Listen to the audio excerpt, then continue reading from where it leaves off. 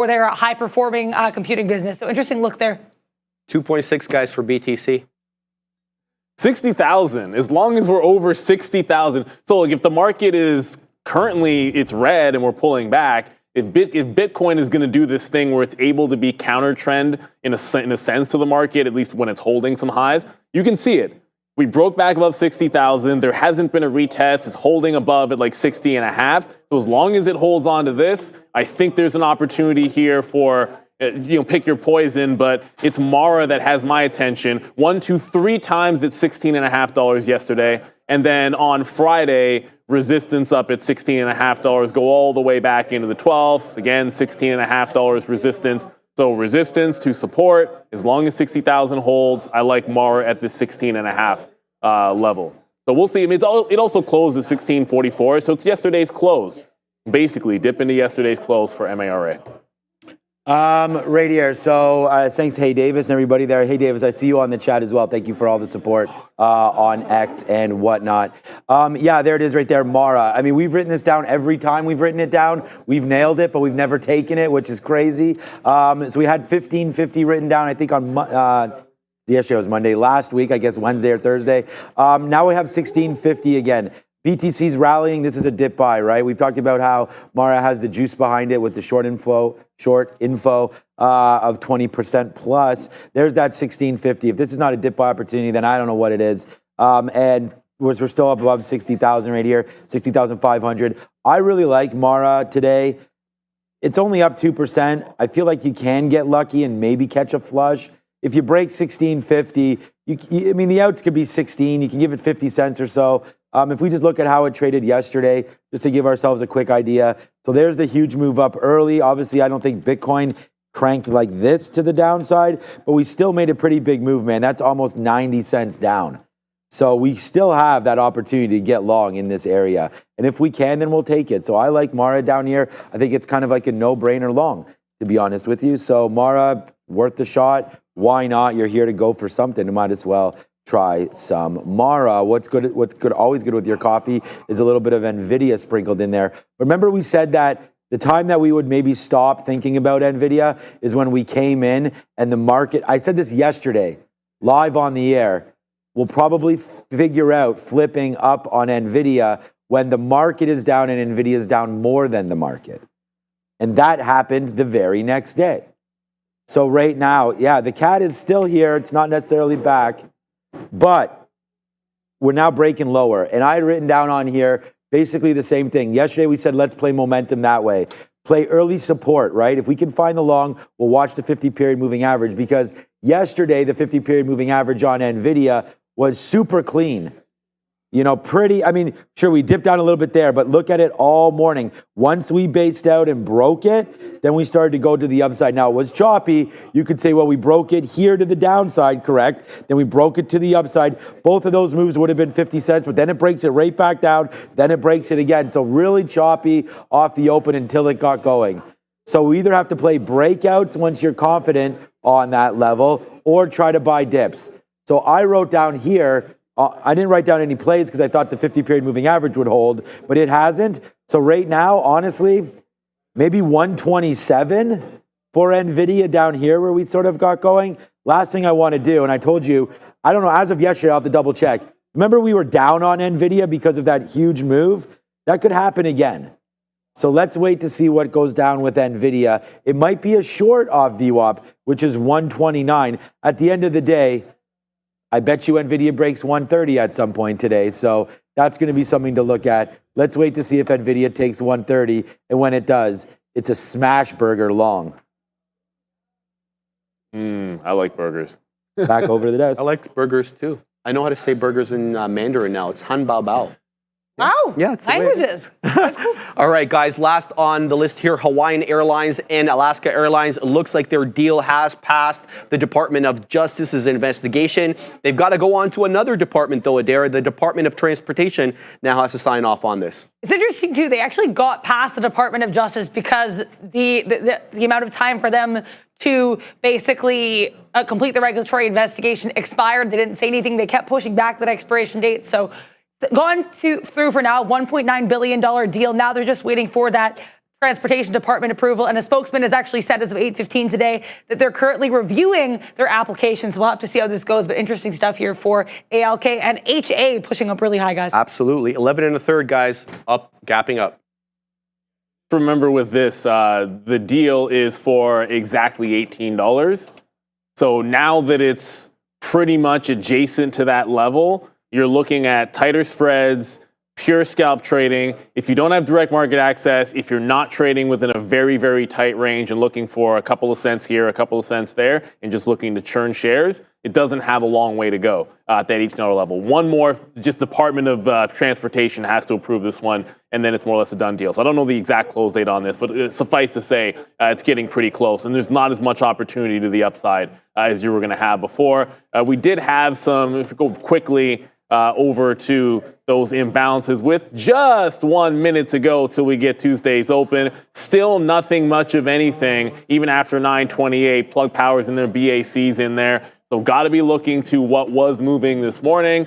You've got Tesla. The previous close was 222.72, that 222 area looking for a dip on a little bit of a move to the downside after it was up almost 2 points. And what just happened here, Apple bouncing.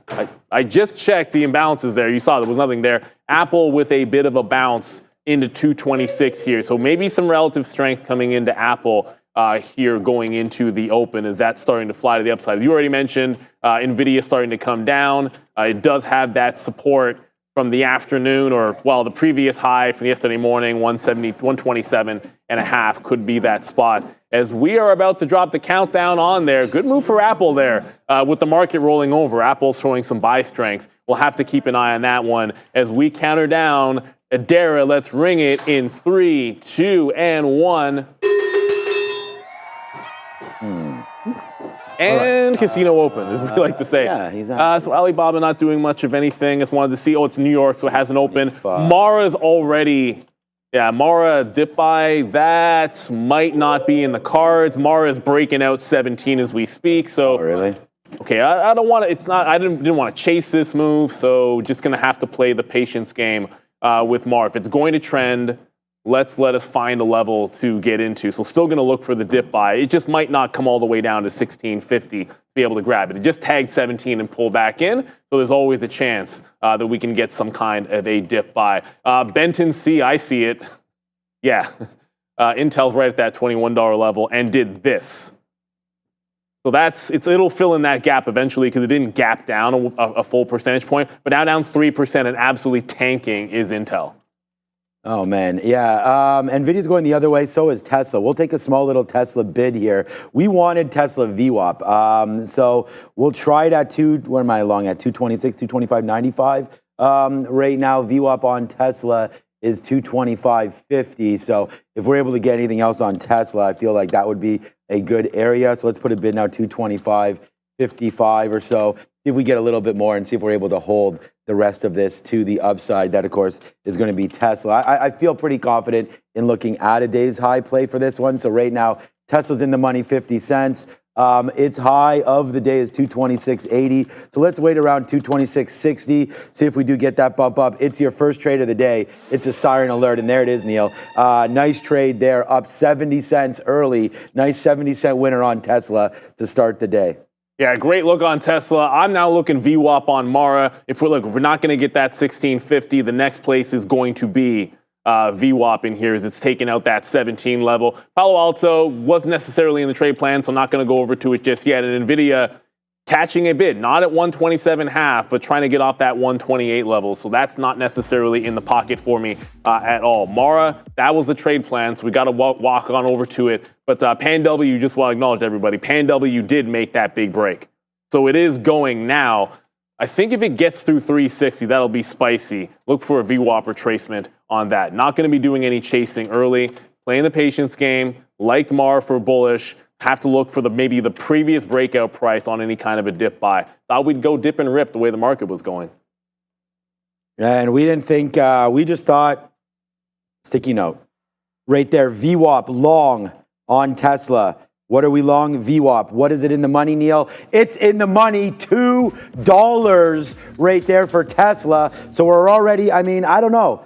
we say this every day, right? It's like follow your plan, get your trades. We wrote down that. There it is, man. This is an aggressive play right now for us on Tesla. Let's take $2. Why not? Right there to start the day. Look, man, it probably won't be $2 winners. Those are hard to come by. So let's put one in our pocket right now if we can. And there it is right there. It's your face slapper of the day. It's the biggest. Let's see if there's a bigger trade today. I don't know. That's going to be a good one for me. Breaking through 227 right there. We get 228 11s right there on that top. And then it fades out. Wow. Again, lucky to be able to get that out. Is it luck?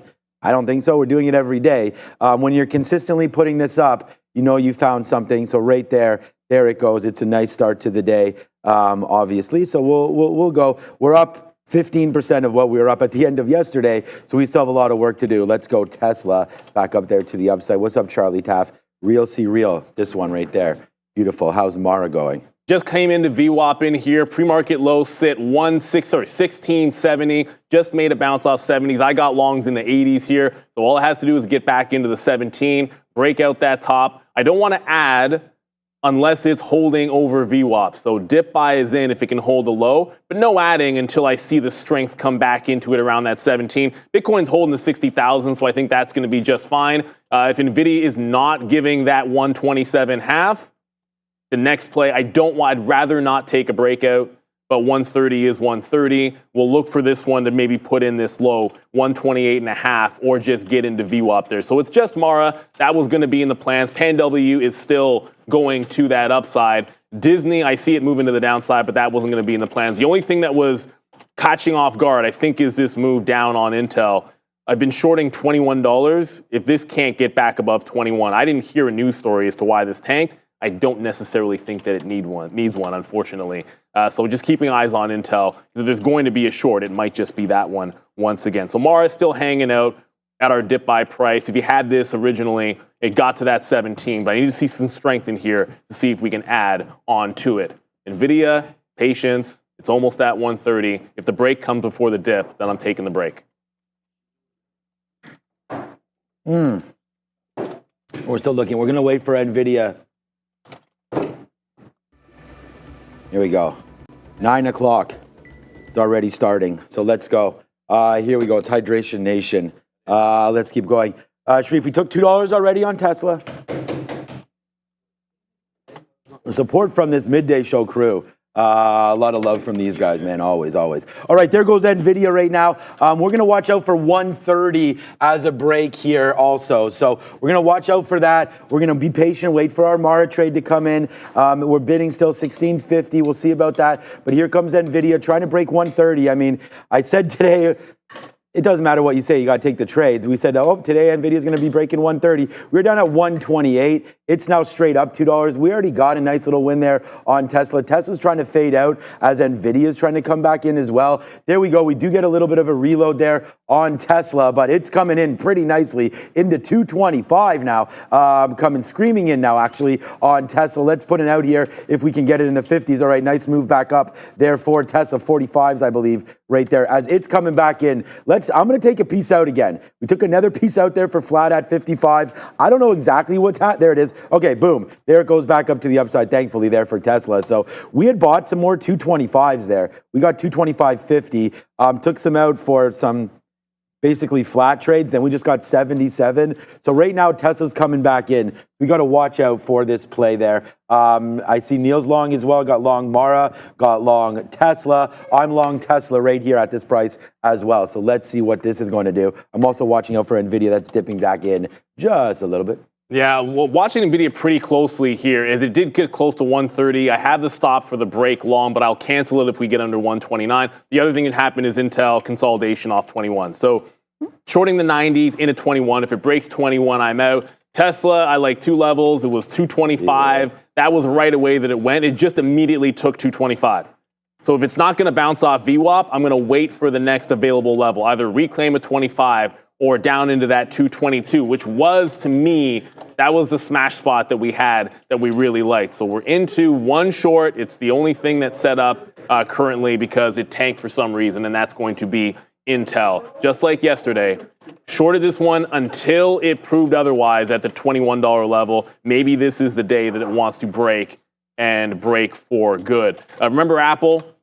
Apple still going. This ran right into the open with no imbalance and continuing to show strength. So wasn't part of the plan, but it's breaking out when the market's not.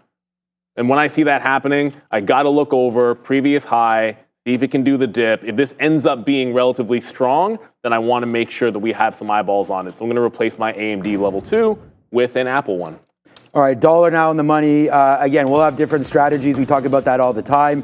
So Neil dumped that Tesla. I agree with that strategy. We were waiting for 224. This is our play. Try to buy strong names, try to get them going. So now we're $1 back into the money here. We traded one name. It'll be 1 for 1 here with Tesla. Look what we did, man. We bought it when others were selling, and that's what the market is, right? It's a zero-sum game sometimes. So right there, let's offer it out here into the 80s and see if we can get another piece. We're still waiting, man. I mean, this could still, that's why when it's early, we talked about that yesterday, man. It was 10:03 yesterday, and Tesla traveled $12 up and down. So, I mean, you know, what this is going to do now is really anybody's guess, but my guess is long, and right now it's payday on that play. So we'll wait to see if we can get a little bit higher for Tesla. Like that's 226 is where VWAP is. We just kind of got going up there and then completely fell down again. So I was going to use this like 224.50 area. If we break, that's kind of where we've been bouncing off of. So I think we'll try it down there again one more time. And then if it breaks that 224.50, we can get out. So that would be something sort of to look at. And then we will sort of figure it out after that, because we sit here all the time and we say like, you know, you can always make another trade. And it's just like yesterday afternoon when we had those crazy trades on and it was like, oh my God, this is just like working out again. You got to be patient. You can make your whole day or lose your whole day with one trade. So, you know, we'll try it one more time down here. And then what else is dipped out? And I'm just trying to be patient. And I said, Adara yesterday said that she traded 8 names. That was way too many. For me, I agree. I used to be like that. Then yesterday we went 7 for 7, which is still probably too many names. But we're going to still stick strong and look at what we're looking at. So Nvidia, again, not really doing too much there. Mara. Now. Oh, you're out of it. Mara just dipping down in a little bit there as well. So I feel like, did that break 50? What? Nope. Where did you get out higher or lower, or what was going on there? Every time if I'm into it off the pre-market low, I'm not holding it to the next level. That's what it was. So it was a pre-market low break on Mara. If I'm going to go for the move off of VWAP, it's to the pre-market low. If we like 16.5, that was our original plan where we wanted to be long the stock at 16.5. So I got to let it get there. So if it's going to be either here or down here, not holding from one leg to another leg. Market's starting to come back in a little bit. I went back over when Tesla just held again. So 225, that's the level I like. Just like yesterday at 220. I think I was long 220 4 times yesterday. Oh, no, now it's so 225, pre-market low, right in here. If it breaks that low, again, I'm out. If it gets to VWAP, that's where I'm looking to take first profit. So pretty simple trading plan, pretty simple trading idea. Still just going to be short on Intel. And eyeballs on Apple. Apple is still holding highs when the market does not want to. So if that's going to happen, can't ignore the fact that you can want something else to be strong, but this is what's strong right now. Apple is strong. Going to pivot over to this one. If it comes into VWAP, I want to be where the strength is. And it's not looking like it's in anything but Apple. Nvidia is heading back into the lows. It's not at support just yet. But we'll go over to Apple if we get a VWAP type of bounce. Don't want to get away from Mara completely. I'm sitting on the bid at that 1650 level at about 55.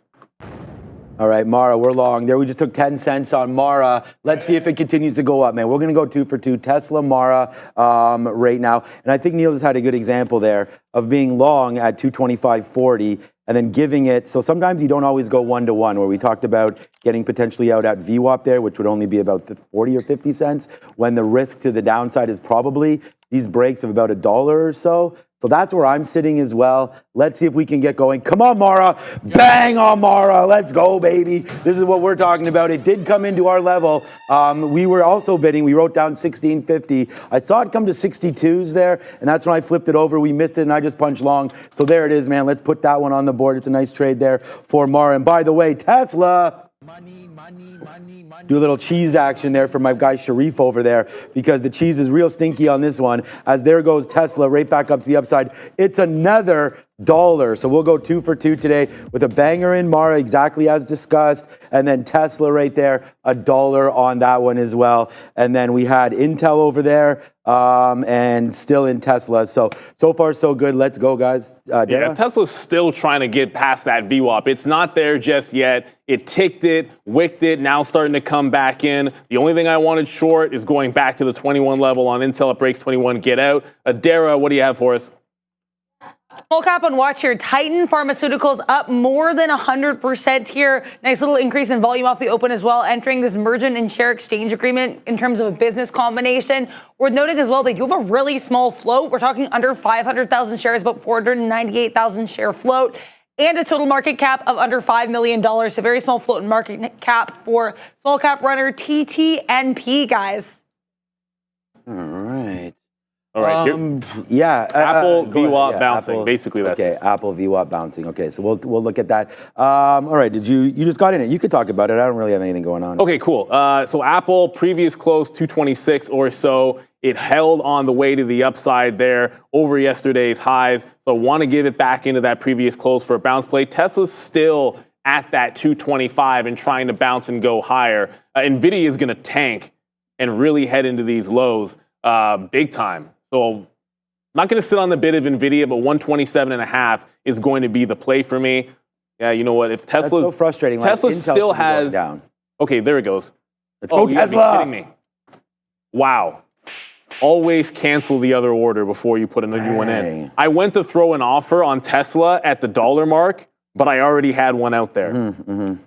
So I just got out all of Tesla. Okay, I'm going to just be patient. If it holds VWAP, like if Tesla holds VWAP, that's kind of annoying. I already had an order there, and I was on the level 2 of Tesla in that moment when I kind of thought I was on Apple. So I ended up double barreling out at VWAP instead of just putting the 1. But it could easily just come right back into 225. Give me another entry. Give me an entry off VWAP, which I probably would take anyways. If it's going to hold higher lows, VWAP's a good spot. Otherwise, just go right back into the well at the 225 level. All right, just double checking on Mara. Mara did not tag me in at 1655. That's where I was sitting. If it wants to hold, we can always jump back into VWAP there. Once that's holding, I can cancel. Actually, I can cancel this now at 1655 and just wait around for this to start holding VWAP. If it's going to take the stairs up, I don't mind joining that little party. So Apple's dipping into VWAP. We have 60s, 2644. As long as it holds on the previous close price, we'll look for a place to add in that. And yeah, you're getting a lot of choppiness when the futures are trying to hold green here. Like you're trying to get through these pre-market and overnight lows, and it's just green, back. So just be patient. If we don't punch through, if you like a dip buy on something, you should be able to get it back unless this market goes absolutely haywire in the next couple minutes. Eli Lilly is ripping. Yeah. And so is Tesla. Tesla right now, $1.40 in the money. Mara, we only have 2 trades, man, and there's exactly as I was also at 1655. We had talked about that, but then when it dipped in there, I was like, you know what, that's an opportunity. So we just punched in, took that trade, and it's a nice move up. And then look at Tesla, man, not once, twice, thrice, right there. So we'll see if we can get back up to glory days of 128, 228 right now on that, guys. I mean, look, the proof is in the pudding. You guys can see the trades that are being put on here. So I hope that you can, understand that, there's risk associated with everything. Not everything is going to always work out this way. Although the heater that we're on right now, it's kind of like we got that 56-game hit streak.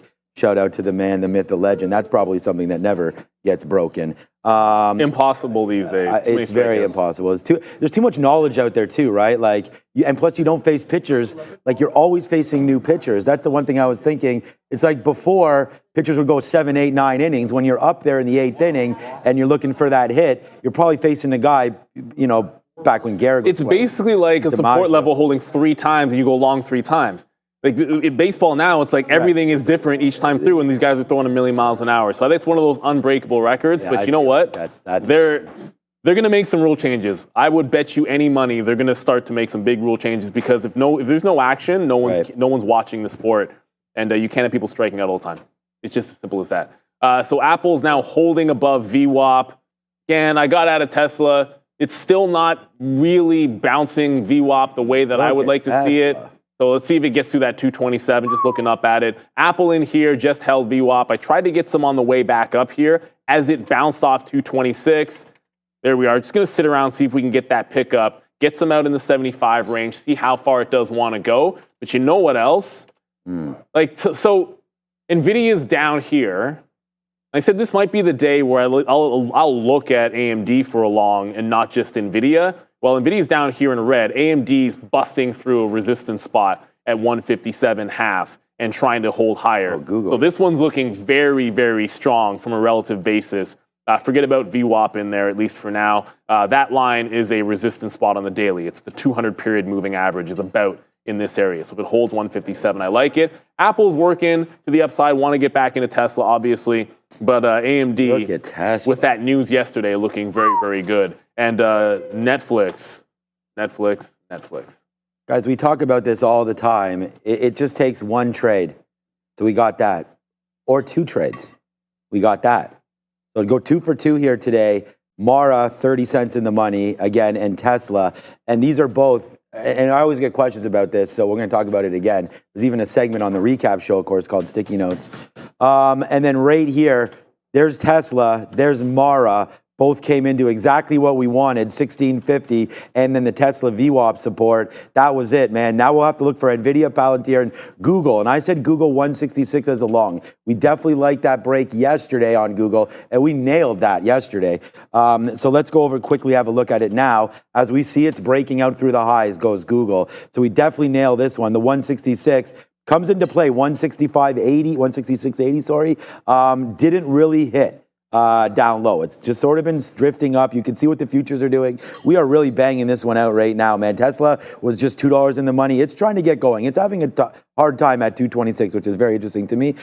So if Google can fade back into maybe 167.50, that would be great. I am still very excited about this Nvidia. I still do have the break going through 130 to take that long. I'm a little bit more satisfied with taking a break long at this time of day. We could lose our whole day on that break. So we got to be very, very careful with that one. Yesterday.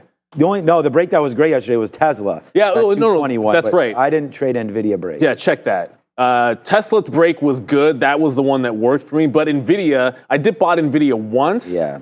And that was like, it was a quick $1.50. And then the 125 tried twice, and neither one of those was any good on Nvidia. That said, I look back and Nvidia, when the breaks are good, they're so good that you take them. So as long as you're going to limit loss in there, and everyone's going to have their own idea. I'm not holding a 130 down into VWAP. If I take a 130 break, you had resistance at 70 all pre-market. So I think underneath that 70 is going to be an easy out. But it's not there yet. Let's be real. It's not there at that price. Until it gets there, you got to look for the next action. So Apple doesn't seem to want to get to VWAP. I'm going to zoom this out a little bit further. It's back at the close or the high from Friday. So if it can chew through that, make a fresh high, we'll look for a dip buy at a different spot other than just VWAP, which is tried and true. But if a stock doesn't want to get to VWAP, you got to find yourself another opportunity to get into it. Just because I said it, and Netflix, I was wrong about what the all-time high was. I kind of looked at a weekly chart. Right there, though, no? I know, but I looked at that weekly chart and kind of missed where it was. Yeah, we're at all-time highs now on Netflix, regardless of what they are. Yeah. It's at 703.5. Now, not normally a stock that we're going to trade, but got to acknowledge the breakout happening over in Netflix. And for anyone that does ask, I did end up getting into Disney shares. I sold Disney a while back to put it into Netflix. Now that Netflix is up, I buy Disney back again. So I'm sure it's going to probably tease me. So Apple's the only thing we're into right now. Looking for the next opportunity in Nvidia if it's not going to be 130 break, which we're now back at 129. So let's play patience with Nvidia. Doesn't seem to want that 130 yet. Let's go to Adara.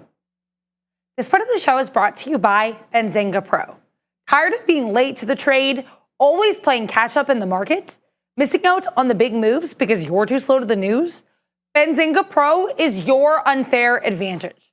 Get breaking news alerts up to 30 minutes before everyone else. Pinpoint exactly why stocks are moving. And join a thriving community of traders who share their strategies in real time. Ready to see how Benzinga Pro can transform your trading? Visit benzinga.com/pro and get a free 14-day trial. Also, just be aware, guys, if you're looking at Eli Lilly, LLY, or any of those weight loss drugs, Eli Lilly CEO David Ricks currently on CNBC, guys. All right. So I have a little bit of an embarrassing thing to talk about. So I had the wrong screen up for Tesla and for Nvidia. So I punched out of Nvidia. So we're down on Nvidia right now. It's completely fine because we got reloaded down here, which is a hot dog can in there for Tesla. So they both kind of went down into that support area, and I sold and bought the wrong ones. I saw us get filled on Tesla. I went over there and sold Nvidia instead. So then right there now, it doesn't matter. We'll still trade Nvidia. I got to figure out my screens because they're wrong. I shouldn't even have Google up. But there's the Tesla dip buy again. So 224.65, nice move. We just took $1 on that last little reload. It's now $1 in the money on that last reload. So Tesla just continues to sing, man. I mean, this has been a great trade. All right, we just got stopped out of, no, we didn't. Oh, see, this is what I mean. We should be in Nvidia. Oh, I was like, why am I out of Nvidia? But okay, there it is. We meant to buy the VWAP. It breaks the 50-period moving average. Should have bought it back, did not. Meant to, but you know what, man? All is well because there goes Tesla. Big trade alert here on Tesla. Big trade alert on Mara. Mara trying to break 17 exactly as it was written. We screwed up that Nvidia trade. I promise you we won't do that again. We're going to buy some more if it comes back into where we sold it. That was a mistake. Did not mean to sell it there. But at the end of the day, that's what happens. You know, the keystrokes will happen. And again, we got long. I wish we actually would have gone to get a coffee because our long on Tesla there, this is the selling spots. There goes Tesla. We're at the highest spot all day there. There it goes, $1.50, $1.50 in a minute and a half right there. That's worth flossing, and that is worth taking a little bit of hydration right now, man. 30 cents in the money on Mara and $1.30, $1.50. We've taken multiple dollars now on Tesla. 4 reloads in this name. I mean, that's just like Nvidia yesterday was number one. I mean, I think Tesla today is definitely destined for that I spot. agree. It's the strongest one. It's one price. It's $225. It works over and over again. I'm going to complete this pivot.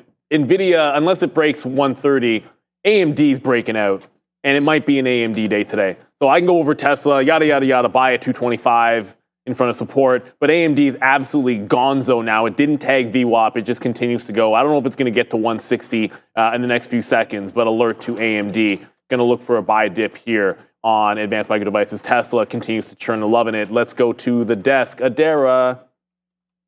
Just keep an eye out for Redfin here. This one also pushed up yesterday after reporting that there was a 0.6% rise in home sales for the month of July, though they were at the lowest July level of record. I'm seeing this headline, which again came out yesterday, circulating around a bit today. So Redfin near a high of days here, pushing it for the second day in a row for RDFN. They also do have a short float of about 16%, $1 billion market cap, guys. I was going to say, like, all these guys, man, everybody behind us has really changed the way they trade, and I'm really proud of the floor today. So a big shout out to these guys behind us, man. They're putting Tesla on the board. Like I said, Tesla's going to be the #1 stock. Shout out to the guys behind us that are now trading momentum style. It's been a great little run over the last little while. So shout out to that one. Whether or not you're trading momentum, whether or not you're trading crypto, we're doing it all, man. Shout out to Coffee Trader. He's like, Sean does this every freaking day. And we're doing it on different names, right? Yesterday, that Alzheimer's name, ALZN, was a monster. We haven't traded Mara in a minute. And I even said this to Patrick. I said this to Neil and everything. We got Mara on here now. I've looked at this many times, put down levels, and not traded them.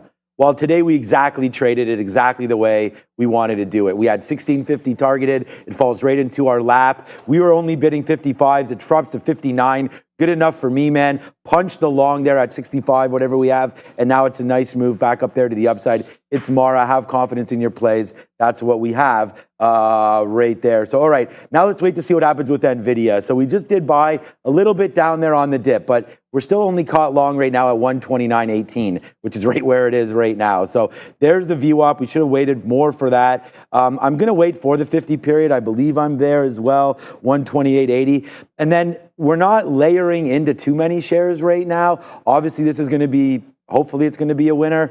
But if we break 130, I want to take that long. So we're going to get this out as we go up into 130. And I'm not even going to worry about Tesla. I'm going to switch my level 2 over to Nvidia now because Tesla, we only have that 10% left, which kind of sucks. but still nice move there. We took a lot out there, and then a big chunk out at 226.30 at that top. So right now, we can really focus on Nvidia because here it goes, man. So right now, we're trying to get it. We're going to take something out at 60. Why not? Let's let this thing go meme crazy and see if we can't go 3 for 3 to start today. Mara, Nvidia, and Tesla, all exact. They're the top 3 names on the sticky note. So we're sticking with our guns here, and that's how Coffee Trader and Neil and everybody, how we stay so consistent every single day. It's stick with your plan and don't really get off of it. Although yesterday we had that U.S. steel trade that was an absolute freaking monster that we wind up taking dollars on at the end of the day when that dropped off on news. So sometimes, you can get that story with Trump and everything, and that starts to go back down to the downside. So sometimes it's okay to divert a little bit from your plan. If something is out of the pocket like that, or just ridiculously strong, you got to go to it. On Tesla, there is this all kinds of wick action here. When I say wick action, look at what's happening above VWAP on Tesla. Every time it gets above 226 quarter, this is happening. So, oh no, oh yeah, okay, let's just get on the offer here. Every time it gets above VWAP, this is happening on Tesla. So either it's going to give a 225 retrace again, and we'll go long down there, or hold above VWAP and show me the strength. Just don't necessarily and this is happening while the market's taking out the highs. Mm-hmm. So for me, I'm going to bring profits on that. And we went over to something, Apple wasn't on my plan this morning, but right before the open, you heard me say Apple bounced $1 with no imbalance, no nothing. Then Apple broke out the top and held VWAP. So I like things that are trending up and joining the trend if I can. So we waited for Apple to come into VWAP. Now all of a sudden, stock goes higher, VWAP goes higher as well. So we're going to look for a bit of a different re-entry level for this. It'll be down around 226.50 or so. But we like Apple in a general sense. We like it today because it's relatively strong. So continuing to go up here is Apple. It's 10 o'clock. There's no economic numbers, but we can still see what's happening now with Adara. Mm-hmm. Looks like the S&P 500 going for a 9-day winning streak here. We just had its 8-day winning streak, longest since November 2023.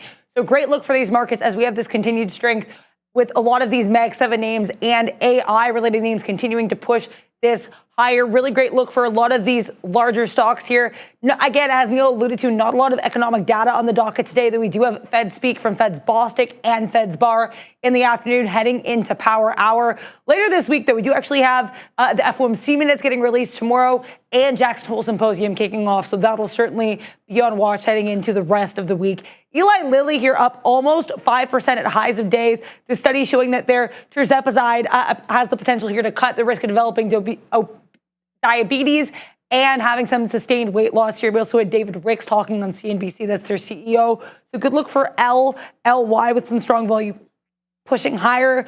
Also here, AMD, this one also at high of days here. Analysts weighing in on their new deal for ZT Systems, Goldman Sachs, and Edward Jones among some bullish analysts here. Last but not least, Palo Alto Networks, this one also near high of days, up almost 7%. Beating on earnings here and trying to push up higher to this consolidation range for PANW, guys. Ooh, yeah, Tesla just went down. So our last 10% comes out as Tesla flushes in right there. Yep. I don't know if there was some kind of a news. That was wild. Netflix, no. That was insane. All right, there goes Tesla. So that's why, guys, honestly. Let's take your profits. I mean, Tesla's P&L won here for me today. And that was good, man. We talked about only having 10%. You're going to hear that kind of stuff from me all the time. Let us know anything you guys want in the chat. The market's falling down right now, and I don't really know why. So if we do hear anything, we will find out about that. But there goes Tesla really getting kicked in the mouth. So was Nvidia. I'll take this. So we're very light on this.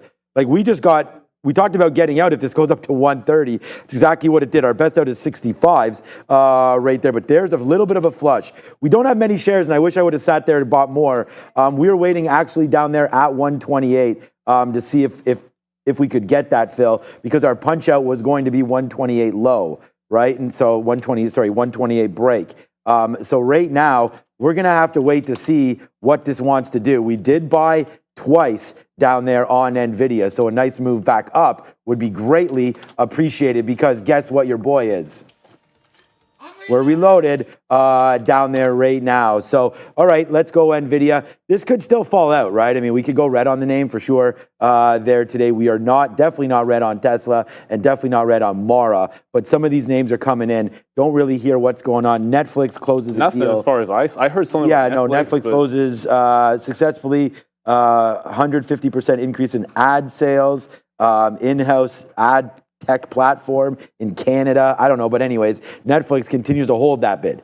So I don't know, man. I mean, that market did fall down. I didn't really see anything. Obviously, Adara's working hard over there to find out if there is anything.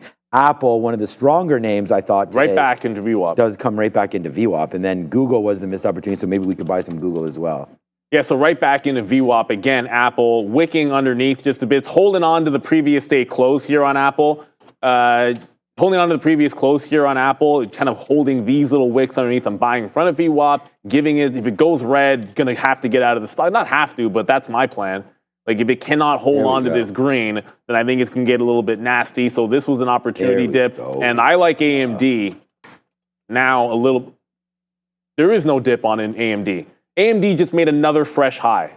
This stock, there's absolutely no stopping this one. 160 just held on AMD. Clearly, this is a strong one. You don't have to fight this one long. There isn't even a red candle since the open on Advanced Micro Devices. Tesla's trying to hold 224. It never got to our 222 level that we love. So if it doesn't get there, just have to be patient because Tesla's fallen a bit like a rock. And never apologize for anything, guys. And I do not apologize for this damage that we're doing now on Nvidia. We talked about buying that dip. We said we would be reloaded, so that's exactly what we did get. We got reloaded down there on Nvidia, so that's a nice little take. Out at some 17s. Let's wait to see if that one sings or not. By the way, it's only a 40-cent winner on Mara right now, so we'll hold on to some of that and see if that one wants to continue to go. And guess what? New position initiated, man. I don't talk about a position and not trade it if I think it's there. We go long Apple 34s. It's only 20 cents in the money right now. So let's ring a little bit of a register as we will wait to see where we go from here on Apple. We're offering 54s. Now we're only 17 cents in the money. My bad. We're at 54 to see if we get that fill. We took a dime piece. Let's wait to see what winds up happening right now. There's Nvidia, man, falling back in. Let's put another offer in the teens. Because, yeah, we got double outs up there, by the way. So we got 2 outs. You can barely see it. One was at, I'll tell you what they're at. One was at 19, one was at 17. So not rocket science there on those outs, but we did take some outs there off of the reload at 80s. 40 cents real quick there on Nvidia as we wait to see. We know there's no economic news. We knew there was no data, but it was just, it's still Apple. a weird spike. Wow, it could just be, look, it could have just been the market got to that overnight resistance, turned, and a bunch of things got to resistance at the same spot, and you had a little bit of a turn. So Apple creeping back above VWAP. I gotten out there, but I'm going back over to the plan, and Alibaba was the plan short, was on Alibaba. Alibaba is relatively weak right now. So it can't get above VWAP. It can't get to 83. The plan was shorts to 83 on Alibaba, but it's now trying to make the first bounce that I've seen of significance. Not a lot of volume on it. Pre-market high is 82.5. VWAP's at 82.40. So as this creeps up, we're not going to get 83, but I want short. Then we wait for it to get to that high or get to VWAP and put some kind of a short on. So we'll stick with Apple. I'm not chasing AMD, but I think it's right now stronger than Nvidia. It's trying to make a dip. 160 is a round number. VWAP is a long way away here. But if there's going to be one of these names, it feels like today is just an AMD kind of day. So the short's going to be Alibaba because that was part of the plan. Going to have to try to pick a spot here, either the even dollar or whatever consolidation this wants to give us on Advanced Micro Devices. Up now almost 4%. Market can't even break the highs, and that thing's up and running higher and higher. So Apple's still working off of VWAP, but Alibaba getting to VWAP for a short. Chinese names are down today. It is what it is. We were lucky enough to get Apple down there in the 30s. So both me and Neil trying to work this long. Look, I've already gotten some out for 20 cents. It's now 30 cents in the money.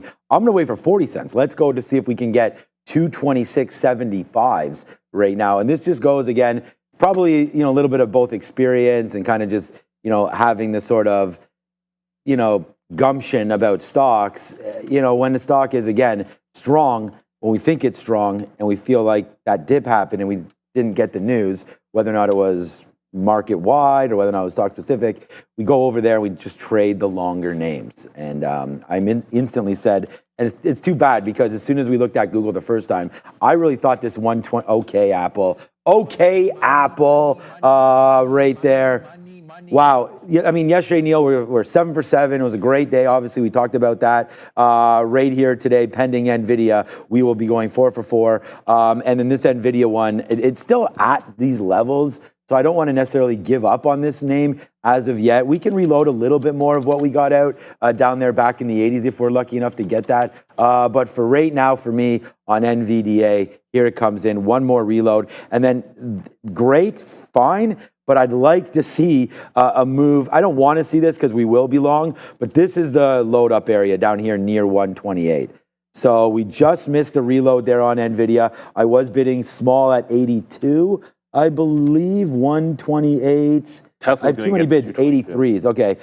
Tesla's trying to go now as well. Okay. So, yeah, we're all over this place, man, at the end of the day. So let's just wait to see. Tesla's the biggest, the P&L number 1 today. And that's because we were able to get out of the way. Oh, I thought maybe Tesla was coming back. No, coming down to 222.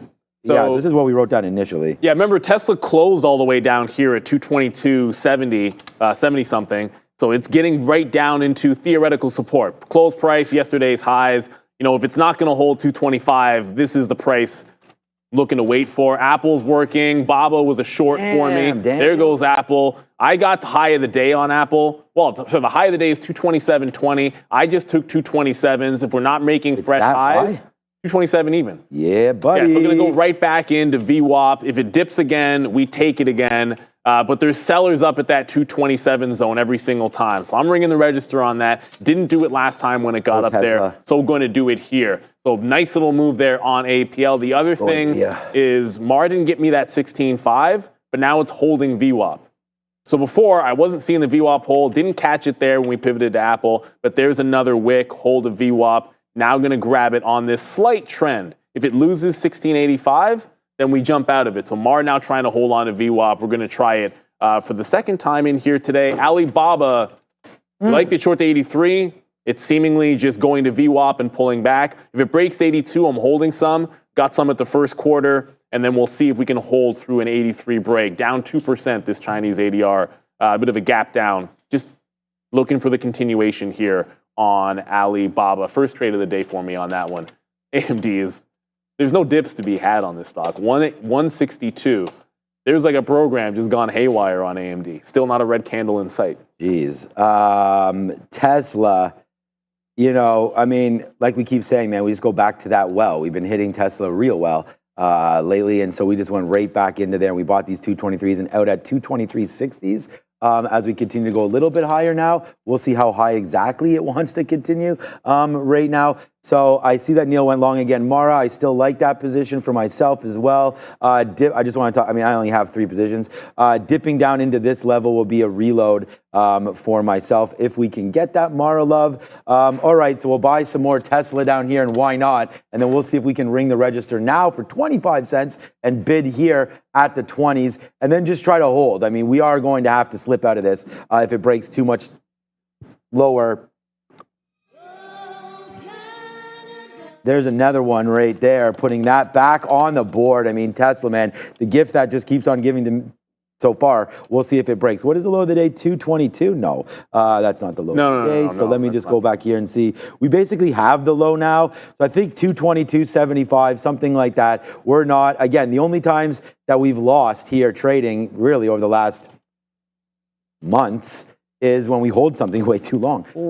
So let's not do that again. So 222. Break, there it is. I was going to say if it breaks 75, we'll get out. So we'll just punch out right there. And honestly now, we're about flat. Out of all of these reloads, I was looking at my net. Tesla's still number 1, still in the spot. But you know what's coming down. And you mentioned sort of no love or no hate at all for AMD. It's now putting in a red candle. Okay, now there's some hate for Nvidia as well, as that just drops into the 40s. We were waiting at 25s. This one could come out as well. There you go. We got the 25s. So here it comes in, just making sure that we do have that stop ready to go. So watch out for Nvidia trying to break below 127, 128. Out price there around 127, guys. All right, Tesla's at that 222 level. There's a bid. that just tried to step up. Wow, okay. Okay, there goes Nvidia. Did you, I don't know if you were on that one. Which one? 222.5 stepped up on the bid on Tesla. Market is tanking. And then, like, exactly the same thing happened in 225. Like, it came in, someone's like, we'll buy the 225s. I like to see buyer or join buyer. Did that, immediately took out that 222 level. So you're now starting to get very red in the market. We got out Apple at the top, and it's right back into support. That 226 just trying to hold like a dime. I have the quarters this time. At this point, I think if it gets into VWAP, the way the market's going, maybe get some out at VWAP instead of waiting for over VWAP on Apple. So the reloads on Apple are working, but Tesla's now well through the 222 and looking very unhealthy as the market's right back into lows. The Nasdaq's now down on the day, very, very slightly. AMD could provide an opportunity. So just a quick recap so I can go to AMD. We lose 226, out, Apple. Going to get some out at VWAP instead of waiting for the 70s and waiting for 227. AMD has been an absolute rocket ship. It's now put a couple of red candles in. I think it's the strongest of the chip names, mostly because I haven't looked at anything but Intel, AMD, and Nvidia. But as long as it's above VWAP, I'd rather buy something like this off 160 than try to chase somewhere else. This is a strong stock. We're holding the lows, go to the strongest name. That's how we got into Apple, and that's why I want to go over to AMD now, because it's just a little stronger than Nvidia. Okay, so here we go, guys. We're in Apple, and we have significantly decent amount of position right now in that. So let's wait to see what winds up happening. We're long at 13s on Apple. We've just been cleaning it up right now into the 40s again. So here we go, man. Let's go Apple. Huge move up right now for me. Really excited about this Apple trade. Let's see if it wants to continue to go higher and higher. And then right now we do have Mara on our mind as well, as we are long Mara. And guess what? Patrick over there yelling at me, dude, Mara, dude, where's my car? Right now, Mara, we're long. We know, Patrick, you don't worry, man. That came right down into our level. So you know what happens when a stock comes to a sticky note level, Neil. This happens, and there it is. It's a nice play. I'm sure you have some of this, Mara. Do you have Mara? No, okay. That's okay. There goes Apple. Despite that dip down, man, no dip, no cry.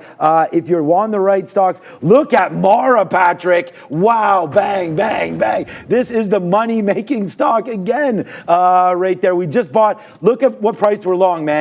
You want to talk about discipline? We're long at 16.52 right there on Mara as that continues to go to the upside. All right, Nvidia, the problem child right now. 128 and change for, come on, Mara, we like you, man. We like that play, man. All right, but it's Nvidia right now. We just had a decent winner on Nvidia, and we did not take it.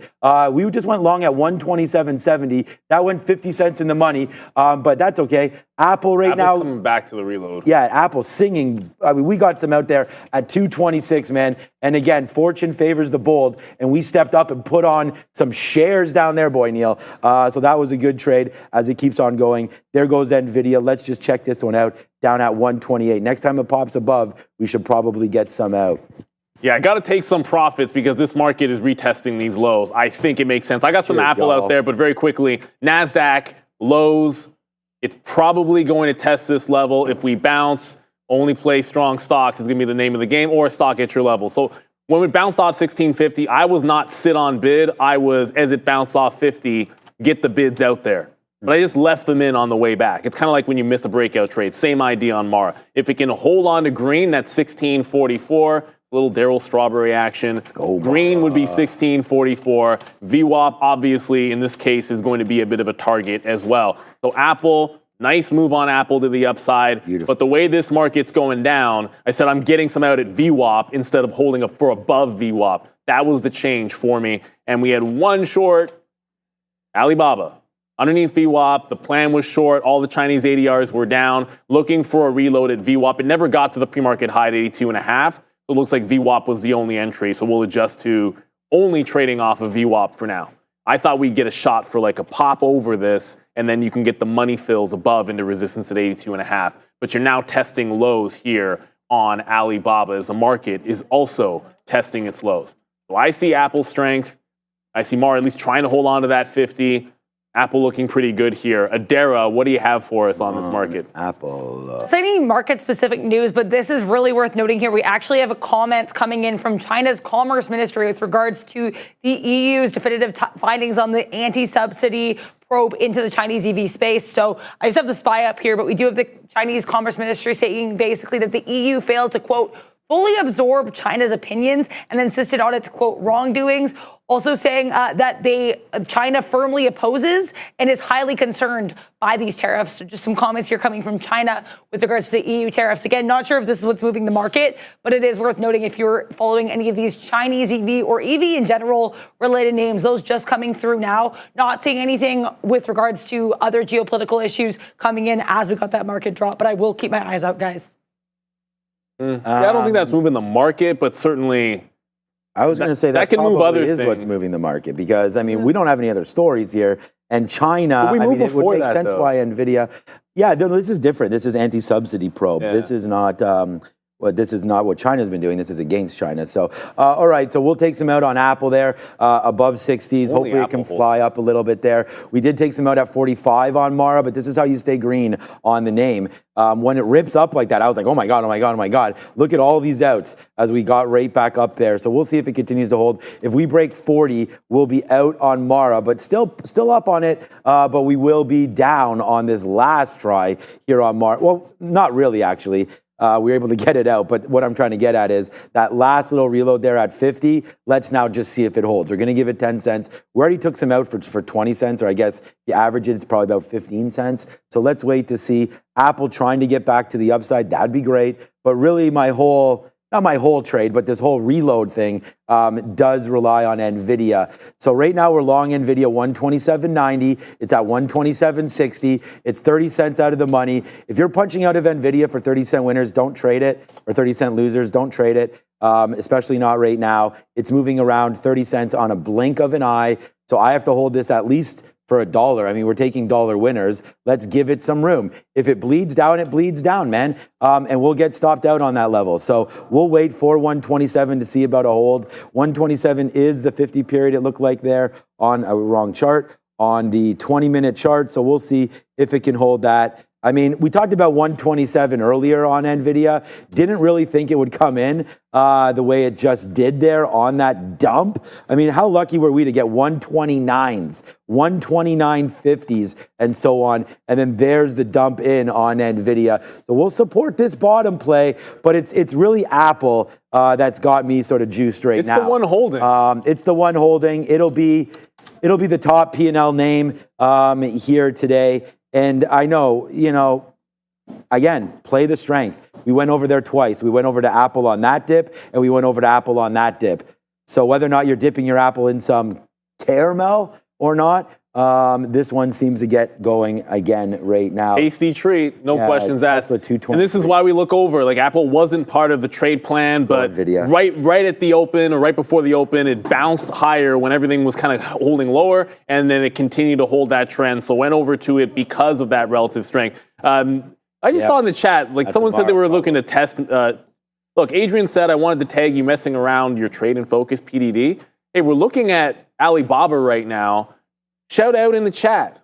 The worst that can happen is you're busy and someone else sees it, and maybe you point out something which is fantastic, which I think you're looking at right here with PDD. Also gapping to the downside, also looking weak, along with the Chinese ADRs. This one, lower highs, gave you 150 clean, then a lower high, then VWAP, just like Alibaba's going. So great shout out there. That's why we love this community. So hit that like, hit that subscribe. If you want to be in the chat and communicate with us, you got to be a subscriber, and that's how you're going to be able to join this great community. Let's go over to Adara.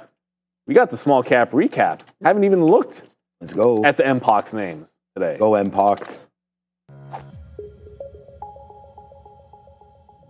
Actually, no MPOX names on this list today. A lot of them were actually gapping down. There was some news there with GeoVax sending this group to the downside with regards to an offering, but we do have the IWM here, even weaker than the rest of the market with that move down here. IWM basically at lows of days down about 0.7% for that Russell 2000. One name to keep an eye on here, Treasure Global, still up here over 100% on the day. TGL, no news for this one, but they have a market cap of around $750,000 with a float of just over 700,000 shares. So very small float and market cap for TGL. Next up here, we have Rich Tech Robotics, RR. This one announcing that they've installed the first humanoid drink robot here in the state of Illinois. So Rockford, Illinois, getting this Atom installation from Rich Tech, setting this one up more than 100%. Last but not least, here we have Titan Pharmaceuticals, TTNP. This one actually making new highs of days, entering this merger agreement here with regards to a business combination, also involving a share exchange. Market cap of under $5 million for Titan Pharmaceuticals, and they also do have a pretty small float, under 500,000 shares, guys. All right. Okay, things are working out, man. They are really, really working out. There's Apple. I mean, we keep on talking about the same names, but why not? I mean, look at Apple right now. Look at Nvidia right now. I mean, we are starting to put damage back on this board real quick, man. Real quick. So let's go. Nvidia, we did buy that dip. We talked about that, I think, a couple times, I hope. Anyways, and I hope some of you bought said dip as well on NVDA. I mean, we just got 28.13s or 128.09s right there, which is, we're at 13 now, which is where we're at. This is a 40-cent winner on, again, loaded up shares. Look, it's been tough, man. There's a lot of traders, and we talk about the floor behind us and stuff like that. You can get wiped out on moves like that. And that sucks. So you got to be very, very patient when stuff like that happens. We were lucky enough to have sort of gotten out just kind of before that move. So just be very, very careful with what you're doing here today. It's not all cloudy or green skies, blue skies ahead right now. If we got green skies, I think we got problems. No, then you got northern lights, which are absolutely gorgeous. I've never seen those before. Oh, man. Live. I've seen them. No, I mean, I've never been. They are outstanding. Bucket list.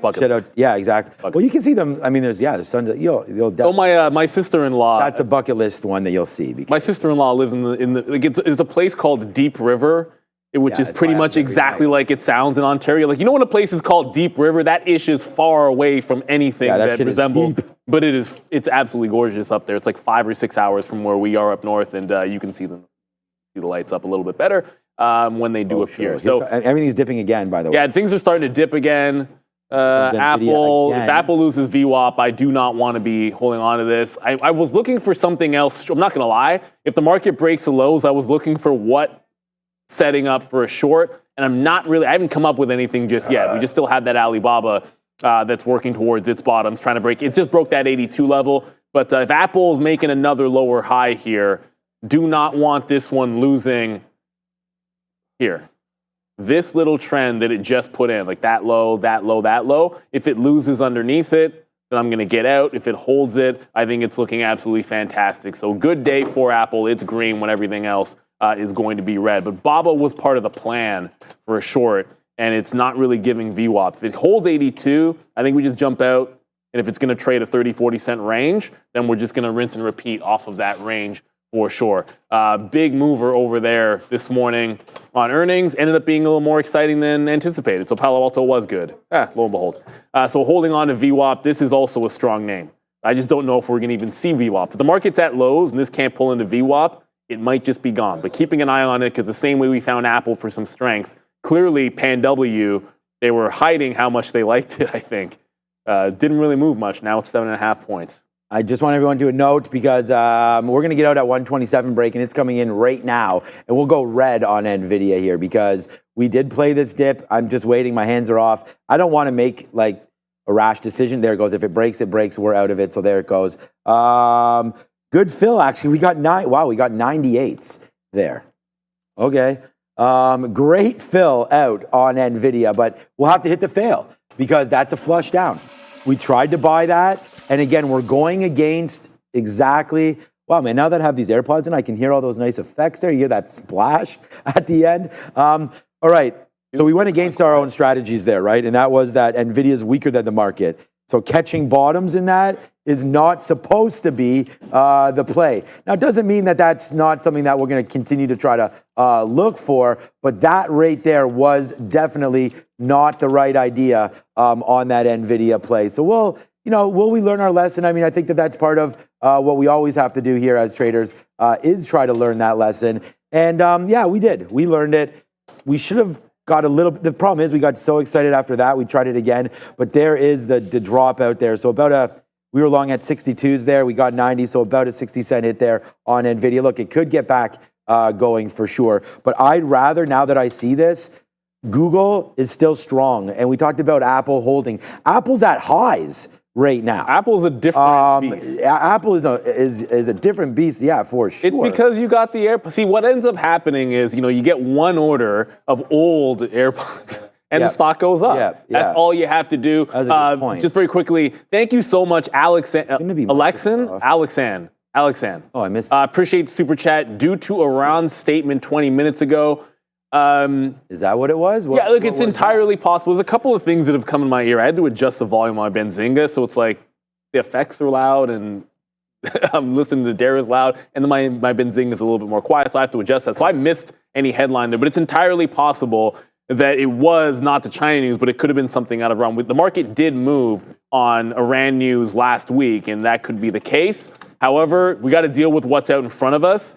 And currently, the NASDAQ is holding the line very, very barely here. So 19.8-ish is the area. That was the low right when we opened up. We're testing that as we speak. So if something is strong and holding on, that would be the spot. If we hold on to this low, I think Apple looks good. I don't know about PanW. It's kind of too far away. I just went into AMD just on that note. Yeah, buy something strong as the market is at those lows. Working. If we lose these lows, I'm still looking for weakness. I just popped over to ARM. Oh, crap. We have to pay for locates on ARM?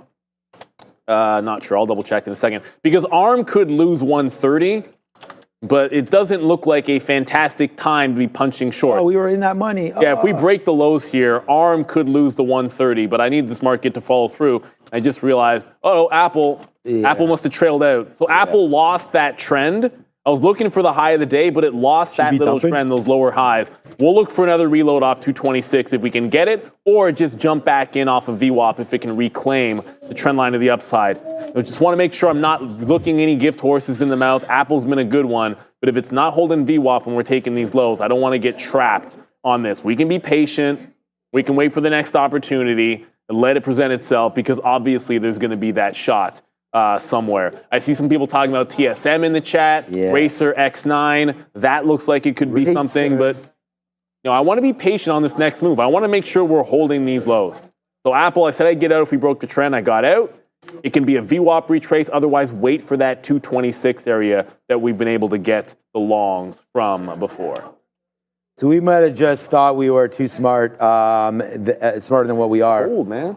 We were going long AMD because I said it just before we went through over to Neil. I was like, we're going to go long a strong name here. Then AMD gave it up. It gave up 159. So we got long. We were able to get some out there. And then it just dropped down. And I was like, you know what? Let's play it off the 50 period. But here it goes right back up. So I feel like being patient at this point probably is what, okay, there it goes. Probably what's in the right cards right now is patience. As we try to get back upside. We just got stopped out there, but I'm going to get a little bit back in, as that's not very patient, is it? And let's just wait to see now what winds up happening with AMD as we'll go over to Adara, see if AMD can crack down just a little bit lower, and we'll start to take some out. But we are into this short. If Nvidia is going to crack, I'm interested to hear what that Iran news was again. I'm not sure what it was, but Adara has it. So let's go back over. Yep, got it. Adara, we'll discuss that in the crypto roundup. What's up, Adara? Come on, AMD. We will be talking about Bitcoin, but first let's talk about this news coming out of Iraq, which actually worth noting did predate that move down in the market by about an hour, the first piece. So around right about an hour before that drop, we did have a spokesperson for Iran's Revolutionary Guards saying that the waiting period for Iran's retaliation to Israel could be longer. That's coming from the state media. Then around 9:47 a.m., so still before, about 15 minutes before we had that drop, we actually had this comment coming out again from this spokesperson saying that Iran supports, quote, any move that leads to the end of the war and helps the people of Gaza. So actually supporting any move that leads to the end of the war, coming out from Iran about an hour after they said that the waiting period for the retaliation could be long. So those are the statements coming from the Iran spokespeople, again, predating that move down in the market by roughly 15 minutes there, the circulation of those. In terms of what we had here in the Bitcoin space, worth noting, BTBT, we do some lower highs here, still up about 15% after its earnings. They had a larger than expected loss per share, but they did beat on sales here by about $3 million. They also announced they signed a binding term agreement with Boosteroid, which is an HPCE company. So good little tech move here for BT as it kind of chops insurance here around that $3.50 area. Bitcoin, though, really worth discussing as we have this pretty intense topping tail candle, wicking here as high as mid 61,000 before falling below the 60,000 level here for Bitcoin. Again, really interesting to see what we do here at that 58,000 level, which has shown up as support resistance a few times on this daily chart. Bitcoin still up about 2.5% despite that move down. Ethereum also still up about 1%, holding on for right now to that 2,600 level, and a lot of bullishness across the board in a lot of these other coins. Toncoin down about 2% here. USDC is pretty much flat, but we have BNB up about 5%, Ripple up about 3%, Tron notably strong here about 10%, and both Dogecoin and Cardano about 3.25%. So some strength here to keep in mind, guys. I mean, Tron is always so strong. Tron is the richest man in the world. He must be, man. You got to get that hot hand in a dice game as well going for you. And if you have that, then you've got everything. Shout out to Tron right there. Okay. So there it is, man. Finally. Took a minute, but we did go short on AMD. Just when we threw to Adara, I was like, we've gone short. I said we might have outsmarted ourselves, but there's the short right there back in. Remember, we did get stopped out at the 50 period, but the 50 period we got stopped out too early. We should have got stopped out a little bit higher than that, into the 60s. So we got stopped out on a 50 break. So I feel like I was playing more the 50 break and not really where I should have been playing. So we'll try to see about AMD right now and see if it wants to continue to be strong or not. I was just trying to follow Nvidia's lead here. Nvidia down 2 and a bit. And if Nvidia's down and AMD's up, I'm going to play the reversion trade. Shout out to Obi in the back there, and think that AMD can revert negative now against its counterparts. So let's wait to see if that is indeed the case. Apple gave us a relief rally back into the 60s there, so I feel like if that can happen again, let's do it. We are down into that less than 10% of what we had. We fired this off. You heard me spinning the money and everything on the way back up. So, that move was fantastic. So let's make sure that we reward ourselves a little bit and not hold everything all the way back. But again, Apple's been really strong, so something to watch out for. It's holding that 226 like a champion. Yeah, so I think that's right, man. I'm not so convinced about what's happening here in AMD. So let's leave it at that. And then Nvidia, yeah, it'll be red today. We talked about that. This is what happens on Nvidia when this kind of stuff happens, is that you got to give it up. And we did give it up. So we could be a lot worse on this name than we are. But right now, Nvidia has fallen back in. We tried different levels on this, right? We only wrote down VWAP. And that actually broke right here. Remember, we were just fighting this all day.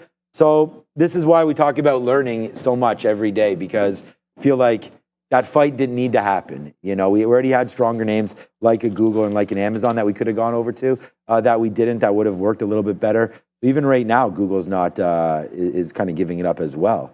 I thought Google was strong, but it's not. It might below be VWAP as well. Amazon's doing pretty well. Maybe it was Amazon was the one. Relatively speaking, I'd make the argument that you can pick a small handful of names in the Mag 7 that are holding out okay, but Amazon being above VWAP, here comes 226 on Apple again, underneath VWAP, but 226 coming back in. So I got 22s. If it breaks 26, we're out. But look, Amazon's holding VWAP. Starbucks, I just saw in the chat someone saying Starbucks breaking the highs, and that is looking very, very strong as well. So maybe there's some other names out there that are a little stronger than anticipated. Tesla cannot hold on at 222. I just looked over. I'm like, okay, it's still at that level. It's trying to go. That was the spot we wanted. The first time it bounced, we tried to grab it. It didn't work. If it can try to go back above there and hold, we'd go into the long again. But it's not going. Still looking for that short somewhere else. We said ARM on a pop to the upside. ARM promptly made a fresh low. That one just continues to go to the downside. So there goes Apple. It just lost 226. Oh, did it? Yeah, okay. Yeah, there's Apple. It's underneath that dip that's worked every single time. It's worked all morning long, but Apple just loses it, so I'm done. Well, I shouldn't say done. I'm out of this trade on Apple. Yeah. Certainly, it could re-hold that. It could get down to 225. It could get back above VWAP. A lot of things could happen to get me back into it, but it just broke that 226. That's where we were buying the dip in front of, so we just get out and try and preserve it, as the market is now holding underneath those lows. And all I got to Alibaba to the south side. John just mentioned Walmart is strong. Yeah, I don't mind. We found Apple by going and pivoting to something that's strong and trending up. I'll try to get rid of this wick on the chart. Sorry, guys. It did not print 69. If you got 69, that trade's going to be broken.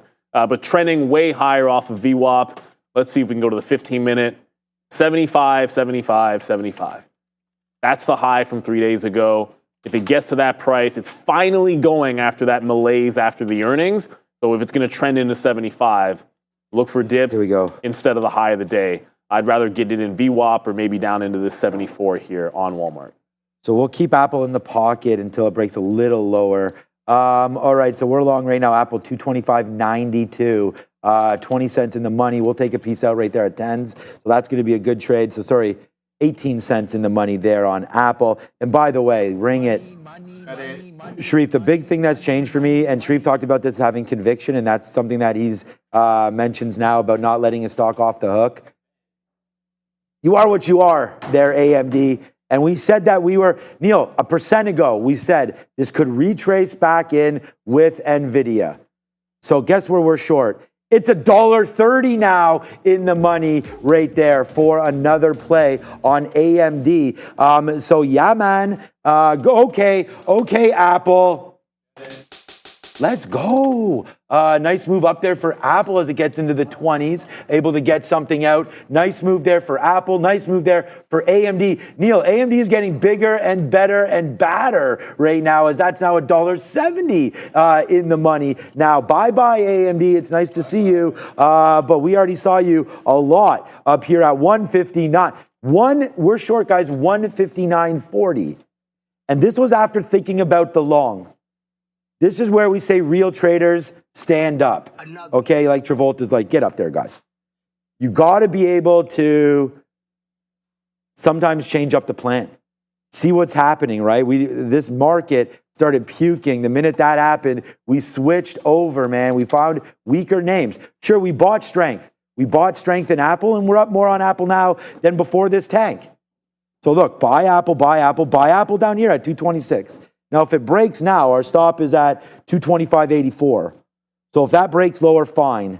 We'll take a 6 cent, maybe 10 cent hit on this name. We just took 40 cents on the reload up.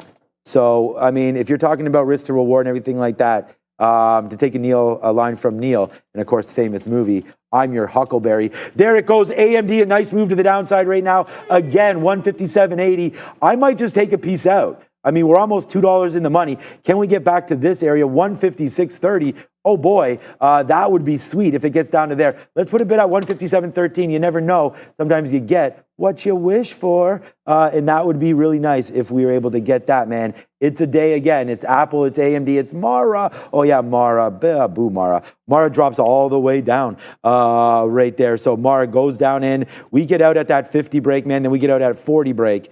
So we reloaded it there. The last piece out at 40, it broke down in. Feel like this could be a reload. You got to wait for this to break, of course. And by this, I mean the old famous BTC. A break of that would be nice for me. That's the thing. We did break that 60 thou level, I think, as you can see on Sean's chart over there. But 60 thou in the rear view, the lows on the rear view, pivoted out of the longs at this point. So still going to hold on to Bob. But we got to show you here. I didn't zoom this one out for everybody. That's my bad. I was kind of looking at that condensed. There is a pre-market and overnight low in here at 81.6. So station to station on this, if we bounce off the 60 level, I'm getting out on this one back in through 81.80. So this was the first place we pivoted to. Why? Because in my note this morning, I had a bunch of long ideas and Alibaba. And Alibaba was the short one. So when it holds underneath VWAP and the market's dumping, just the first opportunity to get it in front of VWAP is what we went ahead and did. That's what you have to do. You got to be willing to play some weak names. You can talk about having a plan, sticking to the plan. The other thing is being able to pivot away from it. Apple wasn't on my plan. And then when it was relatively strong, as pointed out right at that open, we grabbed it, and it's worked out very well. Let's see what other sectors might be strong or weak with Adara and Sector Watch. These sectors are all pretty much flat. There's one pretty notable exception here in terms of strength in health technology. We do have Eli Lilly, of course, chief among these groups to the upside. J&J, though, and Merck also positive. But Eli Lilly pushing higher here after a positive study for its weight loss drug, showing that it also decreases diabetes as well, the risks of diabetes. So good look there for LLY, up above 960 at one point today. We had also some strong weakness here in energy and minerals right across the board as ongoing tensions in the Middle East, bringing oil prices to the downside. Producer manufacturing a little bit mixed as well. We have AMAT day 3 earnings notably red. A little bit more mixed here in consumer services. And a lot of these sectors almost flat, like utilities, process industries, communications, commercial services. Of course, we do talk about this tech sector. Nvidia going from looking like a 130 break up to down about 3%. Broadcom also weaker here, but AMD holding up this sector pretty nicely. Pretty flat, though, in the other tech sector, with the exception of some strength on PANW after earnings, guys. Go PanW and Marlon in the chat. We got you. Came to say thanks for Palo Alto from back in February. I can tell you that was the one stock. There's a few times that this has happened where like literally everybody. I don't want to see like maybe it wasn't literally everybody, but everybody that's on the show and a few people on the floor, maybe not the entire floor, but everyone liked that 265 level on PanW. No questions asked. And when it got down there, it was a gift. When the good stocks give you opportunities to dip buy and you want to hold it, go buy that dip. Alibaba just tagging the low. So it's part of the plan. If it holds on to this consolidation after the breakdown, trail move from 80 down into here into the mid 60s. We're just short this name. This was the first one that came to mind. So we went on over to it, just back over to what had been relatively strong. You got Apple. Remember the trend that it broke? So this is what trailed me out of Apple when it broke this kind of upper trend, trying to get back above, downward sloping trend, trying to get back above, lost VWAP, then tried to bounce off of 226. That trend then rejected as well, and it's headed right back into low. So I got out of it, and the only way I was jumping back into Apple is a reclaim of this general line. Like I want to see it hold that. I want to see it hold VWAP. Otherwise, we're just weak. And we got to get away from it. Lots of things moving around. With this market testing these lows, I go right over to, I'm like, okay, well, what's still strong? And Walmart might just get to 75 without allowing any kind of a dip. That's a relatively strong name. Someone asked me why not buy Tesla at 220? Because A, that wasn't necessarily part of the plan. And I want to see when the market's tanking, I don't just want to stand in front of a level. I think if it's part of the opening range plan, great. But if we're at like 1045, where I don't want to be rushing into trades, I want to see what happens at that level. Because 220 was a good breakout yesterday, but after the breakout at 220, look at how it traded off this level. You got lower highs, 219 ends up holding twice. Then it looks like 220 is holding. That's 219 and a half. So really in the afternoon, 220 was just a good early break that gave you a buck and a half. The rest is 219 out here in the afternoon on Tesla. So that's my reason for not just being long at 220. It's a general area of support which is held. That for you. Oh, thanks, brother. I got a coffee and I was like, I'm pretty sure Neil might be out of water and you might be coffeeed out. The most frustrating. Because you had that double espresso, whatever that. Yeah, the most frustrating thing is with the crutches and the Achilles. It's not being able to do certain things for yourself. I'll tell you right now, like I absolutely hate it, man. Like I have to hire somebody to cut my grass. I need people to go get me a coffee because I can't hold crap. You don't have someone cut your grass all the time? Well, I mean, we had a teenager in the neighborhood. We went to. And I can't even get my kids to cut the damn. We had this neighborhood dude. He had a Facebook thing. He's cutting grass. He's shoveling snow. Yes, I'm like, yo, this dude. We moved in. I'm like, this dude is my boy. He's ambitious, all that kind of stuff. And then he goes out and goes to university. Yeah, he goes out there to improve himself. Who the hell does that? Instead of just helping. University. Who does that instead of just keeping your neighborhood business going? Great kid. He was a great kid. His dad played in the CFL too. Oh, good. Yeah. All right, that's cool. That's interesting to know. All right. It's random. Did you recognize his name when he told it, or no? Not really. No, I mean I don't really follow. Yeah, neither do I. I don't really follow the CFL. I know who Chad Kelly is. I know who Doug Flutie is, and Warren Moon as well. Joe Namath, wasn't he in the CFL for 1 minute? I think he was as well. Warren Moon should have never had to gone to CFL. Just saying. Noops. The Bulls been okay, but not good. We'll spin this one for Ozan. What's up, Ozan? When I'm putting prices in there, sometimes you get them. We put AMD $3 winner. Like, it went down to 157. We were sitting there. It hit us. So we take out 157.09s or 157.10. Sorry, $2.50 in the money there on that take. But we come back and we're like, what happened to our Apple? Came out. It broke. We talked about the level. I'm glad to get out where it broke, man. We got out at 84. Actually, 84 clean. The stop orders seem to be working pretty good today, as we did not slip up on Nvidia or anything like that. This order was like a 1 or 2 penny slip. Oh, we just came all the way back to 127. We're right there right now. Nice little bounce back in the market. I actually didn't pay enough attention to that. Bounce back in the market. We should have gone long TQQs down there. When we see the market bounce like that, and Apple tries to bounce a little bit. Apple's up 30 cents. Nvidia's up as well. We could have had a look down here at the TQs. For that dip, just because some names starting to retrace back higher. That's kind of the indicator. Like, instead of sitting there and trashing Nvidia the whole way, like waiting for this to happen, you can see that bounce and then hop over here and look for a futures trade back, because the market's going to go down and up. It's only down 0.4. It can get back up. Like, I don't know if this is one of those completely washed out days yet. Like, it's not. That was a big move. We got that Iran or Iraq news there. It was Iran. It was Iran. It was Iran. So, okay. And then we don't have too much negative news about the Mag 7 yet. So that, to me, keeps this trade still alive. So I still think we want to go short. We're down. We're under VWAP. But not as aggressively short as maybe we were at one point thinking. So Baba did a candle that is going to trail. If I'm short a stock and it does this kind of a candle, I'm getting out every single time. Biggest volume spike of the day at about 10:45 right here. It makes a fresh low, gets to 81.25. I'm like, okay, big spike on volume, put a trail back in. I threw it at 40s because that was kind of this local bottom. Went all the way to 70 on one shot. So there was maybe a chance that it could have come back into this range where I would have liked it, 81.5 or 81.80 into 82 into VWAP, but we're just gonna be patient with it. Big time reversal.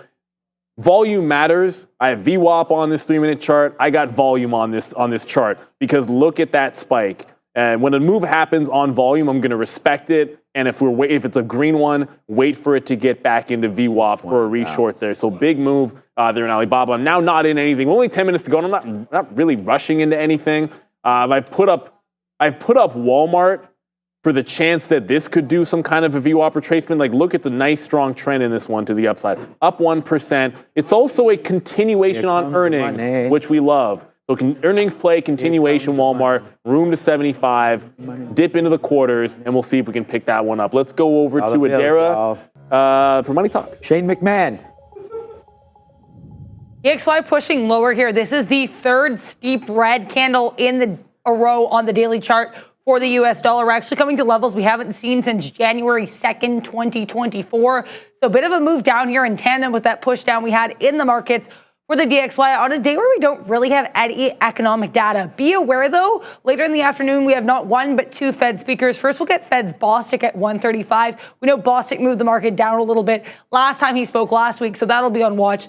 Then at 2:45, we'll have comments from Fed's Bar heading into power hour. So definitely two speakers to be aware of here with regards to the market, but also to the US dollar as we head into what should be a pretty exciting day tomorrow. We have the FOMC minutes at 2 p.m. and the start from the July meeting. And we'll also have the start of the Jackson Hole Symposium. So though it's been a bit of a muted start to the week in terms of economic data, should be a pretty interesting finish, guys.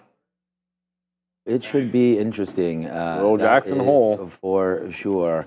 All righty. Oh, I was going to say, we tried to short Tesla up there at 221, missed it. Had to get 220.80s. So right now we're short at 220.83.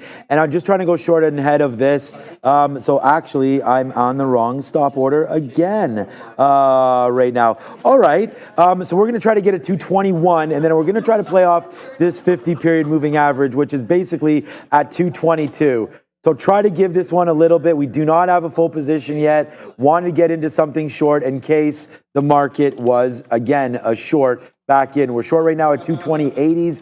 We can get something out like in the 50s. We should probably try that. And again, Tesla's a top name for us, so I don't have sort of a problem getting a little bit out here, sort of adding to some of the net that we've been having. We'll bid some 75s here. It just did not break it. If we could take 15 cents on 5%, we'll do that. Pay for some of the fees. It's just kind of like the habit that I have. We probably shouldn't always get out so quickly, but here it comes down in. There it is right now, making the move back in on Tesla. So, all right, we'll take a little piece. We are trying to average this, but we are aggressively watching this 50-period moving average because, of course, it's always changing. So for right now, we'll put the stop in a little bit higher, but we just have about a third of our position. So let's see if it can fade out. We know we want to get to start. We want to start this right now. I'm bidding in the 50s. Ooh, it just got to 61 there. If we can flush, you see what I mean about liquidity? Like, I wasn't here that day. I can only imagine, like, when the VIX goes from like 20 to 80. There was nobody out there. Like, there's nobody out there. You know what? I was talking. We had a trader visit who's been trading a very long time from Montreal, and it was the best explanation that you could ever hear. Was what he was sort of describing about that Monday. The only people that were selling were people that were at the open, had a bunch of stops triggered. So all the sell action was just anybody that had a stop trigger, like an order was getting thrown out in the offer. It was getting gobbled up by algorithms, which could have been some buybacks, which could have been the smart money that was trying to get in there. And then the day traders couldn't get jack because I had what I thought was the most genius plan that morning. And I was 100% sure that the right plan of action was to pick one stock and one long and go for that. I'm like, Apple 200. I'm sorry, I'm on the offer of ARM, but it was Apple 200 on that morning. I said that there's probably a million things that you could try to dip by on that Manic Monday, whatever the heck you're calling it. And I was like, I'm going Apple 200 buy down here at the open instead of spreading the love and just seeing if I could get one of 4 or 5 things. I fired one order. You couldn't get jack. Apple went all the way to like 208 on one candle. On a 3, it was ridiculous how far that move went on Apple, and there was just no getting any liquidity. So if I had to do it over again, I would have just spread that order across 3 different things and put the same risk on 3 buys that I liked and hope to get filled somewhere, which is exactly what that trader told me. I'm like, yeah, it's spelt smart to go for one. I ended up being dead wrong about that, but you learn. And now the next time that happens, I'll have a different plan of action. So I'm trying to get ARM here off that 130. I said I like ARM at 130. I didn't want to short it at the lows when the market was at lows. It bounces right back up into the 130. Problem with ARM is now the spread is like it's opening up a spread. So I tried to get 75s in there.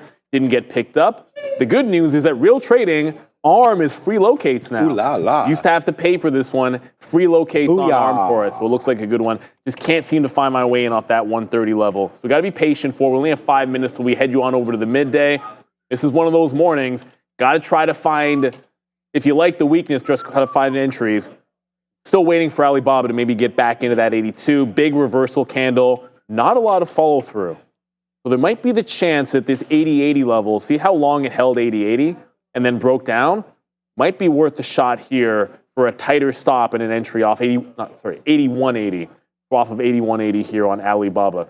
We got great feedback, and I've asked the back office about this. I can make the chart bigger so you guys can read it's Alibaba down 2.6%. Right. But these little numbers down here, what I wanted is the price that it's at, maybe just be able to enlarge those so everyone can kind of see the prices. So when I say 80.80, you guys can see very clearly I mean $81.80 there. But that's something we try to work on here is make it better for you. Platform is for traders, by traders. For us, by us. Over here at Real Trading. We're short, good talk there. Yeah, join Real Trading ASAP. Campus program, I believe, closed due to overwhelming success. Yeah. So shout out to the campus program there. It's full up. Okay, so we are not full up yet on Tesla, but we've been taking profits while Neil was talking there. We're short at 221.20. Now we've got half of our position. We're now out of 10% of, there it is, of that half. Bang, bang, bang, here we go. It is Tesla. Tesla goes to #1 P&L for your boy right now, as there's the short on Tesla. Let's get excited one more time here, Toronto. It's a nice move down in. We're now $2.50 in the money as the Diamond Hand Man. That's not me, but we have $3 in the money now on AMD as that's turning around. And oh boy, Tesla now 70 cents in the money. And it's a good thing that you came back, man. Like, we were letting Neil sort of breathe there. He sort of spit that knowledge. We were shorting Tesla, and there it comes. It's Tesla, and it is a doozy. And again, look what kind of style of trader we are. We talk about this over and over again. We are playing against weaker names. We know what we're doing around here, and we're doing it pretty good. And there goes Tesla. Hey, Neil, it just put in so right now we're holding $4 in the money. 3 on Nvidia, 3 on AMD in the money, short on what everyone thought was, and you were right, the strongest name. Remember what we said 2% ago. AMD, it's time to revert back. So there goes AMD. We shorted that one. And oh boy, Tesla, now $1 and change. There goes AMD, guys. We did it again on AMD here today as we short the you-know-what out of this name. And now it pulls back in. It is a 1, a 2, a $3 winner short on this play. And it's an easy trade, man. It's basically one trade. We shorted it at the 50-period moving average. Lucky enough to have this name completely fall down. And the crazy part is, the NASDAQ is barely red. How good will this day get by the time you come back? I don't know. But this is a good day, man. Great trading, Neil. Good short on that Alibaba. We really like that Alibaba short. Well, I'd rather the stock go up in the long term, but who cares about the long term? And the long term will be fine. We talked about that investing. That's why I don't need to worry about that. Left brain, right brain. Although I always do check my account. Not really. Here we go. Let's go to the downside. What a great morning it's been. We are back into our hydration nation. Yes, sir. We're actually at the 1 p.m. level already. Yeah, but do you actually adhere I filled to it that, at 9. I filled it at 9 because I was late. Yeah, I was going to say. Wrong screen there. I'm trying to show. There it is. You see, he said drink more, but we're at the 1 p.m. Well, 1 p.m. says come on. We're actually lower than that. We're at the 3 p.m. level. The hydration nation's working, man. It's working. See, that's the thing. Like, you've got to have. You always want to have those routines that keep you in check, right? So whether it's the big bottle, whether it's for you the sticky note, for me the iPad, and shout out to everyone in the chat. Like, you have to be able to reverse. There was a point where the market was all exuberant, and I'm like, okay, well, it's turning off of some of these highs. The first thing was I just like BABA because it was on the plan for short, but at 10 o'clock, everything was looking strong. But this was relatively weak. We're back into it. I'm going to show you what happened on ARM. Remember that spread that opened up that I didn't want to chase down into? Well, ARM went all the way to the low at 128. The spread just opened double. Now it's like a 30-cent spread, when up here it was like 15, 20, and we thought we could get the fill. So I still like it for a short, but I'm not chasing. I'm not punching lows at 11 o'clock.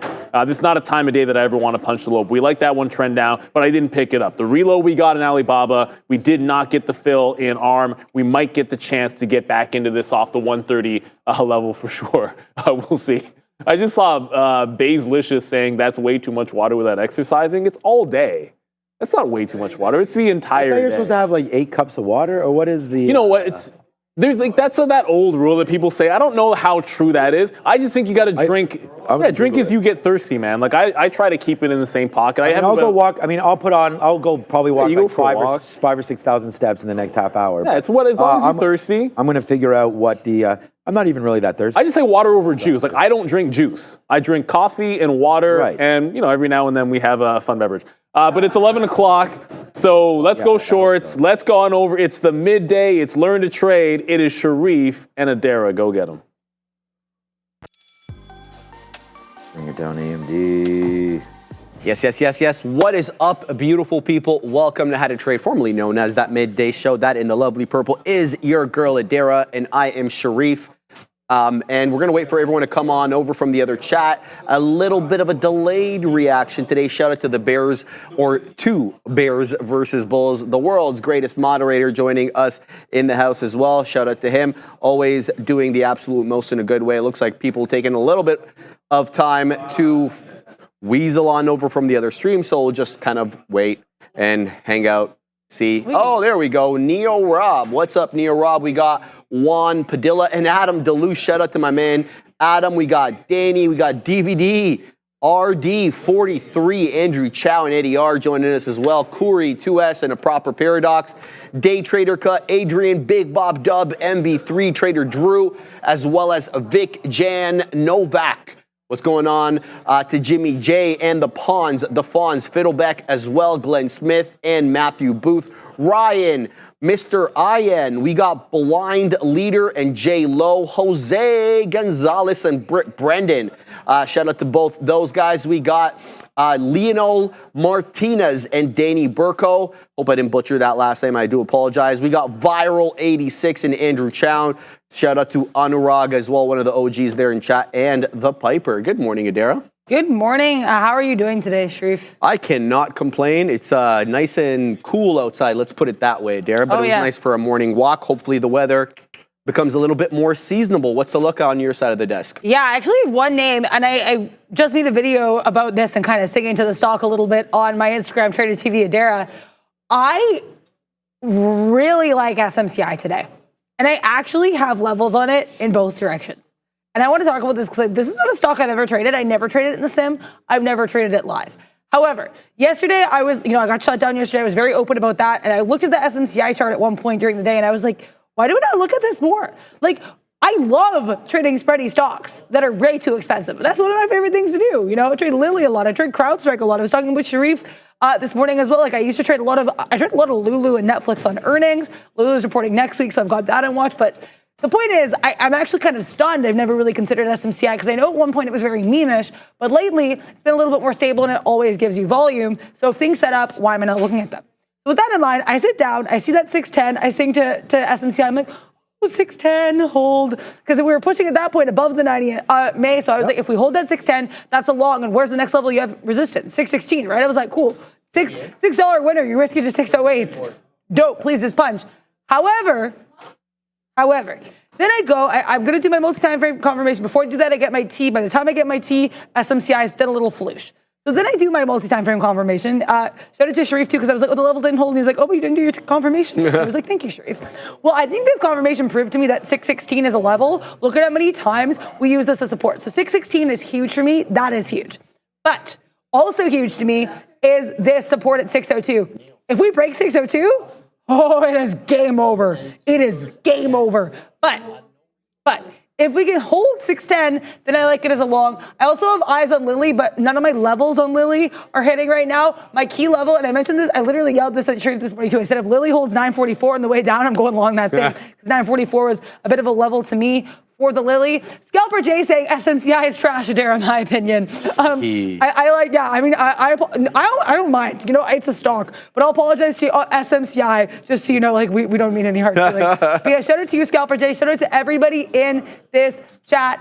Darius Golden saying it's a volatile stock. Honestly, I totally respect that. I know you trade that one a lot as well, Darius. I used to trade like Lilly almost constantly, so I think I'm okay with a little bit of volatility in this SMCI. What are you doing? Oh, I love those TQ triangles. Yeah, I was going to talk about it right now, but I want to mention Dan the Man Emmons.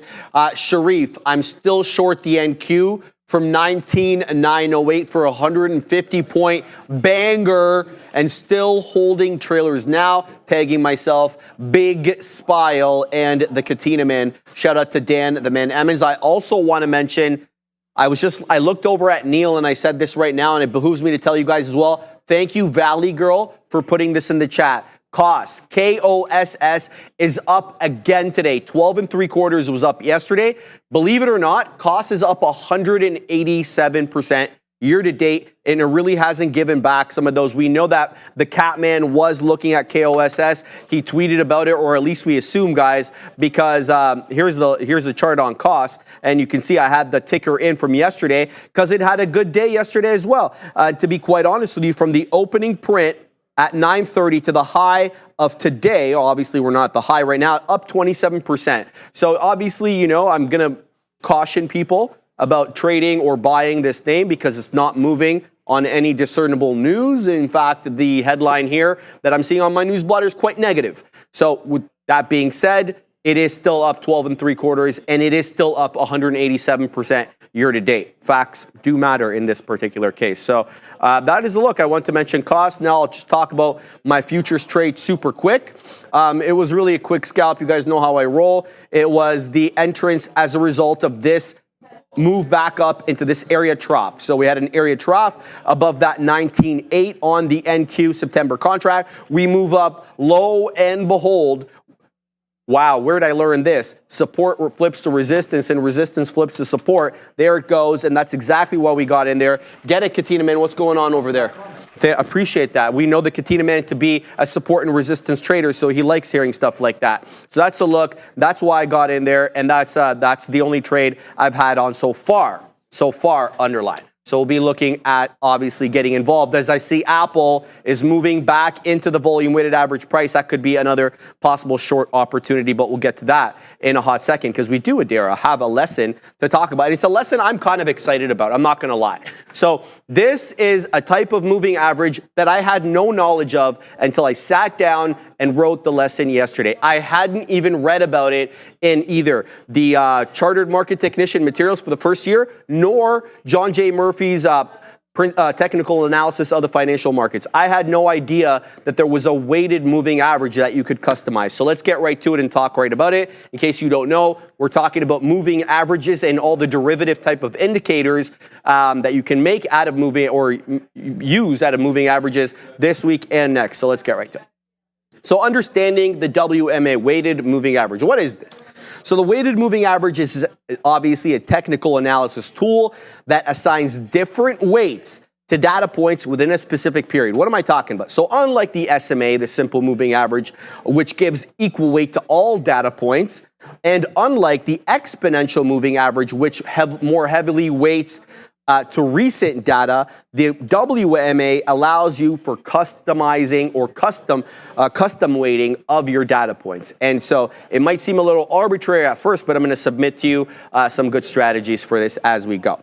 So how does it work essentially? So the WMA calculates the average by multiplying each price by its corresponding weight, summing the results, and then dividing by the sum of the weights. So if you have a 14-day moving average and you want to more heavily weight the more recent 4 days, and then more lightly weight the other 10 days. So what you're going to do is you're going to multiply those 4 days by your customized multiplier, which I'll show you in a second, and then the other 10 days with a different multiplier. Then you're going to add them up and then divide by the number. Simple as that. So nothing really changes here from the SMA to the WMA except you're assigning specific multipliers and doing that multiplication calculation before you add and then divide to get the average. Okay? So higher weights are assigned generally to more recent data points, but it doesn't always have to be like that, giving them a greater influence over on the overall average.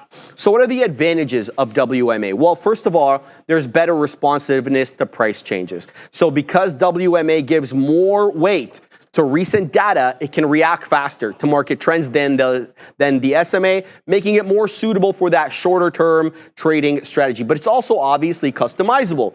By adjusting the weights, traders can tailor the WMA to their specific trading style and market conditions. And that's why I like it. Trading style and market conditions makes it customizable, okay? For instance, in a fast-moving market, like the one that we had last Monday or the Monday prior to that, higher weights can be given to recent data points for quick reaction, but you don't always have to have it that way, especially when the market's a little slower or more consolidative. And obviously, there's the more potential for the smoothing out the lines because you're adding that multiplier. So depending on the weighting scheme that you apply, WMA can produce smoother lines as compared to the SMA, which can help reduce noise and improve identification. Some of the disadvantages, though, of WMA are obviously on its face, the complexity. Determining the optimal weights can be a bit challenging and requires a careful consideration of the market conditions and your trading goals. But it's also more sensitive to the outliers, those aggressive price movements that happen every once in a while. So as WMA gives more weight to recent data, or however you customize it, it can be more sensitive to the extreme price movements or outliers, as we call them, which might lead to some false signals. And obviously, as with every type of moving average, it is a lagging indicator. They are not leading indicators. They sometimes, denote areas of support and resistance, but that's as leading as they will become. They are reflecting past price movement. That is always an Achilles heel of the moving average. So when do we want to use the weighted moving average? Before I show you how to employ it in your program and how the weighting goes here, how do you use it? Well, it's primarily useful in fast-moving markets. Like the WMA's responsiveness to recent price changes can be advantageous in markets with rapid price fluctuations, as well as those that are experienced in Forex or crypto. Seems to be good there. Short-term trading as well. Like on this desk, intraday trading would account to that. Traders focusing on intraday or swing trading may find WMA more helpful than the SMA due to its ability to capture those shorter term trends. And it's also good for specific market conditions. So if a trader believes the recent price action is more indicative of future trends, WMA or the weighted moving average can be a more suitable choice. So how do we customize these weights? It's great that I've told you that it's customizable, but I haven't said anything about what kind of customization preferences or settings should go in. So traders often experiment with these custom weights to suit their specific styles and the market conditions, but here are some examples of the more commonly used weightings. So weighting based on volume. So for example, if I'm using a 14-day or a 20-day moving average, I can go back and look at all 14 or all 20 of those days and give the multiplier that I want to the days with the outlying volume. So instead of using equal weights like the SMA does for each data point, the weight is determined essentially in this specific scenario based on the trading volume for that period. This gives more influence to periods with higher trading activity. But you can also weight it based on price. So you can go back, the 10, the 14, the 20, whatever it is, and you can assign weights that are based on the price levels of each data point. Like this can be useful for identifying areas of support and resistance. You can also you can weight it based on range. So weights are based on the price range, the high minus the low, right, for each period. This can filter out periods with low volatility. And you obviously can have custom weights based on technical indicators. So a lot of people, what they'll do is they'll weight it differently based on where the RSI is or where the MACD is, for example. So the customization really here is not just based on the moving average preferences and settings. You can go outside that completely. Look at volume, look at price, look at range, look at other technical indicators, and based on those, you go back to the day and assign a different multiplier for that day, depending on what your goals are and what the market conditions are. And some trading strategies, obviously, for WMA doesn't really differ a whole lot from other moving averages, but there's a trend following, right? Traders can use WMA to identify the direction of the trend and enter positions accordingly. Their crossovers here are valid as well. So a crossover from a shorter term WMA on a long term one, that can be that golden cross or that death cross if it's crossing down. Also very useful for momentum trading. By comparing WMA to the price with the current price action, traders can assess the strength of the current trend and identify potential overbought or oversold conditions. You often hear me talk about, especially with the small cap gappers, I don't like to get long if they're well extended off the 10 exponential on the 5. And this is kind of the idea here. You can kind of gauge how far away from high or low the price action is from the WMA and make an assessment as to whether it's overbought or oversold, kind of like what we use RSI for. And obviously support and resistance is one of the main key features of moving averages. You'll often hear Neil and Sean talk about something coming into the 50, something coming into the 200. They'll often look at it from a different light. If it's coming into that area, so much are those levels respected. So the WMA can act as a dynamic support and resistance level, obviously, because it's moving, it's dynamic.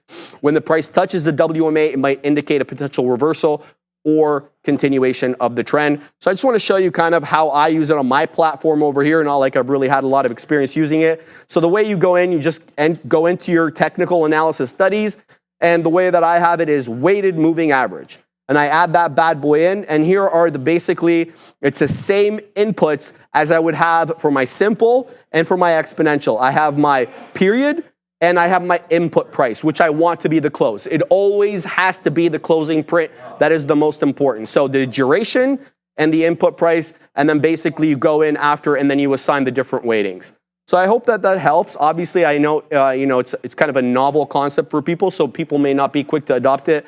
But I figured knowing about the weighted moving average would certainly help us a little bit. And we've talked about anchoring VWAP as well, right? So shout out to Brian Shannon on the market recap with Sean and I tonight. Hey, and yeah, the big spiled one always loves using anchored VWAPs as well. The Katina man uses it. I don't know if you've involved yourself in it. I'm not involved myself in it. I'm curious about it. I know Obi has as well. I think he does a little bit of anchored VWAP. So dope look there. But also, if there's any stocks you have a dope look on, go in the chat, let us know, ! Join. Space. $, that ticker. As you know, Shreve lets us know too, ! Or shift one, you know what I mean, ! Join space, $, that ticker. Let us know in the chat. I think this will be a great look there. And thank you. Oh, I love that. Look, it's me and the thing. That's really cool.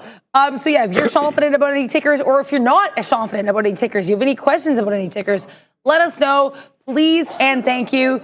Also, you might be like, oh, Derek, what did you do during that period? Just casually stared at two really expensive stocks. Eli Lilly, gate off. I said this in the chat. I was so tempted to short this. I said, wait to see what it does at 950 if it retests 950, which it did, by the way. So why did I like this 950? Well, okay, I know I was waiting for 944s, but I was like, Dara, look at this VWAP projection. And I looked at this in a couple of time frames as well. Showed it to, I forget who it was, someone in the chat mentioned Eli Lilly 950. Like I said, my main level on this was going to be 944, right? But then I look at the daily chart. Like, hey, is there any confluence in the daily chart? 950. This is beautiful. This is gorgeous. This is immaculate. I'm like, okay. So watch, wait, plot, scheme, get money. Shout out to Drake for this thing. But unfortunately, Lilly actually did get the closest thing to 950 before selling right off. I have no levels on this right now. We didn't even get to that 940 for chance for the bounce. We bounced higher here at 945. I have a feeling this could pop higher. I am not touching this till it makes its decision here around VWAP. But basically, the short was going to be get it evolved just above 950s, risk into 953s, risking $3, trying to make minimum $6 because, like I said, I like that 944. Alas, it didn't come into play, but you know what did? Shout out to Darius Golden here talking about this in the chat. SMCI. Big popped. So if we get a retest here just above 610s, I'll risk this into 608. Like I said, I fully see 616 minimum here. I don't think I'll get filled, but I'm going to try to start a position here if I may, because fortune favors the bold. And the bold have to place entries here on SMCI. So I'm going to go for 10, 15s because with SPCE, you got to kind of give it some opportunities. I know these are some top ETL candles. That made me nervous too. But look at that curl we have up here. Look at that clear support. I don't know what that gesture was. We've got some support here though at 606. And also, if I may show you the 30-minute chart, either way, if you say no, I'm still going to show you the 30-minute chart. So look at all of these bottoming tail candles. Look at that clear 602 support. I said if 602 support breaks, I'm cool going short, but it didn't. I'm cool going long. Let's go SPCE. I'm not in it yet, so to be clear. And I'm not chasing SPCE. I have no interest in chasing SPCE. The only other level in which I'd be interested in getting long from that is if we bounce off 616, because like I said, I like 616, and I like 616 on multiple time frames. If we bounce off the 616, sort of in confluence with VWAP, I'd go long there as well. Then I'd have to figure out where to risk into, but we'll wait, we'll see. I don't think I'm getting filled here. Honestly, spent a lot of time watching both Lilly and SPCE, so it makes sense. Instead of getting one or the other, I got neither. So there we go. I feel like I'm the main character in a really sad romance movie, but it's all good there. These stocks don't care about your feelings. So I'm going to wait, I'm going to watch. Like I said, I have levels on both of these, and I'm trying to trade less stocks because my biggest issue there, I had that AMD breakout. I literally was in it, and I wasn't able to risk enough for it because I was all sad and mopey and whatever. I wasted too much risk on CrowdStrike for reasons. So I'm trying to basically just stick more with trades that make sense and waiting for my opportunities instead of getting into every stock that looks at me the wrong way or looks at me the right way. So we're going to wait. We're going to see, and we're going to think bang Zynga. Absolutely, Adair. Thank you for that segue. Are you tired of being late to the trade? Are you always playing catch up in the market? Are you missing out on the big moves because you're too slow to the news? Well, Benzinga Pro is your unfair advantage. Get breaking news alerts up to 30 minutes before everyone else and pinpoint exactly why stocks are moving, and join a thriving community of traders who share their strategies in real time. Are you ready to see how Benzinga Pro can transform your trading? I know I am. Visit benzinga.com/pro and get yourself that free 14-day trial. Shout out to the good folks there at Benzinga. All right, here I want to talk about a couple of things. Shout out to Day Trader Cut for pointing this out to me. Texas Instruments just popping up their big $6 in like two 5-minute candles, Katina, man. There is. I got it right here. Texas Instrument exec says company can deliver 2026 revenue of $26 billion if the market conditions are ideal. Well, yeah, I can. That's a really good headline. Let's not even look into that, Adair. I know. And did you get it? Okay. Yeah, I didn't mean to upset you. So yeah, there it is, popping up 204.45, back down into 203.47. In any event, wanted to mention this, guys, to you. Not one that we typically trade on this here desk, but one that is moving nonetheless. All right, so this is the trade that I wanted to get into here, and I think I'm going to get into now because it's broken above my level. So I got short on the future as a result of this obvious level over here, and now we're coming into that more, the level that I actually was looking at, which is 70.90 on the TQQs. I'd like to say it was around 19.825 on the actual contract itself. Let's see if we can weasel into this trade here. Is it going to topping tail or what's the sitch? So yeah, I don't want to jump it. Well, let's see. We can give it to about 18.8, right? So a 17.7 break here. Let's go. So we're going to go 70. And then we're going to give it to, what are we going to give? We're going to give to right here. So we're going to go like that. And then we're going to go like this. So let's see what's the price that we got. Oh, I didn't put that up. That's not good. Sharif, you should be better with that. I didn't. Sorry, just allow me a moment, guys. I got to make sure that all my windows are seeable. There we go. All right, so let's see here. We got 79s, the break of 70, and I'm going to get out. I'd like to get something around possibly mid-90s if we're able to. The future's going to have to hold up here. So this is a level that of interest to me. If it doesn't hold up here, I'm wrong, and we're going to move on from this trade. And I want to get to my small cap gappers that I've got on my side chart in a second, but I want to allow this trade to resolve in one direction or another. A whole bunch of resistance being met at this 19.825. That is a level that we were basically rejecting right at the opening print there, right at 8:30. So this was the look I'm looking at here. We waffled, whiffled, and waffled there in the pre-market, then the opening print. We moved up from there. Now we're using it as resistance, but we'll see if we can get something to the high side here or there. Yeah, I mean, hopefully, yeah, you get that pop to the high side there. Good look there for the TQs.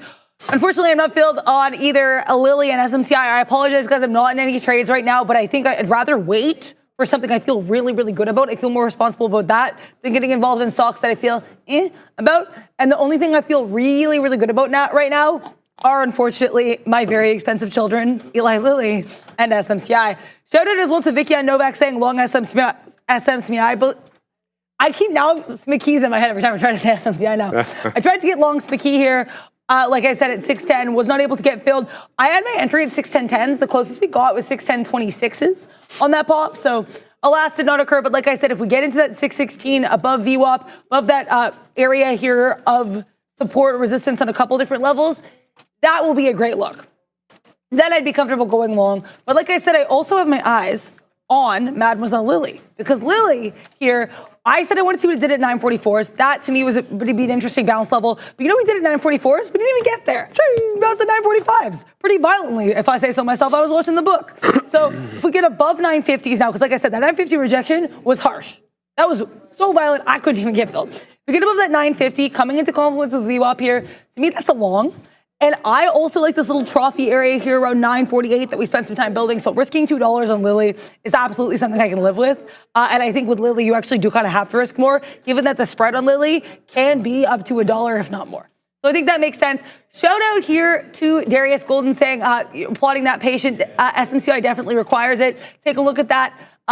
Daily, you can see the bull flag. Yeah, I like I said, I really like that 602 in the daily. Thank you, Darius Golden, for the shout out. I know you are an SMCI trader for sure there, so shout out to you. And I think what's interesting too is, especially these stocks that have really peculiar behavioral patterns, the more you watch them, the more you can get a sense of how they move, right? Like I spend arguably too much time watching Lily. I spent a lot of time, you know what I mean? Like, I know you spend some time watching SMSP.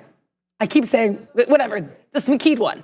So you know what I mean? Good takes there. But as I wait for my very expensive stocks to do what I want them to do, we have Easy Trader asking us about any takes on a Lumen 610 break. Hello to you, Easy Trader. Yeah, honestly, Lumen, I don't know if I'm the best person to look at a Lumen 610 break, but I'll look at it for you because the volume on this is great. Always my worry with these small caps is, okay. I actually love that you asked me this question. This is not what I would trade at all, but I love the opportunity to look at this stock because this is actually, again, sometimes I feel like these small cap breakouts are not as clean. This is clean. This is beautiful. Look at how beautiful this is. Look at this 5.8. Like we got this 580 rejection 3 times, slightly higher highs each time. Then we slam here, holding the support at 568, pushing higher, right? Then we wick up into the faded 610 level, which is actually our high of day. Emphasis on wick though. We did not close there. We closed at like 602s. Now we're seeing a bit of a bull flag. I think if we can hold 594, nice look. My concern with the long here is I don't know where you risk into. Like what, like 580s look on a stock like Lumen. That's given it quite a lot of room. That would be my point. Let's look at the daily chart too for 610 because I know Lumen's been at 6, but I want to be able to illuminate you on some potential levels here of support and resistance. Lumen, you got a bull flag on the daily too, huh? I actually really like this look, Easy Trader. I don't know if this would be an easy trade just because of how Lumen moves, but I think, yeah, if you pop into that 610, I think that 640 area, certainly something we've tried a couple times. I think 640 would be an area. But again, Lumen, relative volume compared to the last few days, not great, though it is 10 million shares. I'd be cognizant of the volume. I'd be looking for a risk level. But I think if we hold 594s, it's not a bad look for me on LUMN. Thank you for giving me the opportunity to look at that because that's a good look. We have SMSP careening violently here into 610 and not so super or not so micro of a way. Keeping an eye on that. Both that one and Lily kind of flip-flop between my levels. The other stock I might consider trading here is AMD, actually. But because I like what AMD is doing heading into 157.50s. That being said, I don't really have the confidence in that I do with the other two. And as I say that, it pushes lower. Let's see what SPCE does below 610. Let's see what Lily does as it heads back down. And thank you, Ahmed Amwala, for the AED 1799 super chat. Actually addressed at you. Oh, okay. I was gonna, okay, let me just look at that quickly over here. It's just saying short QQ, yeah, I guess. Ahmed, yes, I agree with you. I was just actually about to talk about it. Great call on your part. Look, I got long over here at 77s. I wet my beak at 95s. I took 20 quick pennies on it. Second scalp on the TQQs. But you're absolutely right. Look what it did. And it came back into this level. Now, Ahmed, what I want to look at is you can see there's an obvious area of consolidation here on the one, albeit, of course, on the one. I want to see if we bounce off this area of consolidation. If we do, it's 2 higher highs and 2 higher lows, albeit obviously still down 1% on the TQQs, 0.3% on the actual NQ September contract. But I'm all eyes and ears. I want to see, do we break down below this 70, 60 area, 750 area, or do we hold up at that area? If we hold up, I'm thinking a little bullish here, possibly. I'm not, I'm not going to punch long at that area. Hello. Kathy, what's up? What are you trying to tell us, Kathy? What does she want? Why are you calling us, Kathy? We're talking about the TQQs over here. Is she actively managing more of her portfolio? Should she add more into T-Doc? I need answers, Kathy. Tele-doc us if you add it. You got to tell us. You add it to Teledoc. Teledocument it. Get it, Adara. All right. Couple of things here. I told Tisha Perkins I'd look at S-Tech for her. So when she was asking me to look at it, sorry, Tisha, took me a hot minute to get to it. But look, I don't think the stock is anywhere near done on the day. We haven't even had a dollar touch. My inclination or my suspicion, I should say, is I think we knock on the door of that dollar today. We're up a cool 274%. Coming off those levels right now, but we did work our way in at about 94 pennies, 93.39, down into about 3/4 of a penny right now, below 75 pennies. So this has done umpteen amount of shares. So behooves me to give you the deets before I talk about some of these other small cap gappers. 36 million shares. I got to tell you though, it's only 71 pennies. So it's not a whole lot so far. $20 million market cap. That is with the 250% pop. It's got a 56 million share float. So not big nor small. Let's find out what the short float is using trade ideas, and shout out to Nos Boss and his crew over there. We don't have a short float vis-a-vis trade ideas, sadly, so we won't have that data point for you. But I'm all eyes and ears, Tisha, at VWAP. VWAP and the 10 exponential on the 5 right now intersecting right around 65 pennies. Seems like a good enough area for a possible dip trade here. I'm still obviously long bias on this name, so long as it trades above the volume weighted average price. That is kind of my little gimmicky rule there for these small cap gappers. So we'll keep an eye on STEC. I'll be a lot more interested, quite frankly, if it is to be able to get to a buck and hold above a buck. Changes the nature of that trade fundamentally. We'll keep an eye on that. So as you can see here, we've got the small cap gappers kind of charts here, but there is a whole lot that has changed since I put these on there. Spray, SPRY, no longer tradable under on my system, is broken down below 1550, below VWAP. So is TTMP, bottom left of your screen right there, breaking down as we speak. Below VWAP and below the halt level at 1150, coming into 11 bucks. This one's screaming to the downside. Watch out for TTNP. We have ALLG. This one, look, the range per candle is prohibitive. I don't like it. But doesn't mean that it's not tradable. It's still very much respecting the volume weighted average price and has done so since about 5 to the hour. So we're going on 35 minutes of every single wick down into VWAP has gotten bought up. You're not getting much in the way of an up move, though, sadly. So this one's still kind of, zigging and zagging with VWAP, but respecting it nonetheless. Let me give you the deets. 61% up on the day, 6.5 million shares traded, $463 million market cap with a 228 million share float. And let's bring down trade ideas. We're not going to shout out the NOS boss every time we do this, Adara. So we're just going to say, nothing. 12.9% of the float there is shorted. So a bit of a larger short float. This one could move a little bit. ALLG. The one that I really like, though, is Redfin, because it's not really a small cap gapper, and Indo, INDO. So we know about Indonesian energy. It's not a new one for the small cap gapper traders, as it's shown up multiple times over the last few weeks on my scanner. Let's start with Redfin. It is the name I know less about, RDFN. Let me give you the deets on this. So this is probably $1.17 billion company, 6.8 million shares traded, up 10%, above the volume weighted average price, kind of putting in what might resemble to some as a skewed Head and Shoulders with that big bulbous head going into 984, but still trading above the volume weighted average price. For now, it is coming down into it. Here comes that 950 touch. That's exactly where VWAP is, right at 950. Looks like an inverse hammer candle. We'll have to see if it can hold that level. And let me just check the short float real quick on Redfin, RDFN. It is 16.85%, certainly not a negligible amount with 116 million share float, says Trade Ideas. Last but not least here, before we send it back to Adara, INDO, Indonesian Energy. Let me just make sure that there's no headline for this one today.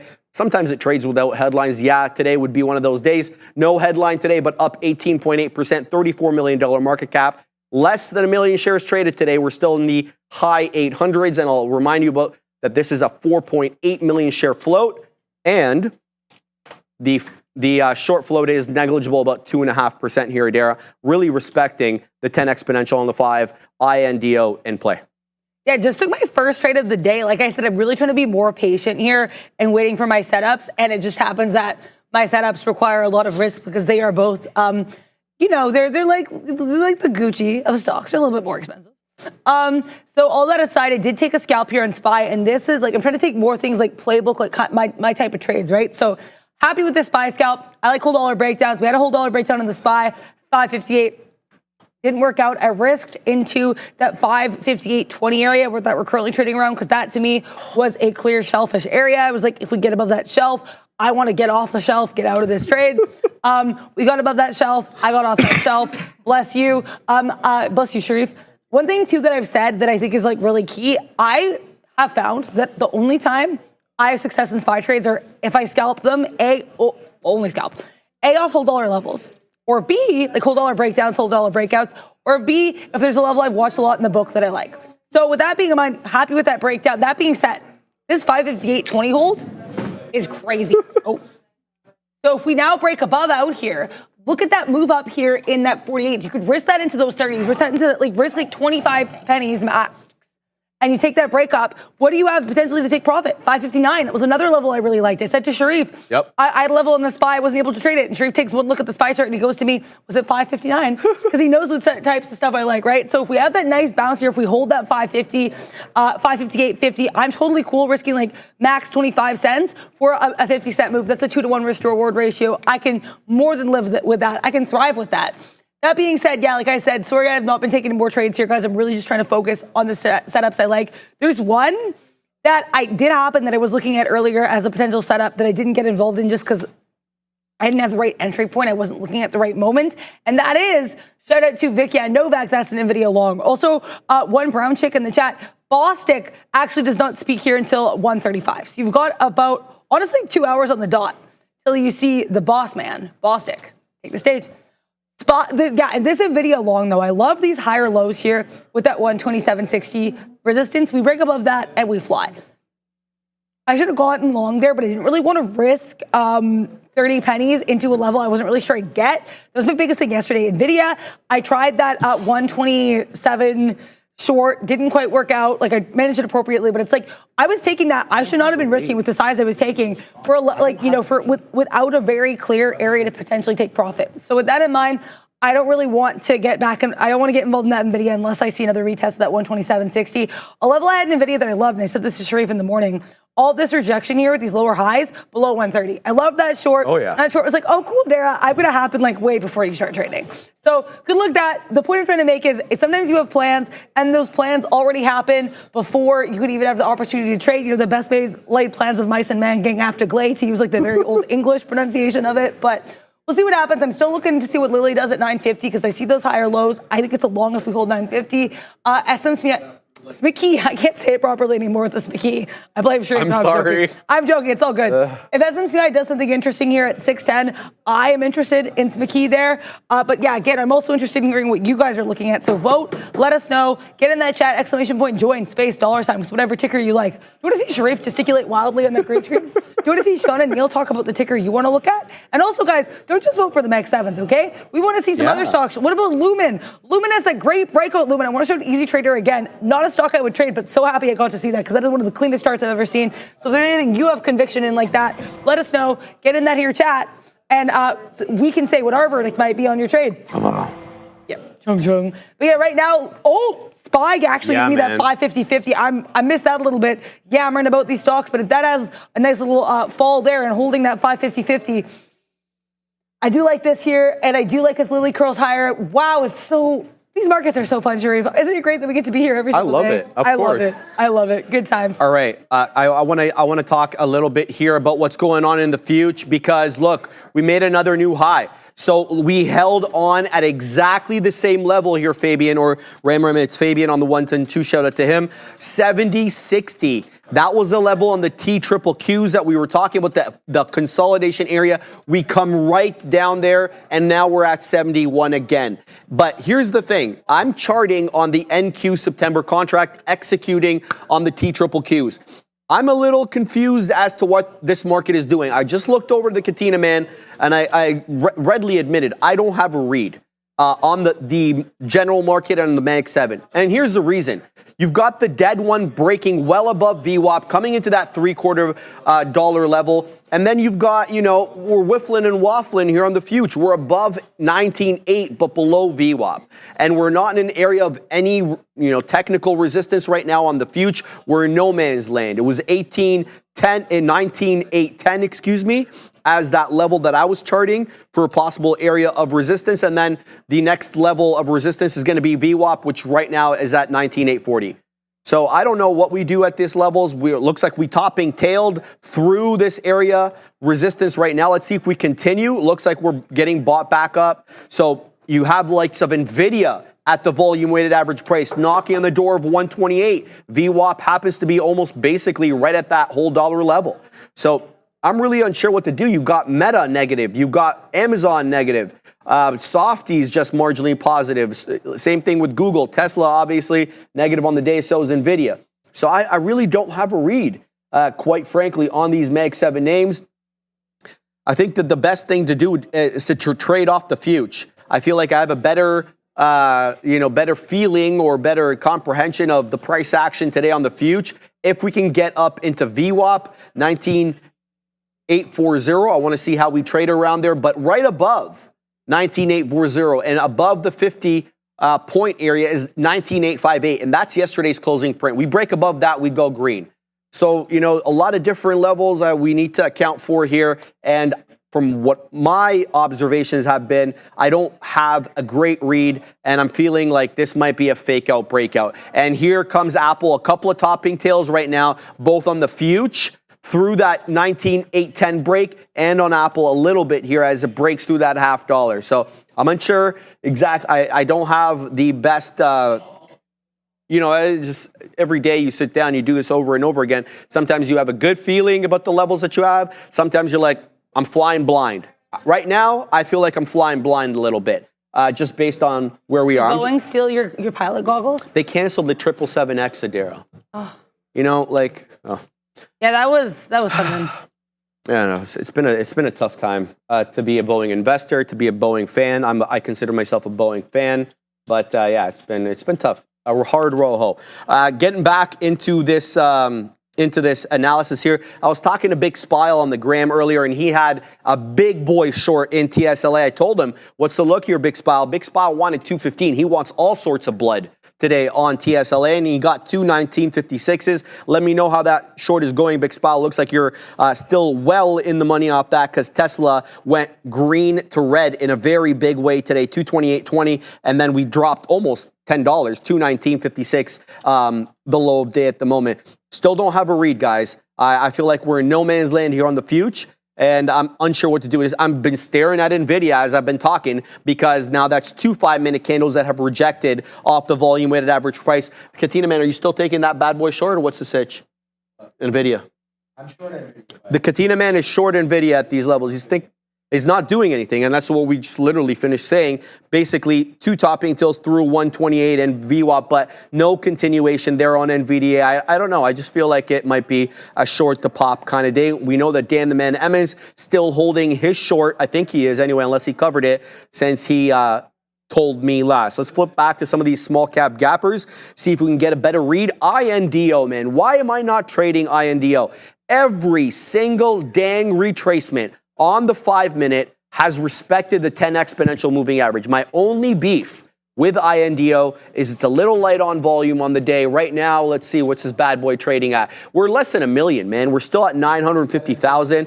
Get it, Katina, man. Let me look at that Nvidia short. Let me flip over here. And there it is. There it is. 25 penny winner, probably more right now, as it does reject that 128 VWAP level. Shout out to him. Sticking with the conviction, baby. Nvidia rejecting VWAP. What's a look at there? Yeah, I mean, I was in a SPY long. Obviously, it didn't work out. But hey, SPY, you want to be a shorty? You guys know I love those whole dollar breakdowns in the SPY right now. It's really trying to waffle. Okay, now we broke below. Let's get that short here. I'm going to be doing this based on the book. If I see anything like kind of dicey here heading back into 558s, I'm getting out. But this is definitely took on conviction. Basically, like I said, I tried the long at 558.50. As we careened violently to the downside, I should have gotten out way faster than I did. I'm not even going to lie here. But I was like, you know what? Like, let's wait. Let's see. Let's be patient. The second we broke below 30s, things got violent. I left here. I did end up losing about like 10 pennies more than I wanted to, so that's a little bit unfortunate for that risk. But like I said, I was risking. I had like levels on this, so I was willing to take it for a little bit longer. S&P 500, we're about 5 pennies out of the money here. I think if we break decisively back below that 558, I think this thing falls. We have now had lower highs consistently. Look how many times we wicked into that 558.70 area and we've rejected. This is the only name I've traded on the day so far. My levels on Lilly and SMCI I have not set up yet. But that being said, if they do, I mean, we've got SPCE. Just I'm just going to call it SPCE. Yeah, I can't. There you go. I can't say that the normal way anymore, Sharif. I'm joking. But if SPCE gets into that 602 and breaks down, that's going to be the short of a lifetime. I want to make sure I have enough risk for that, so I don't want to like get all willy-nilly into the SPY. That being said, this is the type of trade I love to take, so I wanted to be involved with some size here in that SPY breakdown. I think if we break below into these like areas we wicked into, that 557.80s, I think the SPY's a wrap. the downside, so I'd be pleased. Okay, SPY, let's get down here. SPY falling, we got Qs falling below support. Let's go market. Okay, it's exciting times. We also have Lily heading towards 944. Like I said, I like that 944 level. I was more interested initially in taking it as a long off a bounce of 944, but hey, with these markets falling down, we might even break below. We had Dan Emmons too saying he's still short. CS going sub at 19.6 today, so Dan Emmons sees those Qs going to the downside. SPY briefly breaking below 558, now coming back here. I don't know if I'm going to necessarily get what I want here, but I do like these lower highs. Now we're rejecting 558.10s. That's a good look for me. If we break above 558.10s, I'll get out. I know initially I was saying I'd be interested in 558.20s, but as we have lower highs, I have to react to said lower highs. Okay, we were pushing back above here in the S&P 500, so that's going to be an out for me, but I had fun attempting that trade. What else are you guys looking at? Fubo, says Cade. Let's see what Fubo's doing here. Fubo is on the NY, I believe. Yo. See what we can do, Bo, with Fubo. So Fubo is, in fact, on the NY here. Oh, Fubo around the $1.80 level. That was kind of a level that popped in and out. Oh. Okay, so volume on Fubo, not great today. We've certainly fallen off from our highs. Current volume candle here around like 42,000 shares.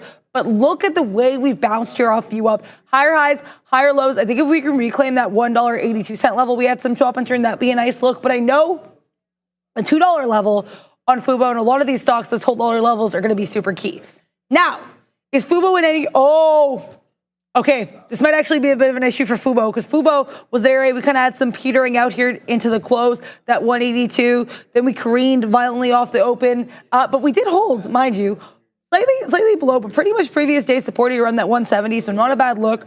I think if we can push back above into that 186 area, that's not a bad look at all for Fubo. A little bit of support and resistance, flip and flop around in that area. So let's see what happens here.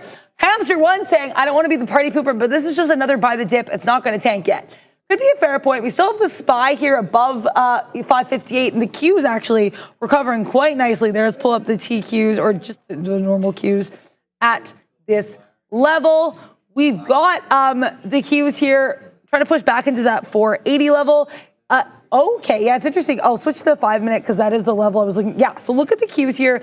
More or less holding support at 479.16. Actually going to go to bottoming tail candle here in the 5-minute chart. So Hamster, you might be right about this pushing higher. Joe McFarland saying I should rap. You know, I rap for fun sometimes. I don't know. I can maybe spit some bars occasionally. I do enjoy rap music, that is for sure. But I also enjoy having everybody vote in the chat for the tickers of their choice. Get in the chat, ! join, space, $, whatever tickers are fancy. And I think what's really interesting too, I'm going to shout out Raider Trader for being confident enough to say this. When he came on the show last week, he said, watch out for maybe some move down here in the market as we head into August 20th to 30th. Guess what day it is today, guys? August 20th. So Raider Trader knew. We also have the S&P 500 here pushing below 558. Again, I want to shout out Raider Trader having the confidence to say that. We did have, all that strength in the market, and he was like, I think there's going to be something in the water on August 20th. And alas, we have that move down. So shout out to that. He said, watch out the put call ratio. So that's certainly something to be aware of. Wow, the SPY at that 558 breakdown. I was not involved. I don't mind getting out. I said I didn't want to risk that much in this trade. I already took 2 L's on the SPY. Now I've taken 3. I'm going to be waiting for, honestly, like I said, no levels in anything I like right now, so I don't want to force myself into anything. However, of all the things I've been charting, something's coming into a level, and that's McKee. Okay. Now, will McKee come to 602? I have no idea. I can't predict the future. I just see what the charts do. We're bouncing off 606. That's obviously a level. The way that also might be worth playing it, if we have that breakdown of that support around 479.50s on the Qs, is you get short 606, you risk getting to that 608 area, then you try to get that 602 breakdown. So that's a 2-to-1 risk to reward ratio. I can live with that, but I don't have enough confidence to get involved just yet. To be clear, I'm not getting involved out of fear. I'm not getting involved because there's nothing screaming at me to trade it yet. Bang. Once something screams at me to trade it, the SPY did, lost in those trades, happy it took all of them. Quite honestly, could have managed the first one, or I think could have managed the second one better, but you know what? That's what trading is about. It's about aggressively journaling and aggressively learning every single day. And it's about hearing what made Sharif give that really nasty face to Amazon. I am pleased this punch for you. Amazon punk, what are you doing here, Sharif? That's amazing. I love it, Adair. Yeah. I saw that and I was like... Well, I got Amazon. I entered long here at the low of day, and there's a reason for that. It's because we had defended the low of day quite aggressively today on the Zon, 177.50. I looked over at the 5 minute, and I said, look, you got to defend at 10.40. You got another defend 11.25, 11.30, yada, yada, yada. You guys get it. So I'm like, okay, there's obviously a buyer of import around this 177.50-ish area, sometimes a little higher, but that really wasn't the point. The point was someone was buying up a storm at that level. So I said, Sharif, get involved. Obviously, true to form. I never got the right price that I wanted. I got in the 60s. I believe I got 62s. And then we wet our beak at 82s because I'm born in 82 and I like that year. So we'll keep going with... Yeah. Stand by. Right? Anyway, so a 20 penny banger, super quick on the Zon. Nothing to write home about or journal about aggressively because it was, not a bad trade, not a great trade either, but when we do have one of those aggressive journal type trades, I will obviously let you know. Nothing on the docket so far. Guys, I still feel like I don't have a read on this market. And that's because the future is whiffling and waffling. But you know what? We did get that fake out. I'll call it a fake out breakout because that's exactly what I thought it was. This area here on the future, I'm all eyes and ears at this area. And when we breached it aggressively over here, getting up into 19,830, I thought we would have cleared it.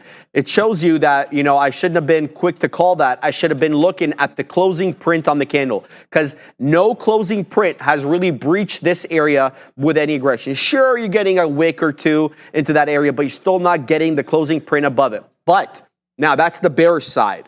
The bullish side of the analysis is you're putting in incrementally higher lows on each successive trough on the 5 minute on the NQ September contract with this flat top. Let's call the flat top 19,818, whatever it is, okay? It's just obviously somewhere around here in the price action. So if we get this incrementally higher low, we're looking for an ascending wedge flat top break. It doesn't always happen that way, but sometimes it does. Now, what I'm not inclined to do at any point in this area is use the 100-point level as an area of support and resistance. It's shown you its propensity to absolutely disrespect the 100-point level as an area of support and resistance. It's zagged above, below, no real respect at all for 19.8, excuse me. So I'm not going to be using the 100-point level as an area of support and resistance. What I want to see, though, is whether we can close above this area on a closing basis.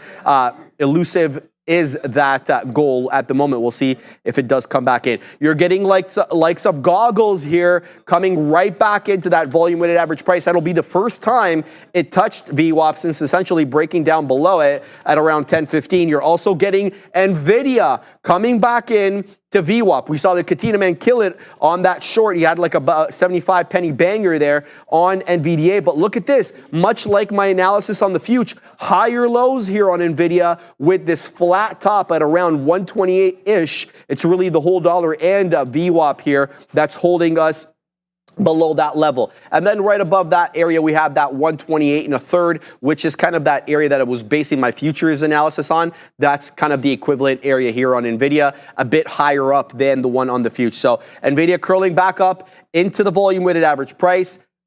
Google curling into it as well. Looks like Softy's making an attempt here. And Amazon, I paper-handed this trade. Okay, so this one breaking through the whole dollar level on its way to possibly going into the $0.25 or the fifth of a dollar. If it does, it goes green on the day. AMZN, 178.20 is the closing print from yesterday. Printing 06s now.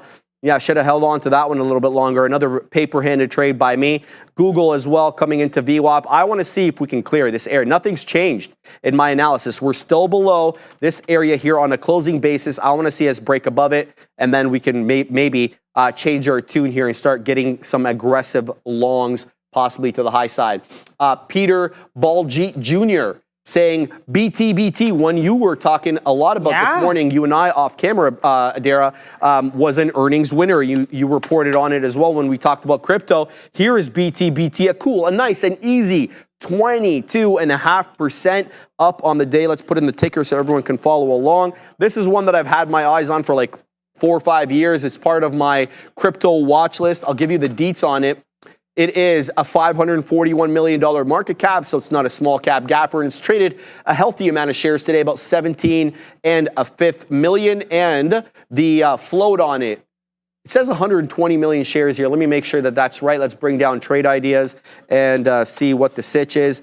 Yeah, 120 million shares, and it's got a healthy short float, 18.33%. Of that 120 million shares is shorted. We can absolutely get some great movement with that kind of short flow, Adara. So I'm going to keep my eyes on BT. 3 3/4 HOD. Definitely having trouble though on its latest ascent here, breaking that 70 penny area. I want to see what it does at the 10 exponential. Peter Baljeet, because I want to be able to base my trades on something, and I love using these moving averages or areas of obvious support and resistance. So we'll watch this one trade, but I think this one's absolutely in play. Thank you for calling it out. Yeah, shout out there to BT. Yeah, Bitfarms has been a bit interesting there after that earnings report. Also, we have the market pushing higher, and I have my eyes on Lily. If we're going to push higher in the market, look at these higher lows. I said I'd go long 944s. We didn't even get to 944s. We bounced off 945s. You know what I call that? Bullish. I think the bulls are putting their little horns in there. I don't know what that was.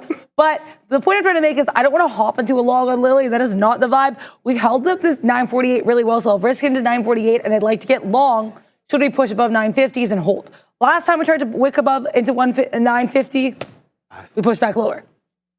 I'll be watching to see what we do. I'll be watching. Every penny you move. That's so true, because that's what we do. Every level you take out. Oh, baby. Every trade I make, I'll be watching you. Yeah, so sorry guys for singing there. That got really quiet too in the floor. I don't love that. But I do love Eli Lilly here. As we push higher, I will be watching it, and I will continue Get it, to Neil. sing to it. Lilly targeting for me today, 950.67 says Vicky Novak. I do think that is potentially possible here. That's definitely an area where we had a little bit of resistance. I'd be watching it here at 960s. I'm cool taking $10, risking $2 on Lilly. Like, I act like I'm in the trade, yet I'm not. But all of my weird singing side, I'm not going to police this trade too heavily. Shout out there for that pun, for I'll be watching you. I'll wait to see what it does at this level. Let's see what happens. Neil Roberts saying, gotta have some fun. I couldn't agree more. And I think that's one of the best parts of this show and this community is we really like, we're all family here. Oh, yeah. All this report, you know, I'm really like singing at Sharif off camera. We're really punning off camera. So great community there. Neil Roberts clarifying only Adara, I guess, for carrying a tune. I guess I try a little bit there. Also, someone was asking if my name was Adara or if there was a stock named Adara. I am Adara. If there's a stock Adara, that'd be dope. But as far as I'm aware, it is just me. That didn't sting, says Dar. Oh, okay, great pun there. I love these puns. We had Gaurav asking about Palantir. Palantir pushing into 32s here. I actually had eyes on this Palantir earlier, and I didn't take it because I find I am not particularly adept at trading Palantir.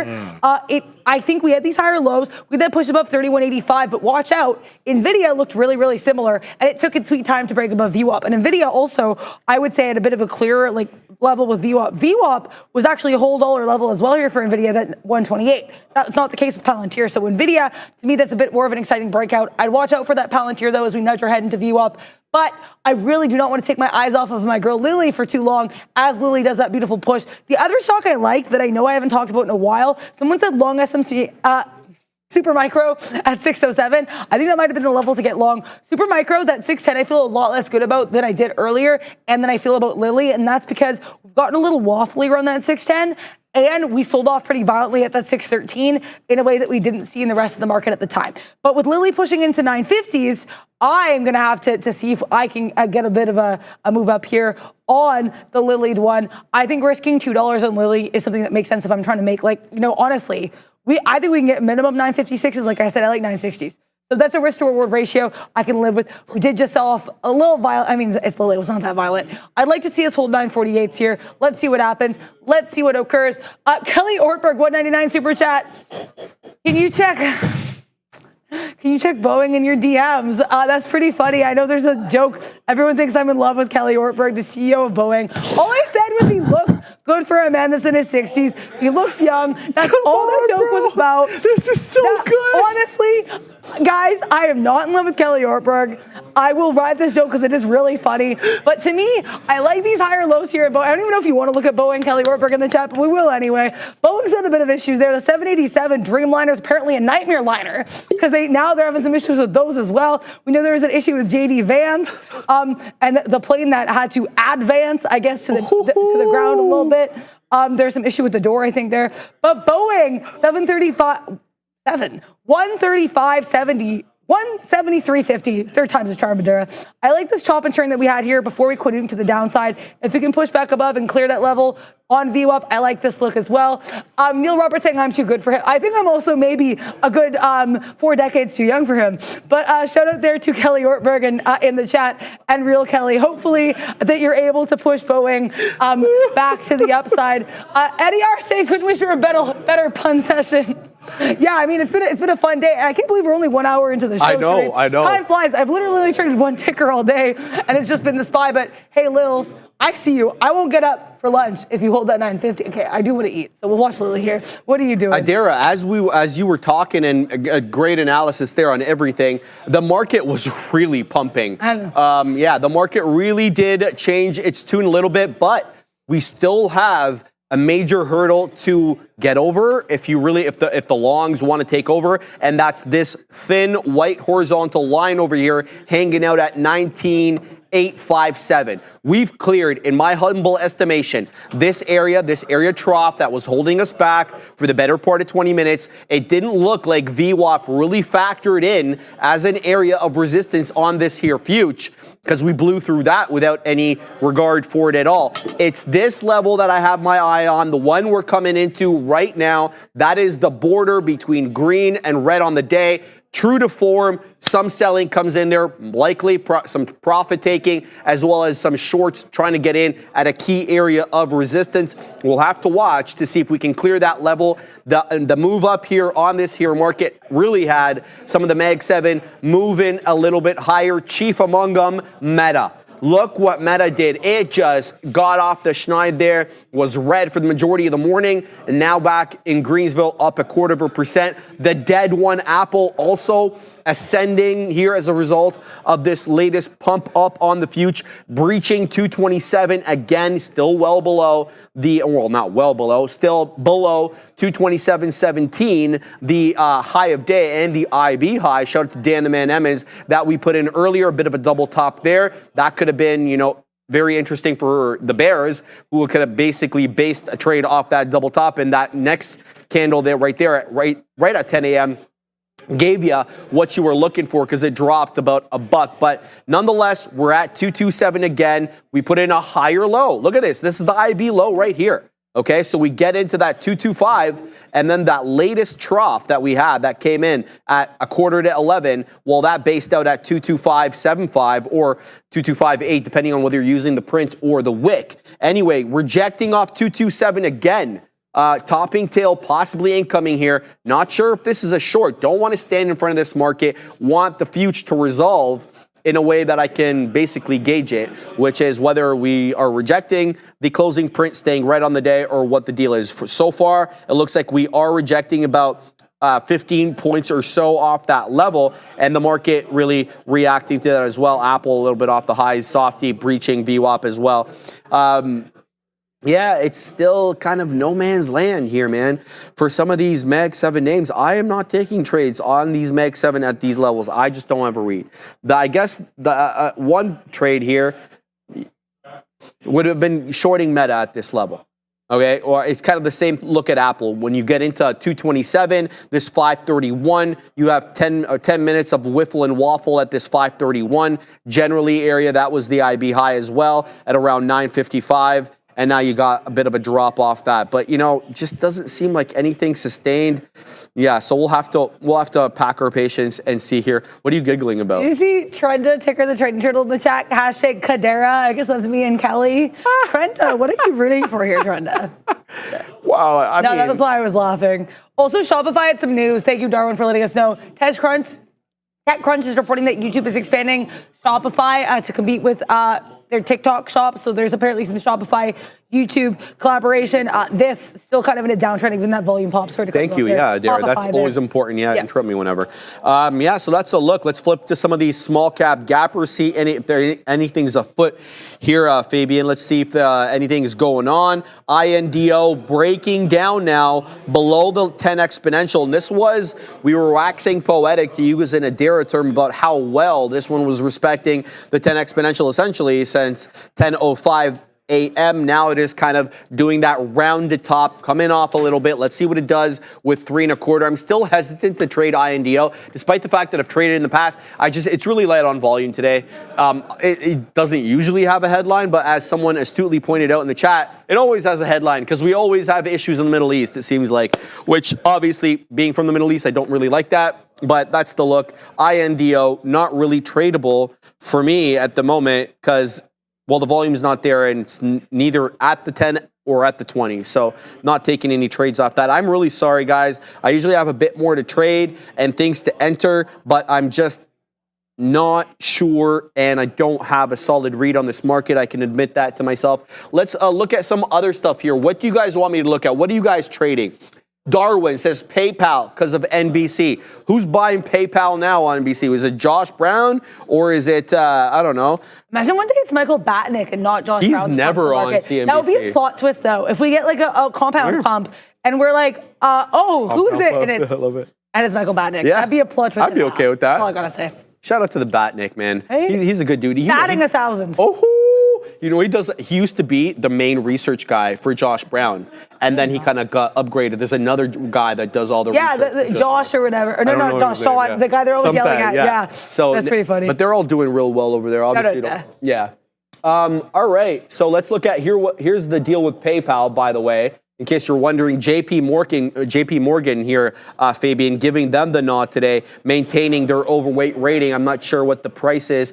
$80. So there is a look, bumping that up a whole $3, Darwin, from 77 to 80. So shout out to them. Good look today for PayPal. Nothing to disrespect about this trade, but off the high, 72.5 is the high of the day. Let's see where it's trading at right now. PYPL at around 71 3/4, well above the volume weighted average price.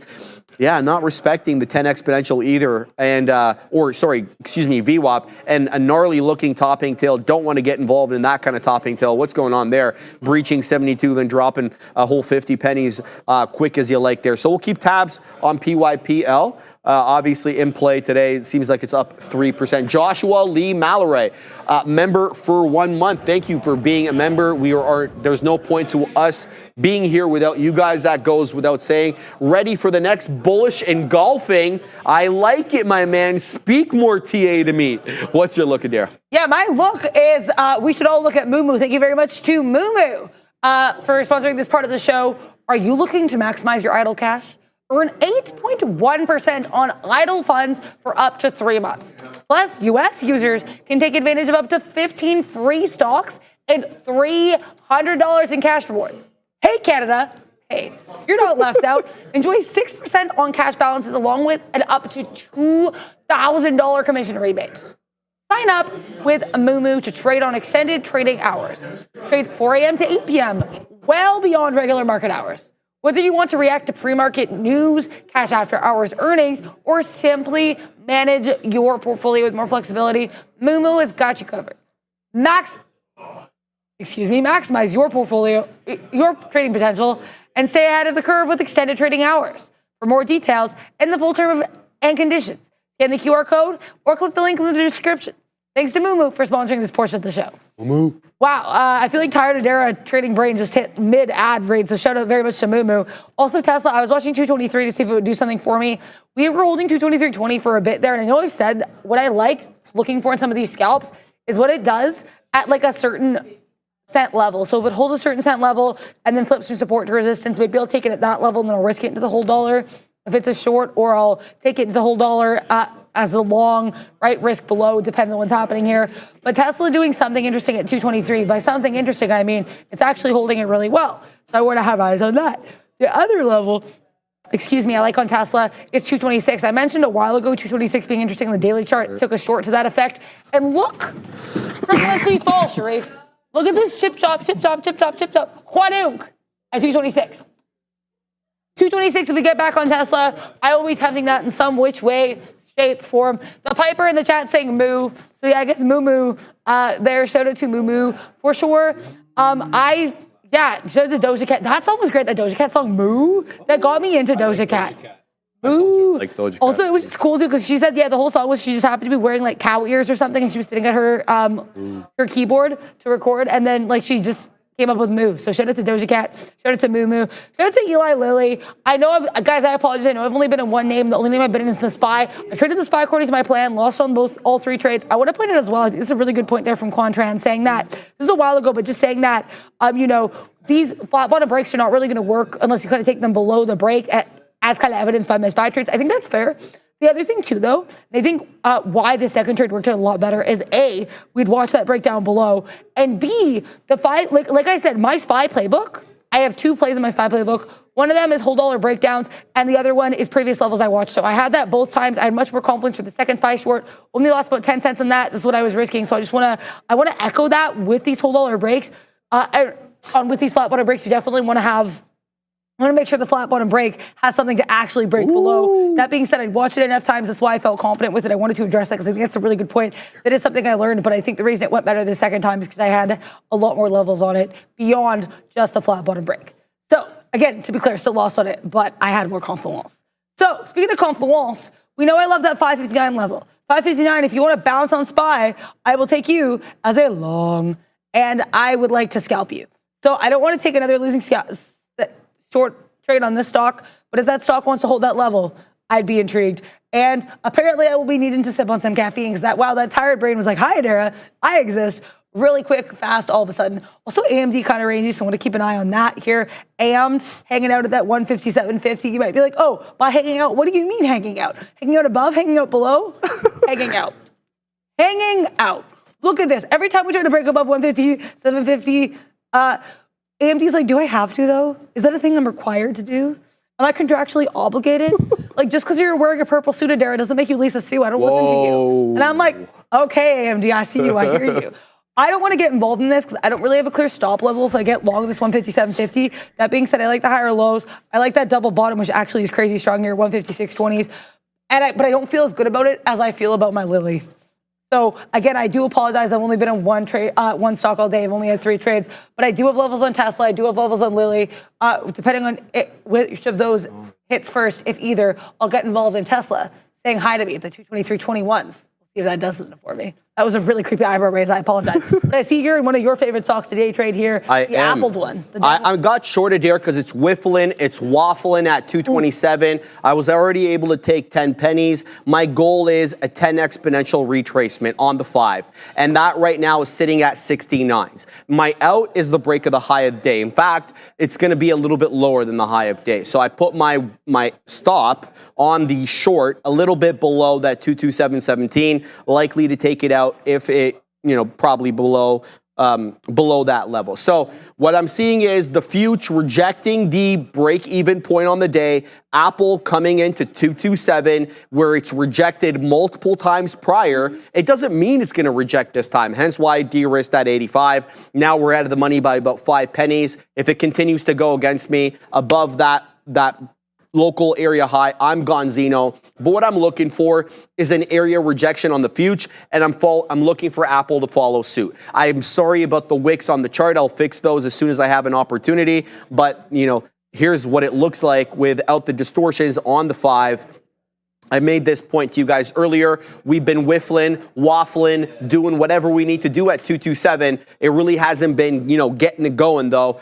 So if it breaks above this area over here, I'm gone. That's just simple as that. And it looks like, it is really going to move here. So let's see what the future's doing. Future back at VWAP. So it looks like it was a momentary dip, at least for the moment, below VWAP. We continue to move up on Apple. I'm gonzino. We'll see exactly what we get there. And we will not get upset. This other trade, though, that just showed up. Shout out to whoever put this in the chat. And this is how short-lived these small cap gappers are. My goodness, this one couldn't even spend a hot minute above a buck. Let's see if there's a trade here. RVPH got to $1.29, just tanked off that $1.29, $1.30, right back down to $1. You've heard me yell about this multiple times. It is a different trade at $1. You can use it as resistance, and if you clear it by some distance, you can flip that to support. That's what looks like it's happening right now on RVPH. We keep getting into that dollar, someone's buying it up, but you're only moving up about a penny or two, so the buyers aren't that exuberant. You're not really getting that bounce up, but the good news is you're holding up above a buck. So we'll see exactly if this one can rebound. Right now, though, here comes a $1.05, well below VWAP, which is at a $1.11, but nonetheless holding up above $1. It's important that it does, in my estimation, hold up above $1. As I mentioned, I like to take these as support and resistance trades at the dollar level. We'll have to see if that holds up.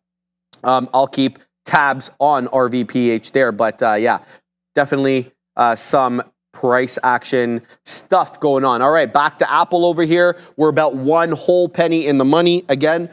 Oh, sorry. Are you ready? Because I wasn't plugged in. I apologize, Neil, because I didn't hear you. All right, guys. I apologize about that. Neil is ready with his lesson of the day. Hey, Sharif, no need to apologize whatsoever. You guys are locked and loaded. That's where you should be. Focus has to be in there. But you know what? There's a trader. There's a trader that's visiting from another office that I've known, Sean and I have known for a couple of decades in here, and had a conversation with him yesterday. Just had another conversation, made me switch what was going to be the lesson of the day. What I was going to talk about, maybe I'll do it tomorrow. But what I wanted to mention today is something about when these massive, ridiculous V-shaped type days happen, you have to have a really short memory and sometimes be able to put it out of your mind. Because when you have a monster gap move, and then an immediate gap retracement, oftentimes the next thing that's going to happen is pretend that it's not there. It's a really difficult thing to do. And I have AMD up because I happen to be looking at AMD, but it doesn't really matter. I'll pull up the futures in a minute. On that ridiculous Monday where everyone's all panicked, this is your gap down. It's about $129 was the Friday support, just a little bit above that. You're all the way down, testing in the low 120s. It then gets right back up to the close at 134. Once this has happened, as a trader, as someone looking at the chart, you have to do your best to pretend that none of this is even there. And just if you wipe it from your memory and look at what was happening before, you get range bound in exactly the same range, hold the range, break out the range. Now, if not for that move to the downside, all you would see is support, resume the upward trend. And a lot of times you can either look for this and say that's incredibly bullish and we're going higher, or you can get trapped in all that panic, it's absolutely nasty. And the other thing I wanted to show you here is on the futures, when they did that and then broke out the top, like you can draw like lines of, look at this nonsense. Look at how cleanly I can draw any line I want. It's just going to show you a very, very clean angle to the upside, whether it's a NASDAQ, whether it's the ES, retrace the moves, and then you're just trending. But what's scary about that is the volume that you're going to see, relatively speaking. Like, look at this move up that we've had. Like, we're essentially, and this is the other side of it, look at the volume as we're just slowly pressing right back higher. And look at the volume when we're selling. You wonder why people are skittish about this market sometimes. It's like it's not taking a lot to get us to go to the upside, but believe me, when it gets down there and everyone's panicking, there's just buyers churning through at those big levels, and then we're rising nice and easy on light volume like it's just a hot knife through butter, and all that massive zip is like, in your face. So it's one of those things where it works on multiple time frames. I think having that short memory, like I look over, and let's go to like an AMD today. Like AMD, super strong.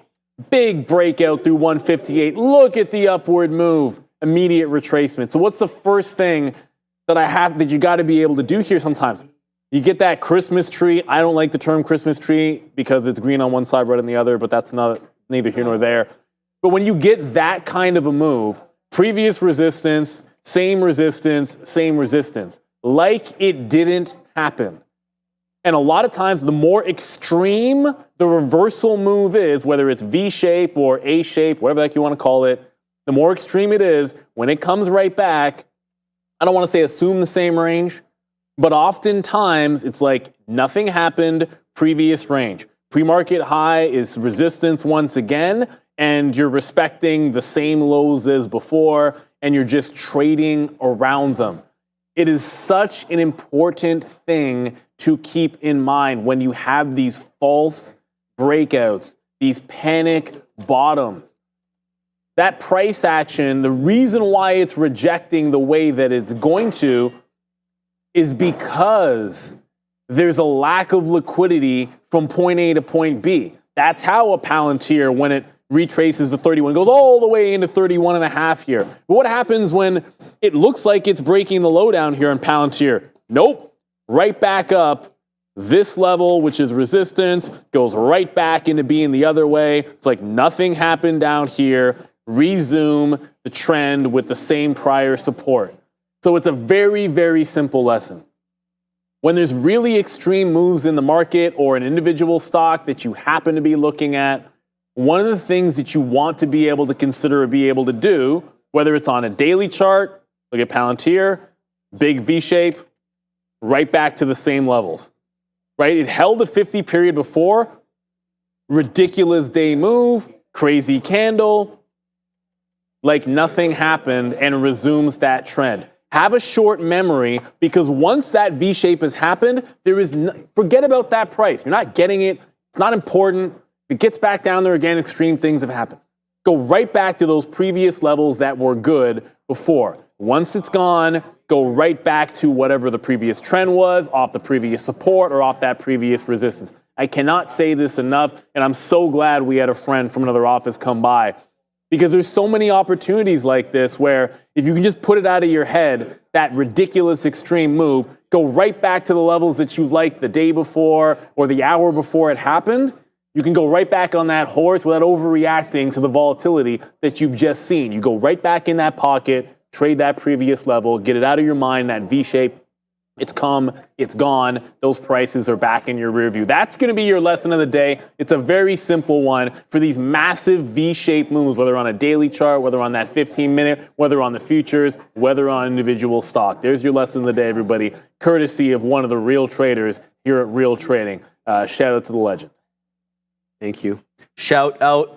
Thank you very much, Neil. Eloquent, informative, and awesome as always.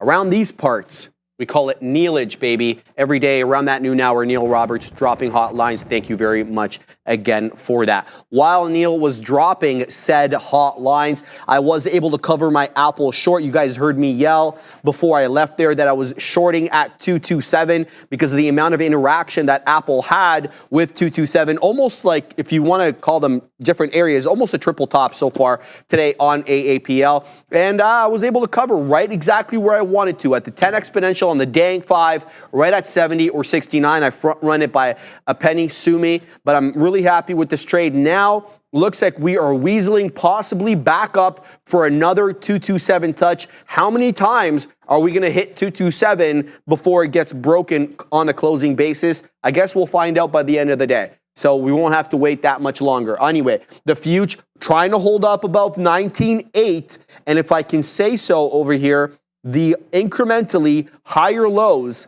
pattern that we've been putting no longer in its ascending wedge, mind you, because we've broken through this area, but now looks like it could be an upward channel. So here's the look. I mean, it doesn't have to be this way, but this is kind of how I'm seeing it at the moment. A bit of an upward channel in the future with an obvious level of resistance around exactly at yesterday's closing price, 19,858, and down we go again into 19.8. Two things. One, do we hold 19.8? I was yapping about how I'm not respecting the 100-point levels because the price action hasn't respected it. We'll see if that changes. That's number one. Number two, does it hold this higher low situation? So the way to find out is to see if you get a break below 19,780. If you get a break below that, that's a newer low, and this whole upward channel yapping session that I've just gotten into here will mean absolutely nothing, and I do apologize. But what I want to see, again, do we hold the bottom trend line? Do we hold 19.8? If so, it could be an interesting long, or at least here on the future. Go ahead, Adair. Okay, yeah, Lily broke that 944. I'm going long. I'm risking this into 946s. That's a level I like. Let's see. I have no idea if I'll be able to get filled here, but I was talking to Sharif here off camera, and I was like, you know what? I really love this. I really love this trade. And he was like, wait for your level to hit. I was waiting for the break below 944. We broke below 944. Let's go to the downside. Like I said, risking $2 on Lily, that once we broke that 946, that was a level we couldn't break earlier. Once we broke 946, I was like, cool, chill.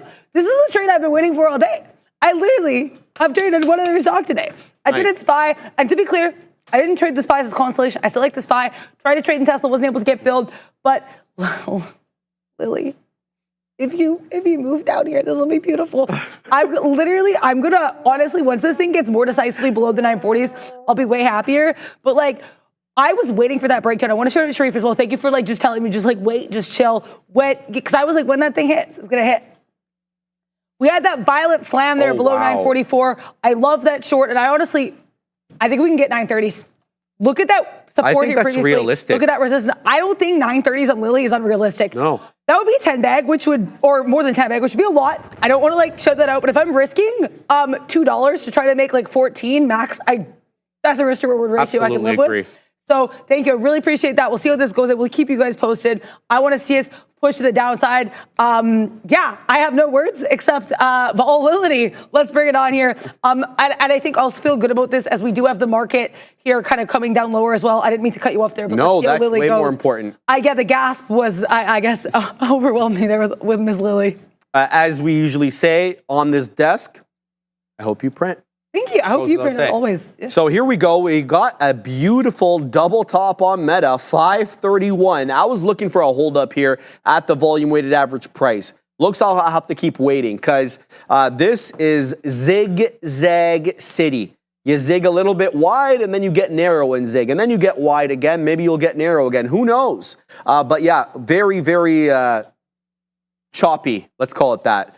Price action today on Meta, and you're seeing that as well on some of the other names as well. You're seeing possible double top incoming on 227 on Apple. We shorted it there for exactly that reason, but we're weaseling our way. We're trying here to hold up above the 10 candle of indecision over here on AAPL, but there does seem to be interesting, at least locally here, price action support from 1130 onwards at this $226.70 area. Sure, you've wicked below, but look at all the closing prints jiving with that wick. So interesting local areas of resistance and support here on Apple. What it does look like it's doing is stair stepping up. So what it used as previous resistance, it flips to support and vice versa. And it keeps doing that over and over. We'll have to see if 227 can give way because right now it is not. Nvidia's coming back down, Katina, man. What a big move down. That was a breach of...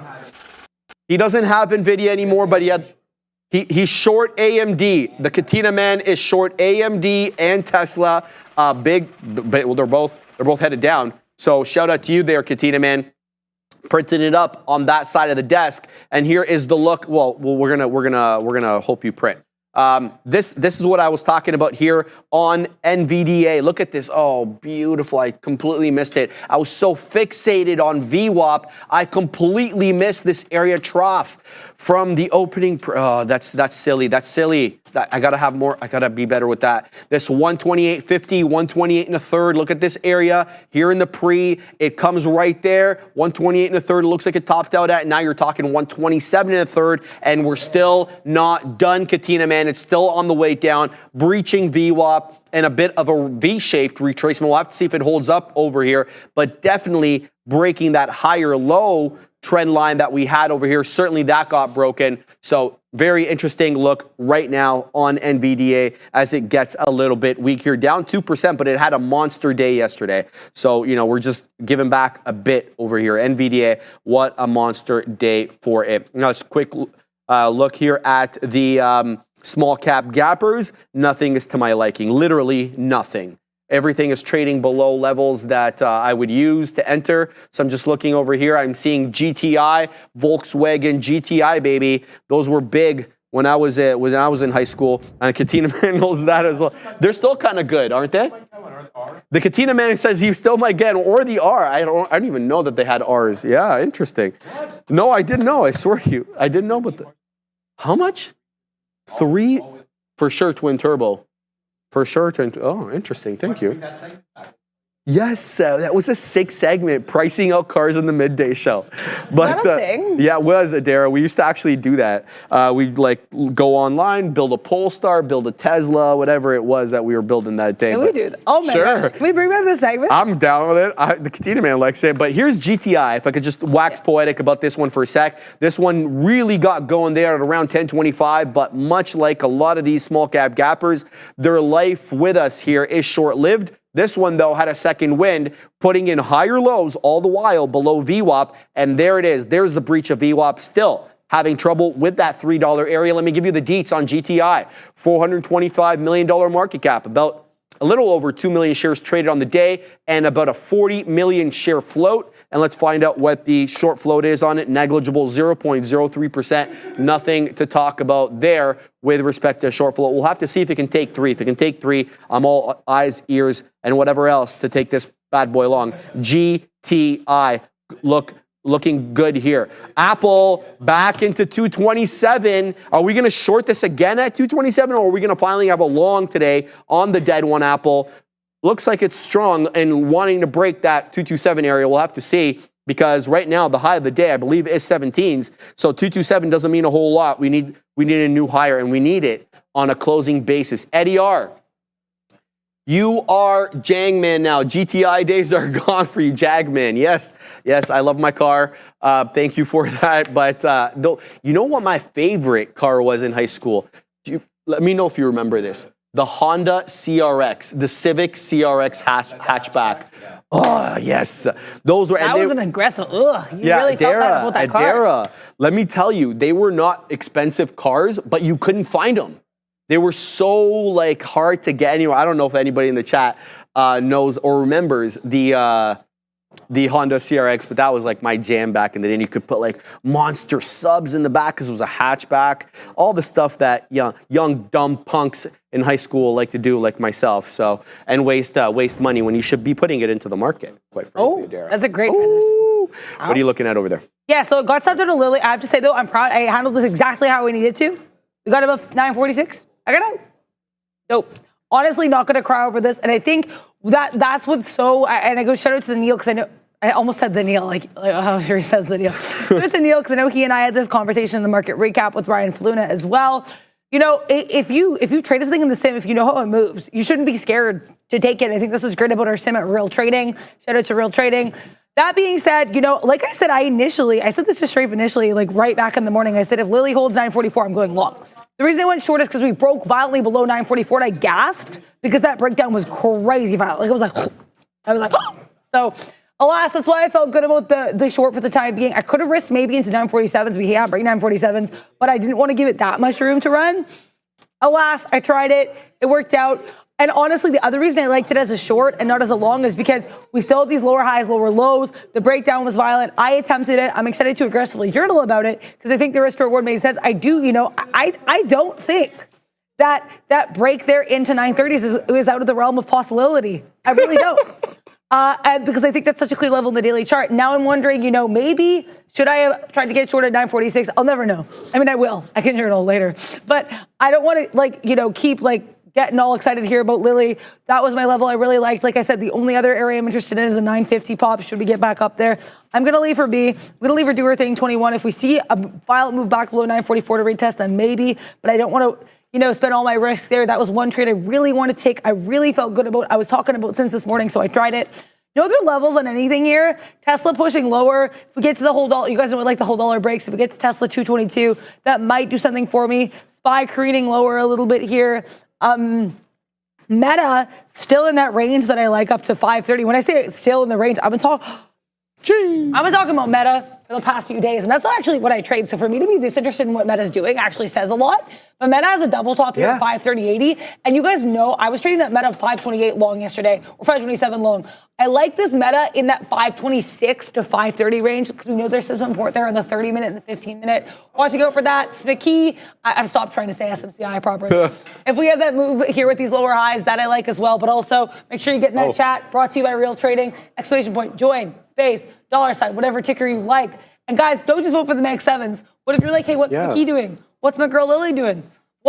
I don't know. What's Zim doing earnings from yesterday? Maybe I'm looking at my side chart. Boeing, what about Boeing? Don't upset our friend Kelly Kadera. Ortberg in the chat. Whatever happens there, that's so funny. The fact there's a Kelly Ortberg in the chat. I love this community. I love it. And I also love confidence. I love trading, and I also love lessons. What are we doing here today, Sharif? Thank you. We're talking about the weighted moving average today. There, we're going to be talking about moving averages for this week and into next, and all the derivative indicators that you can use based on moving averages. We introduced SMA and EMA to you guys. Really didn't spend too much time on that because the majority of you guys know what that is, and a quick internet search will bring you up to speed on that. Those are the most commonly used moving averages. So today I want to introduce a bit of a different topic for you guys, one that I personally didn't know anything about until I prepared the lesson. Happy I did so. The weighted moving average. So let's get right to it. So understanding the weighted moving average over here, what is it essentially? The weighted moving average, WMA for short, is a technical analysis tool, obviously, that assigns different weights to data points within a specific period. So unlike the simple moving average, which gives equal weight to all the data points contained within it, and the exponential moving average, which gives more weight to recent data, the WMA allows you to allows for custom weighting, I should say, of the data points contained within the moving average analysis. So how does it work? So the WMA essentially here calculates the average by multiplying each price by its corresponding weight, summing the results, and then dividing by the sum of the weights. So the whole point is each different data point. So if you're using a 14-day moving average, you have 14 data points, right? From day 1 to day 14. However, an exponential moving average would more heavily weight with basically a standard formula, the more recent price action, less heavily weight, the more distant price action. The SMA assigns equal weights to all of them. In this particular instance, you are able to select the days based on your criteria and the weighting that you want to assign to those days. And so it may seem a little convoluted, but I promise you by the end, it's going to make a bit more sense. So just hang tight with us here, okay? So Thank you, Ram. I love Ram, man. She's like, okay. Audience participation is like Ram's middle name. Ram's, she said, okay, so we're going with it. So higher weights essentially here are assigned, if you choose, to the more recent data points, very similar to the EMA, giving them greater influence over above the average. But you don't actually have to do it that way. And that's what we're going to show you at the end. So obviously, let's talk about some of the advantages first, and we'll talk about some of the disadvantages of the weighted moving average. So some of the advantages, we'll start with that. Better responsiveness to price changes because the WMA gives more weight to recent price data, or however you decide to structure. It can react faster to market trends than does the SMA. It's obviously here customizable. I just finished telling you that you assign the multiplier to the data points. So by adjusting the weights, or the multipliers, whatever you want to call them, traders can tailor the WMA to their specific trading style as well as market conditions. So for instance, in fast-moving markets, for example, you might have higher weights be given to recent data points for a quicker reaction there. And it's also, like with most moving averages, it obviously has the potential to smooth out the lines. It smooths them out a bit more than the SMA here because of the assigned weighting. Some of the disadvantages, though, of WMA is going to be the most obvious and glaring one, its complexity, right? Determining the optimal weights to assign to the data points can be a bit challenging here, and it requires careful considerations of both your trading style and the market conditions. The sensitivity, though, is also another possible disadvantage, especially the moving average's sensitivity to the outliers. What do I mean by that? So if you have, a more recent data, which is more volatile, it'll definitely weight that a bit more, which can lead to some false signals. So you need to be on the lookout for that. And then obviously a disadvantage of all moving averages is that they're lagging in nature, right? While WMA is generally more responsive than the simple moving average, it still lags behind price action to some extent, which can obviously impact trading decisions. So keep that in mind. So what situations would call for the use of the weighted moving average? The last here, before I show you how to weight each data point, you might want to use them in fast-moving markets, right? Its responsiveness to recent price changes can be advantageous in markets with rapid price fluctuations, such as those, in Forex or in crypto. Short-term trading as well, or short-term traders, could benefit from the WMA, such as swing traders and intraday traders, because it does capture shorter-term trends a little bit better than the SMA. And it's also really good for specific market conditions. Now, this is obviously going to require some back testing and some, trials on your part after you find the correct weighting, and then you apply that in different market conditions. You're talking possibly here about a 6-month, maybe a year window before you have all the real data. It really depends on you, though. So if a trader believes that the recent price action is more indicative of future trends, the WMA can be certainly here a suitable choice. So the question that I had to myself is, how do I weight these? It's great that you can tell me that I can customize my weights, but I have no idea how to weight them. What's the move here? So this is what we're going to talk about now. So traders often experiment with custom weightings to suit their specific styles and their market conditions.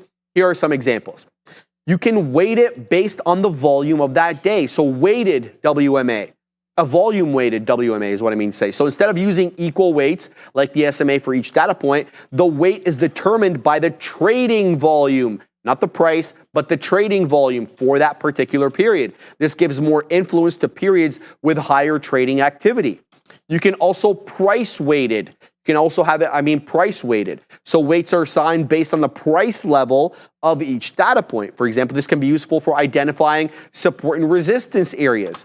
Range weighted as well. Another interesting one. Weights are based on the price range, which is essentially the high minus the low, right, for each period. This can help filter out periods with lower volatility. So if you don't want to account for the day where the dead one was dead, rather you'd like to have, a better understanding of how Apple trades once it has a bit of a higher ATR or whatever kind of volatility, a bit higher of volatility, you can exclude the days with, that don't meet your volatility threshold from being included in the weighted moving average. I think that's great. And last but not least, the custom weights based on technical indicators. So you can look at the RSI, the MACD, what were they doing on that specific day? If they did X, Y, and Z, you include them in the weight. If they didn't do X, Y, and Z, they're excluded. So many different ways you can choose to exclude or include or exclude days from the moving average so that it fits with, again, market conditions and your trading goals. So I think that's really cool. I think it's really going to take a lot of back testing and analysis on your part to really figure out a way to use it. But I think that the opportunities that presents are quite interesting. And last but not least, we want to talk about some trading strategies using the WMA. I'll submit to you that this is not a whole lot different. Okay, guys, I see CING is about to halt here because you guys have been yapping about CING in the chat. 14 1/3, it looks like it's going to halt. Finally, it just absolutely flew through 12 3/4, which was the high or was the closing print from yesterday. And it's going to halt. I think it is halted. It is halted at 14 1/3. So big boy move for CING. Excuse me. So some of the trading strategies for the WMA, trend following, right? So traders can use WMA obviously to identify the direction of the trend and enter positions accordingly. You can also use the crossovers here. So if you have a 20 WMA and a 50 WMA, you can look for the golden crosses or the death crosses in the same way that you would do that with the SMA and the EMA, completely applicable here. Also use it for momentum trading by comparing the WMA to the price. Traders can assess the strength of the current trend and identify potential overbought and oversold areas. You often hear me talk about these small cap gappers and what the price action is relative to where the 10 exponential on the 5 is. And you'll hear me say sometimes, no, this one is way too extended from the 10 exponential on the 5. I need this one to come in before I get traded. It's too extended. So that's me basically saying it's overbought. Right? I'm not saying that in the words, and I'm not using the RSI above 70, below 30, but I'm saying that basically based on the price action where the 10 exponential is trading on the chart, it's a little too extended. In other words, it's overbought. And last but not least, you can use WMA to gauge support and resistance. So it can act as a dynamic, obviously, because it's moving. Support and resistance level. When the price touches the WMA, it might indicate a potential reversal or continuation. You'll really have to keep an eye on the price action there. So weighted moving average, very interesting here. And I want to show you how I would be able to assign the weighted moving average on my platform. So I would go into the chart studies. I'd add, you could go in here, weighted moving average. I hope you guys can see that. I'm really sorry it's small, but there it is. You add that bad boy in there, and then where is it? There, WMA, and then I can basically choose a whole bunch of different things here. The period for the, is it going to be 14 days? Is it going to be 20 day? The input price, do I want the close of that day, or do I want the open? Remember, we were talking about basing it on volume, basing it on the average of the high or the low. So lots of different features or different settings that you can have here for your weighted moving average. I hope that helps. And yeah, if you guys use it and you use it with success, I'd love to know, because I could be interested in using it myself here, Adair. Yeah, shout out there to Sharif. Thank you so much for the lesson of the day there, preparing that non-deals lesson of the day, mind you. You can catch, as Sharif says, around that noon hour. But an awesome lesson. You know what else to me a lesson here that I'm going to be aggressively journaling about? Lily, breaking 944. It is always a little painful when you have the level right and you don't time it correctly. That being said, I was a lot more responsible. There's a lot more responsibility happening in this trade than what we had when I was trying to take those AMD breaks yesterday. Like, honestly, I have enough risk that if I really want this, I'll get back in, but I'm like I said, no chasing waterfalls. You especially cannot chase waterfalls when those waterfalls are $940 and up to 0.23% of the day and trading a lot more volume than you normally trade. So that being said, this violent slam we had below 944, if that comes back again, I will take it short. I will be able to risk like $1 here. We're gonna be risking this 945. It's gonna be scalpy. It's gonna be intense. It's gonna be violent. But it's gonna be worth it. Because I'm, like I told you guys, like I'm not looking for, usually I say I'm here for a good time, not a long time in these trades. For Lily, I'd wait with you all day for that breakdown. If you let me back in. Got stopped out the first time, like I said, that's fair. I understand that. I had my levels I had to get out, and I fully will respect that. But the way we're dripping down here on the book is the type of thing I've always said I really like when a spready stock does this. We had 943.40s. Then we have 943.49s. Usually these spready stocks will like gap. Like they'll be like 943.40s, 944.70s, 942. Like they move. The fact that there's a slow stream here is interesting. But now we're back above 944s on the ask. I'm going to have to wait here. I don't want to get involved right away. But it is worth noting that, this is gorgeous. I'm just going to not just sit here in FOMO and describe all of its movements here. But just know that this is the thing I will be aggressively journaling about this evening, because that was a little painful. Also, Tesla. I was in Tesla. I had a Tesla short. Okay, I have to say I'm proud of the management on this. Had a Tesla short, got in. Right when I got in, I was like, Adara, this is like kind of funky. I don't know, like with the book. But I said, we broke below the 222s. We broke below the 222s pretty nicely, violently. I was like, okay, try to short it here. Also, what's interesting, we had this level here that, look at all the support resistance flips. I was like, this could hold as support, but if it flips as resistance, that's going to be great, right? And you can take that at least into 221.50s. I was retaining to 222.30s? 222 like 20s. I want to see what we did at the book at that point. We broke above that point violently in the book. I got out. I managed this appropriately. Very Tesla pointed, however, that I didn't go back checking on the long because, like I said, I use the 1 minute. It's not a chart I really use for other stocks, but for Tesla, if I'm trying to scalp, I will use the 1 minute. But look at all of the support here that we had in the 1 minute Tesla support resistance flips. Why was I not getting long 222.50? Okay, in my defense, I was looking at the monster that is Lily. So it all works out. But yeah, like I said, sorry guys, I haven't taken a lot of trades today. I've just really been trying to focus on trades that I like. None of them have been winners yet. But the thing is, the day's still young. Oh, yeah. And this is definitely me trying a bit of a more aggressive strategy, only striking when the iron is hot. When the iron is very, very hot. Today the market has been hot.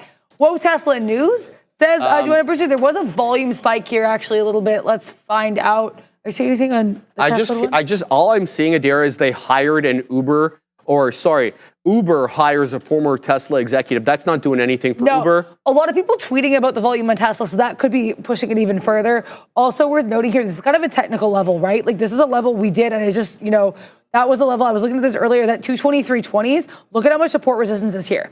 This is like a flat top break at VWAP. So that could also be why we're pushing higher here, right? I think that could be also with regards to the technical. Hydration Nation says, Adrian, honestly, yeah, like I feel pretty hydrated. I'm just a little, I wish it was like Caffeine Nation. No, I'm joking. But get a sip some water here. Lily is out here going breaking my heart, but it's all good there. You cannot have your heart broken by stocks because they don't have feelings. They don't care about yours. So it's all good there. You just got to keep going. And that's what I love about this community and just being able to sit here at these desks. We always keep each other pushing higher, staying positive because you might be down in the day, in which case I am because, like I said, 3 stocks, red on all of them. But I stand by all the trades I took. I waited for all those trades, and you're always going to be bullish positivity, if nothing else. And sometimes there really is nothing else. How are you doing over here, Sharif? Gora was telling me that Palantir here, one of the favorite names up on this stage for certain, is breaking through the volume weighted average price. And well, it did. So a couple of things here, Gora, of this 30, number one, we got a 32.50. That's break even. Okay, we're not even close to that yet.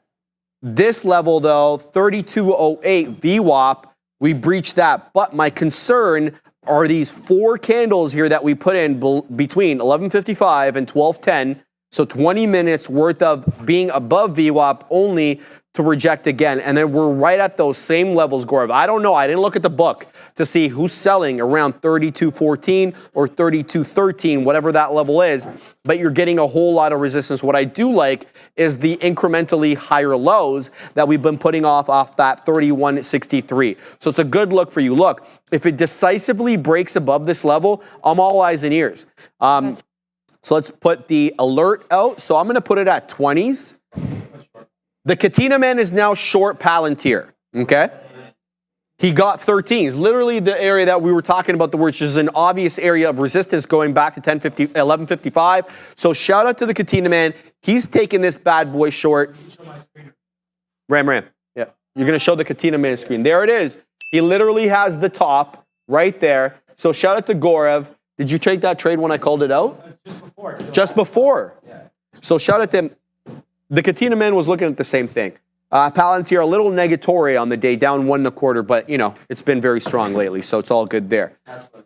Tesla VWAP rejection there. Shout out to the Katina man. He's $1 in the money, maybe even more, because it's 91 cents. It's on the way down. Shout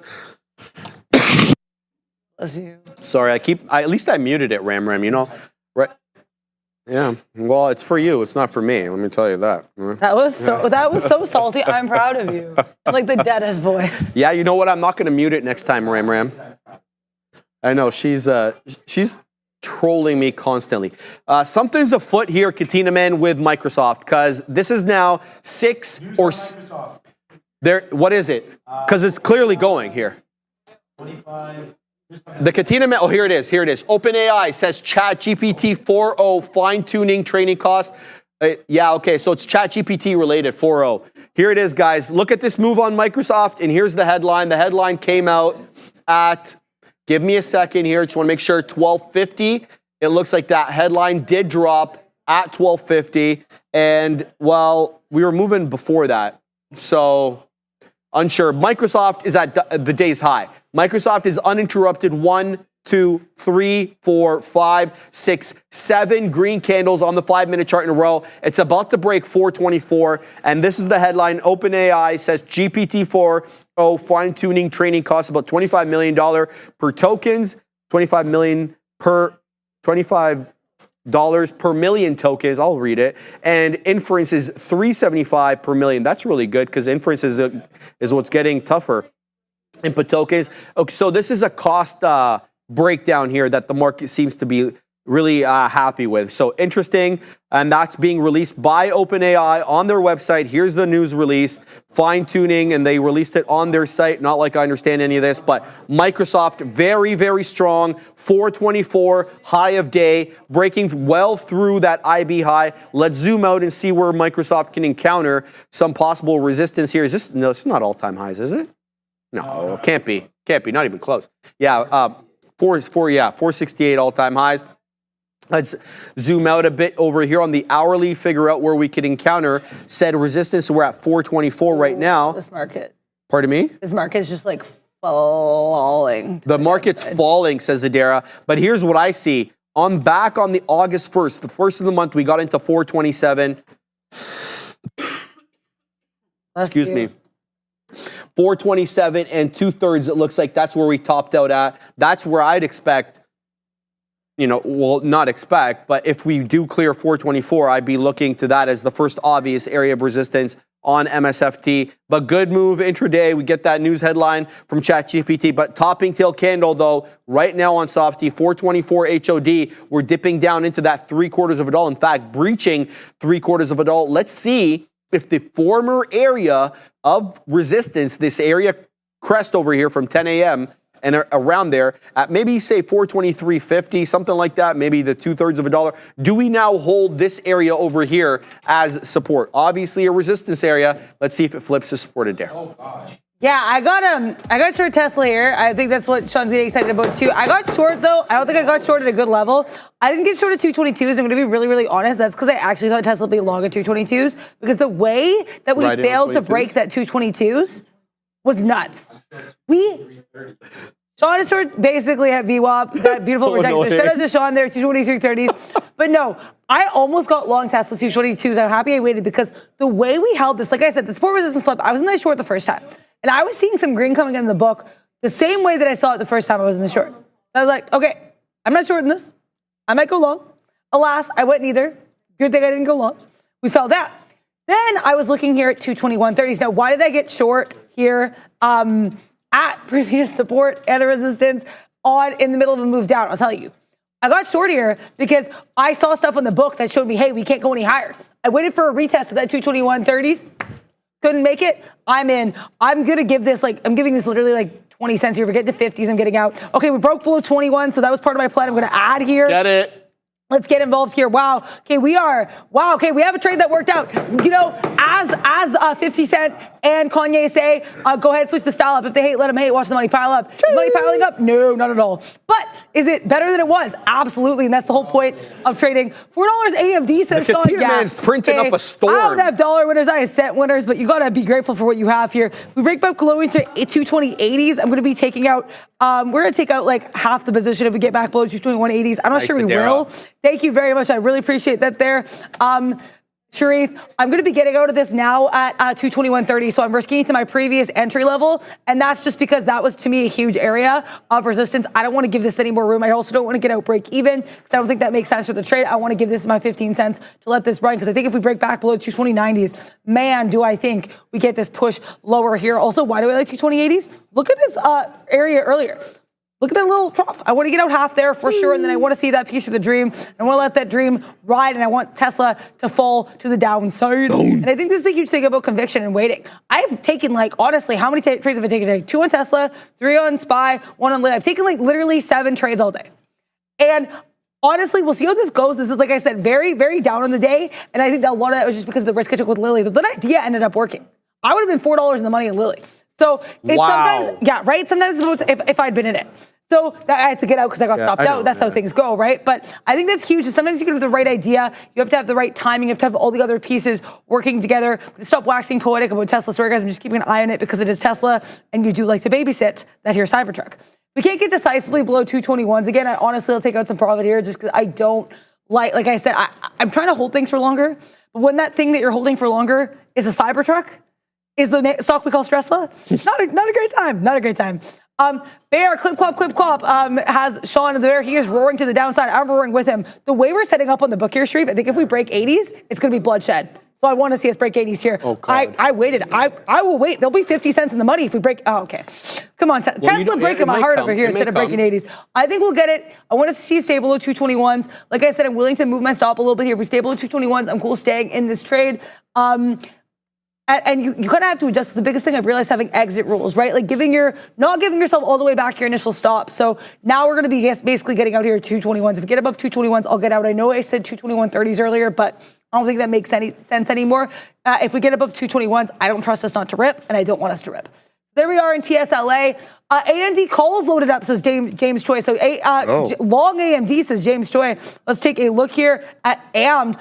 Yeah, I mean, I think, wow, that 156.20, that's a flat bottom break, Sharif. Push down here, Spidey is at 558. This market here, wild, and Tesla, I did get my fill here, then we popped back into 221s. Please, this spot took 50 pennies on half that Tesla position. That was not a super small position either. Then I did add more in, so we're going to see here, we're back above 221s, going to get the rest of this flat. Oh, that order did not work. We're going to, Tesla, come on, Tesla. We're going to have the rest of this, okay. Tesla flat. I do not want Tesla will not fill me here. There we go. We got to rest this Tesla. Please just punch. Profitable on TSLA. I don't know if I'm profitable on the name because, like I said, try not to look at P&L, but definitely profitable in that trade. If we keep projecting 221, Sharif, you know it's going to do something for me. Oh, absolutely. Sorry for speed walking there, but wow, this market's been crazy. Market scared of Bostic, says FFTB. Bostic hasn't started yet. Bostic's at 135, so maybe they're scared ahead of Bostic. Wow, that woke me up. Okay, go Tesla. Let's go. Lily. Very proud of you. Happy I had the right read on you. Sad I couldn't profit from you, but I couldn't have taken Tesla if I was in you. So things all work out, Sharif. That's the best part of trading. Sounds good. Yeah, what are you looking at here? I'm really happy for your trade there, Darryl. Solid trade. While Darryl was printing on that short and the Katina man was printing as well on that short, the market was doing things, and you probably guessed it was headed to the downside. So this upward channel right now, to me, that we drew earlier, means absolutely nothing as the future continues to head down aggressively. The Katina man wants me to remind you guys about the Palantir trade that he took at 32.13. It was Gaurav or Saad Mahmood, one of the two. I think it was Gaurav. Yeah, Gaurav. Thank you. Yeah, shout out to Gaurav for calling that out. That's why this is kind of like a team effort over here. We let you know what we're looking at. You guys let us know what you're looking at. That's kind of the way this works. The future is very, very close to the low of the day. We're at 7 measly points off that 19,743 area. A lot of questions to be asked there. Do you buy the dip trade for a quick reversion, or do you take the flat, I don't want to call it flat bottom break, it's only touched a couple of times, but you guys know what I mean. You take the level break, the key area of support break. So lots of unanswered questions right now on the future, but it does seem like a very down day. Look what Apple did. So I want to tell you that I was thinking about taking the long on Apple at VWAP, and this thing would have stopped me out and then some, all right? But look at the aggression with which it's being bought up. 26.10, right back up into 26.40. Let's see if this one can curl right back up. I'll take it long if it gives me a new 5-minute candle to make a new high. But right now, I don't feel like that's going to come in at all on these names. Microsoft also, we saw the headline come in there. It obviously had a bit of a red candle as the market turned a little bit to the downside there, but trying here to hold up above the 10 exponential on the 5. It's up half a point on the day, 0.46, but same difference. Bless you. Sorry. I just hope that I don't come down with something. But this is the area because we're short on manpower, obviously, with Brendo being on vacation. But 423 and a third, that's where the 10 exponential on the 5 is looking for me. I'd like to take something on a strong name. See, obviously, Microsoft really catching a bid here as a result of this chat GPT 4.0 whatever, or GPT 4.0, excuse me. So if we can get a little bit of a bounce, I'll look to go north again, but right now we're kind of like in no man's land, near lows, but not below lows. So yeah, keep watching here. Nothing for me. I'm gonna wait, pack my patience. I'd like to get something, but I want it to be done well. And these levels are not hitting for me quite yet. Not sure exactly how to weasel myself into any of these trades at the moment. Lots to look at. All right, while I look at this, while I wait for the MAG 7 to resolve, let me tell you about CING. This one was basically very negative on the day until this candle over here, 1235, so better part of half an hour, was able to go green. 1280 is the closing print from yesterday, so we go green. Now we're up 18.83%, almost 20% there, or was at the highs. But here's the sitch. 3 wick shimmy candles right around 15 and a quarter to 15 and a half. This could spell mean reversion a little bit. And I was just talking about how these small cap gappers, when they get extended off the 10 exponential on the 5-minute chart, I kind of feel like that they're overbought. And that's what I meant a little while ago when I was saying using the WMA to gauge overbought, oversold. It's how extended you are on your time frame away from that moving average. So we'll see if this one can come in a bit. Ideally, you'd like to see a 14 hold where the 10 exponential is hanging out. But this one's not moving with the market at all. It's completely marching to the beat of its own drum right now. Very spready. As I look at it right now, it's about a 20 penny spread on a dang $15 name. Who do you think you are? CrowdStrike? Like, calm down there, bro. Yeah, Katina was having a good time over there. So shout out to CrowdStrike. It's been an interesting trade, CrowdStrike. But anyway, CING, zigging and zagging, trying to hold above 15. Nice small cap gapper making a bit of a move here midday. So we'll keep tabs on that. So I'm still watching here the future to resolve. We still haven't printed a new low of day on the NQ September contract, nor have we recovered. I'm unsure exactly how we zig and zag at this point. Joshua Lee Mallory, excellent language. Thank you. Wasn't going to read that out loud. I thought you had a question. Thank you very much for that. Let's see what else we got over here. Ike says, I'm picking up more coin shares. Hope to see Bitcoins. Shout out to you, my man. Charlie Taff, the sneeze machine, bless you. I was actually coughing. They just only say bless you because kind of a running gag. Oh, I say bless you to everything. That's I know you do, yeah. Yeah, because I thought it was a joke. I like to I think a little bit, but I also like to bless everybody. Yeah, I don't think that there's anything wrong with that, Adara. You can, you channel your inner Pope John Paul. And, just go and bless. That was a good reference there, yeah. All right, Microsoft, here it is. This is what I was talking about. This could be interesting here on the softie. $5 on AMD. The Katina Man is $5 in the money on AMD, for anybody who's wondering. This is what I was talking about. Look how it closed as a hammer candle, and then another 5-minute candle will make a new high. Softie looks interesting at this point. It's got a catalyst, guys. I was going to show it to you real quick over here because I displayed it quick last time, but it really is all about ChatGPT. It's not Microsoft specific, but we obviously know the intersection between these two companies. The headline is essentially how much training and inference is going to cost in the dollars per token, and it looks as if the market reacting well to that. I was saying to somebody in the chat there, I think it gives analysts a gauge into costs, right? So analysts are always trying to figure out what balance sheet may or may not look like so they can assign a rating and a possible price target. When you got deets like this about the cost of training these AI models, it gives them another, little factor there they can use as part of their analysis. So that's my take of that whole news item and why it's important on the day. Microsoft up 0.5 point. Oh. Okay, I gasped there because I'm in the money on PanW and I want to talk about it. So I didn't talk about this. I'm like red in the face. I did not talk about this trade on the show potentially, but I did talk about it to Sharif off camera. He can attest to this. I said in general I was interested in this on earnings because you guys know I like my spreadier names. Is PanW one? Oh, without a doubt. So PanW was spreadier. PanW had earnings. PanW also had this 372. So I said to Sharif, look at this 372 hold. He was like, well, that's crazy. And I said to him, I don't want that long. I want that short when it breaks below it. Wow, bro. You know what it did? What? Below it. It broke below it. So I got short 371.80s initially because that was that area I was going to risk into 372. What is this, like 30s? Then we broke lower. This was a planned addition here. Like, look, I had this line drawn out. Look at these kind of waffles here, that 371.30s. So I got in there. Just to clarify, with my average, I actually have a price of 371.60s, not 371.80s. We get above that 372s here. I'm going to have to get out because I did add into this position as ghost. Like I said, you got to take risk if you feel good about those levels. So that is what the situation is here. I am going to, the initial plan for the profit taking was get everything out here at this 369.50s. Don't know if that's going to happen. I want to be able to do the lesson for you guys. I want to make sure, ready to do the lesson. Pardon? Take your time. Thank you. I want to deal with this pan dub first. Yeah. So I'm going to definitely, where was this at level we wicked into and couldn't get that? Okay, we're going to set a B quitter there for a little bit earlier. If we can get 40% out at 370.85s, I'm definitely going to be cool with that. So it'll be about $1 in the money there. And I think the thing is, too, is you have to have confidence to stay up. We wicked back up, and I'm like, Adara, pan dub is spready. Pan dub is spready. It's going to have to take its time to work. As long as you're below that 371.80s there, you're risking 20 cents with the average position you're trying to make. Like I said, my white whale level, 369.50s. That is like almost $2. So that's more than $2 a day. Or math, come on now. So if I'm trying to make a little bit more there, you can risk a little bit more. You have to recognize this is a spready name. Was I heartbroken that I didn't get Lily? I mean, yeah, like I was very clear about that. I think I made my devastation very clear. But the thing was, it all ends up working out okay. You know what I mean?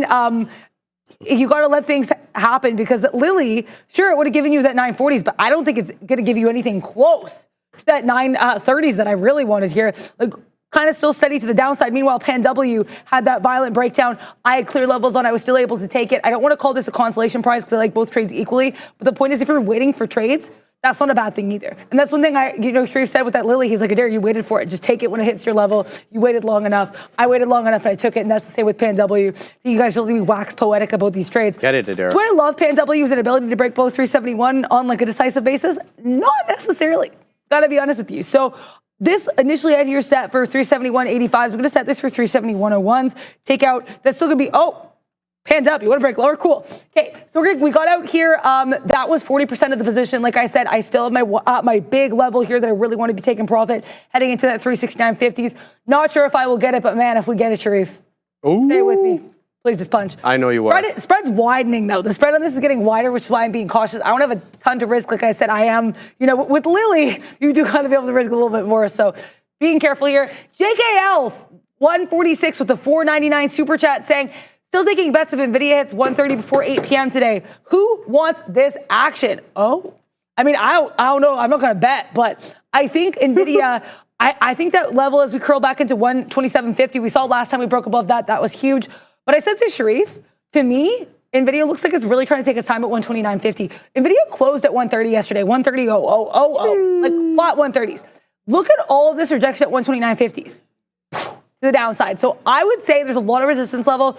I'd feel a lot better about it if I see it clear that huge support resistance flippity flip here at 128.50. If it can clear that, and then we go on once again to clear 129.50. That'd be, I would say, a little bit more bullish. But thank you very much for your super chat, JKL146. Hopefully you're able to make that sweet moolah there in Nvidia. I wish you the best of luck. Panned up here, coming into almost my point of entry, coming back down. I'm going to wait for this. I'm going to be getting out here. Basically, I'll do break even if we get to 371.45s and we come back down there. Yeah, I'm willing to risk into that. See what happens here. I'll be flat the rest of the position. Took 80 pennies, like I said, on 40% of it. Happy I added in. But I think this might be able to get a little bit lower here as we have the cues. I don't know how I sang that, because as we have the cues coming into a pretty clear area of support and resistance as well. If the Qs sell 479.50, I know Pan W is earnings, so it can kind of do what it wants here. But I mean, I'd love to seal that Pan W in this trade. Let's see, we're getting kind of into a decisive level. We're going to do that lesson soon. I apologize for waiting, guys. We do have Fed's Bostic in 25 minutes. But before I get to that, I see you are in a nice, I love those beat quarters on Microsoft, Sharif. I just took about 20 pennies a dare, but it's coming against me now. So I've got a remaining amount here that we're going to get out if it breaks, and there it is. So it did break 60. So we'll give back a little bit there. But that's the way the soft one works, baby. It taketh and it giveth. It giveth and then it taketh away. I got that a little bit backwards. And what's a little annoying about this one is I hate getting out bottom wick. Like, shut me down, but just don't get me out bottom wick. Like, I hate it. Anyway, but that's the way trading is, and you have to take the good with the bad. So the reason I got in here, because of obviously the strength on Softy, but it does seem like 424, at least for the time being, is a bit of a line in the sand, a bit of a double top coming at 424, not exactly at 424, but at, well, this one came into exactly. This one came into, I think, 98 or something like that. I was looking at the book. Good. It could be accumulating here. It's still above the 10 exponential on the 5. I don't want to sing its, or I don't want to start reading its obituary quite yet. I'd like to see a break of 424. If we get that break decisively above 424 on a closing basis, that could be a good long as well. So doesn't mean you have to get it south of 424. So keeping an eye here on MSFT. The future's not helping, though. That's the thing. So you're not getting that support from the futures contract. The future very much nearer the lows than nearer the highs. And that kind of just goes quick cursory view of set chart, and you'll be able to gauge that. The overnight high is obviously 931, but this is the high I'm looking at over here. The IB high that we printed at 10 a.m. got into 19,925, with the low being 19,743, and we're printing 784. So we're a lot closer near the lows. However, in the same way that we were looking at that double top on Microsoft, we could look at a double bottom here on the future. Not saying this is going to turn into a double bottom, but one of the eventualities we could possibly be aware of. And this is that 19,750 double bottom on the NQ September contract. You're not really getting that good vigor in the longs, at least for the moment, able to reclaim 19.8. What's up? Oh, I just gasped You're because SMCI, well, I did print, thank you, but SMCI actually coming into that 602. Is that your level? Yeah, everything's coming to level stream. What is happening on these markets? Sorry, continue. No, I think this is more important. Do you want to talk about that quickly? I don't need to talk. Oh, I'll just say, I think this chop and turn here at 605 is really interesting. We kind of waked into it earlier. I said I would only be interested in a short on SMCI or SPCE if we push below that 601. I never thought I'd get it. I never thought I'd get it. And if you look at this on a wider time frame, this is absolutely a level. Like, look at this. We break below this, is game over. I want to see us come back, retest 602s, but I definitely have enough risk here. I can go short this if I really want to, because okay, we're gonna be watching this. I'm so sorry, guys. I keep being like, oh, that's the time, and then all my stocks are hitting levels at the most inopportune of moments. Okay, SPCE, we're gonna have a little feeler here for a very small position. Get if we get to 601.99s. If we choose to get there, I'll risk getting to 602s or 604s. I'm cool with that. But yeah, I'm bearish here, Sean, as is Sean, obviously. This is such a level on so many time frames that I never thought I would get. I think I owe it to myself to try it. So we'll see what happens here. Fully willing to risk into that like 603, 604 area. Let's see if we get my breakdown. But oh my gosh, what a day, Sharif. What a day. Get down. Get down indeed. What a day. What a day. I'm so happy here. Please, this Sean, what was the lunch technically? People will be like, yo, we didn't talk about the lunch. Pork chop, that's right. I saw those big pork steaks. That's right, my bad. Sweet potato, pork steaks, pork chops, sorry, and steamed veggies. I'd say that's pretty bang. Breakfast. Yeah, calm down, Sharif. I know, right? Can you imagine having pork chops in the morning? I don't want to blame anyone. I don't really eat like normal mealtime food. I just eat whatever. I wouldn't mind pork chops. I don't care either. You'd be surprised what I've had for breakfast. We'll just leave that as it is there. Guys, a lot of weakness coming into this market. So danged be, I was going to say the other one, danged be the double bottom that I was talking about at 19,750. It looks like we are going to head down here, moving into the 10 exponential on the 5 on the NQ September contract and rejecting again. So it looks like the future, wants to take a bit of a breather here because we've been up and to the right ever since that dang Monday. I don't want to call it Black Monday because it seems to be a misnomer, but you guys understand the Monday where the market turned down aggressively. It's been kind of, oh, my bad, Ram. Yeah, sometimes I don't, I forget. Thank you, Ram. I do really appreciate your help on that part, Ram. Now I can hear their insults, Adara. Oh, yeah, I can't wait. That's what really matters. It's not if we have to hear important show things, but can we hear Fabian and Ramin dissing us in our ears? Yeah, it's always, it's what I live for. When I come to work in the morning, I'm like, I can't wait to hear. Honestly, it is really fun, though. we really do enjoy getting dissed by Ramin and Fabian. Because they're it's a special treat. Well, that's why I'm so mean to Trenda. Yeah, because it's part of the culture. Well, it's just another way for Ramin to be mean to Ramlin. It's a conduit for Ramin. It's a conduit for Ramin. What is our life? Oh, this is so much funny. All right, so be honest with you here, Adara. The market is really heading down aggressively, and so is CING. So this wick shimmy at 15.5, yeah, that was basically foreshadowing this big move. But this is the move we talked about. So now it behooves us to load up Sing. because we talked about that move down into the 10 exponential on the 5. Get it, Adara. Oh my God. Whoa. Okay, sorry about that. I apologize for saying that. We're multiple dollars in the money here on SMCI. I want to take profit at 596. I didn't think that was realistic. Oh my gosh, it looks like it might be though. Okay, we're kind of bouncing here at 598. It's like, you know what? Okay, we'll do this 598. So we get back to 598. We'll take $3 in SMCI. I'll talk about this trade after. Right now, I just want to like kind of. Oh my Lord. Okay, sorry. Get back to yeah, no worries. So I just got long staying at 14. Gonna look to basically take something possibly around 14 and a quarter. If it doesn't hold 14, if it zigs and it zags, I put my stop at the what I believe to be the appropriate location, and it doesn't look like it's going to hold, at least not for now, and then we're going to get stopped out of this one for a quick loser. So CING doesn't hold up at the 10 on the 5, doesn't hold up at 14, so we give a little bit back there. That'll be the first loser I have on the day, and that's fine. And then it gets bought right back up. So look, I'm not going to let you off the ropes, baby. If you want to go up, get a Katina Man. I love when the Katina Man pumps me up.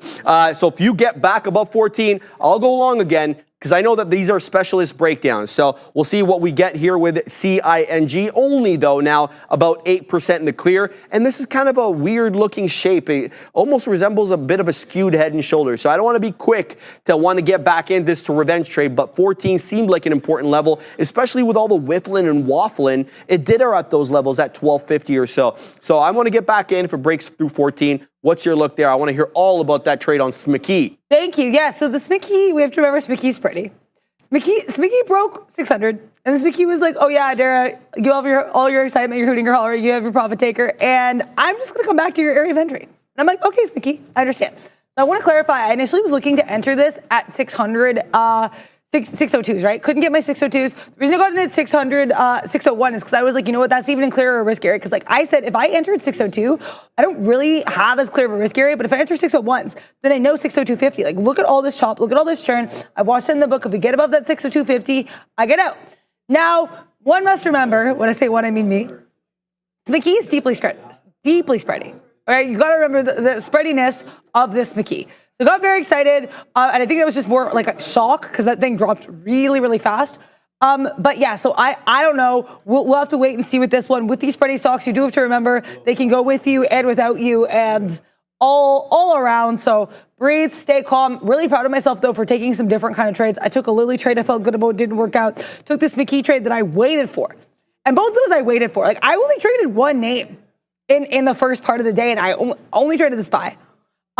Meanwhile, though, when my other trades hit in, I was able to get involved. The thing about SPCE that is making me slightly concerned, and I'll talk about it because I saw the same thing in Panned Up when I got out, is we're seeing a bit of a tightening of the spread. So every time I see a tightening of the spread, if you see the bid climb closer to the ask when the ask is frozen, that is maybe a sign we're going to get, the ask, hit a little bit there to the upside. So I definitely want to be aware of that. But Pan W, I ended up getting out of this, and this is the same reason I should have seen this. We had like 371.40s holding there. My flat for me was 45, right? We start climbing higher on the bid, and I was like, okay, this is probably going to go against me. This is going to go against me.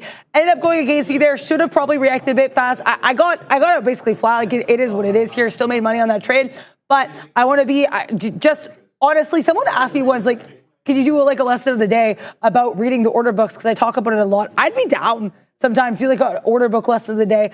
The biggest thing though is patterns, like if you're noticing things, right? And I think especially for spready tickers, it's really clear to see patterns. So if you've got a situation where you have a pretty frozen ask and the bid climbing up, or the opposite, you have a pretty frozen bid and the ask climbing up there, that can certainly be signs if you're long or short of a change of the trend. SMCI, SPCE here, never got to 602s. I'm going to keep my area here. I'm going to keep my peak water. If we get 498 or 598, you'll hear me screaming, probably. I know I really wanted 596s, but I think you also have to be realistic here for SMCI.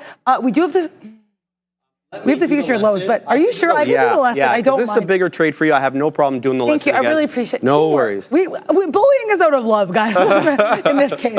Thank you so much. I really appreciate it. I didn't mean to get involved in this. No, do your thing there on SPCE, and I hope you print up a storm. All right, guys, let's talk about the weighted moving average. What's going on over there, Katina, man? Oh, okay. I thought there was another 5-banger that we want to time. All right. Shout out to Sean. $3 in the money on Tesla. The Katina Man's printing up a storm on Tesla. He's at $3 in the money off that VWAP short. As it comes into that 220 level, all eyes and ears. Let's see if it can break down. If it break down 220, we could see a bit of a red day today, more than the 1% it's already down here on TSLA. We'll shout out the Katina Man and hope he prints on that as we typically do. So let's talk about this weighted moving average. So let's talk essentially about what it is. We all know about the simple moving average. We all know about the exponential moving average. First I'm hearing, as of yesterday that is, of the weighted moving average. So essentially it is a technical analysis tool, surprise, surprise, that assigns different weights to data points within a specific period. But unlike the SMA, which gives equal weight to all the data points, and the exponential moving average, the EMA, which gives more weight to recent data points, the WMA allows for a customization of which data points you want to assign a certain weight. And it's going to make more sense in a minute. How it works is it's quite simple, right? The WMA calculates the average by multiplying each price by its corresponding weight. So day one is multiplied by, or is added, or is multiplied by a certain weight. Day two, day three, and then you choose the days that you want to add the multiplier to. And that's kind of the customization of it. And then basically you add them all up and then you divide by the number of days. So if it's a 14-day moving average, you have day 1, 2, 3, 4, all the way to 14, either assigned a weight or not assigned a weight. And then you add all of them together like we typically do. And then we divide by the number, which is 14. Okay, that's what we're doing. Then higher weights, if you want, are assigned to the more recent data points. It's not a hard and fast rule. It's not a carbon copy of the exponential. It is what you want it to be. So just because you're assigning more weights to recent data points doesn't mean you have to, okay?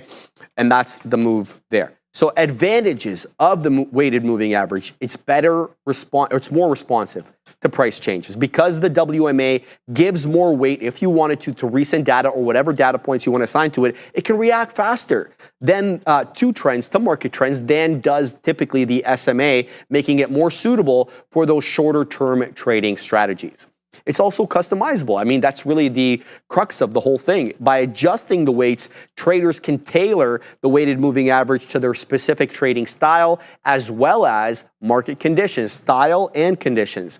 For instance, in a fast-moving market, higher weights can be given to recent data points for a quicker reaction. But in a less quick move, or in a slower-moving market, you don't have to assign those heavier weightings to the recent days. It's not incumbent upon you to do that. That's the beauty of this thing. You customize it the way you want.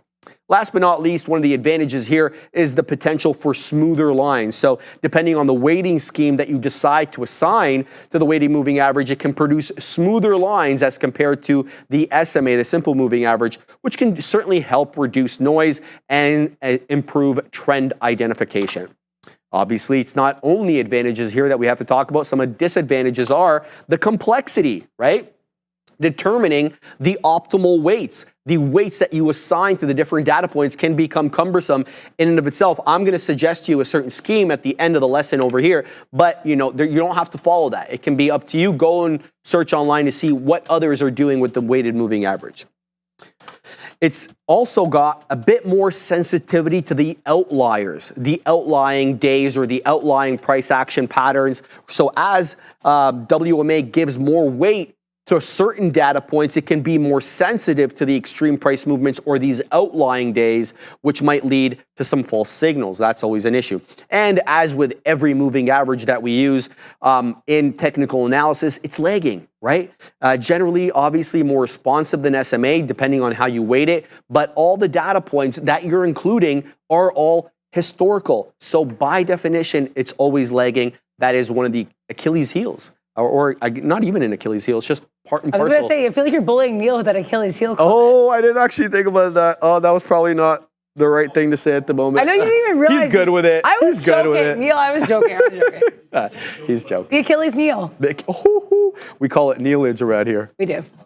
What's going on over there? Oh, he's got some stuff. Yo, realistically, who cares, man? If you can't joke about life, then what's the point, man? Like, you can't take it too seriously. It's over. Right? My stuff's broke. I'll pull out these all the time and let you guys know what's up. But old, busted up Achilles. Although I took so yesterday, no word of a lie, I took I walked from one side of my bedroom to the other. And I was so happy when I did it. And I'm not going to pretend that I'm not paying for it like today. Like I'm not putting as much weight on it today as I was yesterday because it goes in waves. So it's what it's all about, man. You got to have a little bit of fun with it, man. Like you can't take yourself too seriously. And your upper body's getting bigger, Neil, because you're having to basically carry yourself everywhere you go. He's feeling himself now. He's like, get it, oh, Neil. is it true? Someone Nice dusts of you his to say shoulder that, off brother. You know what? immediately. Let's end it right there.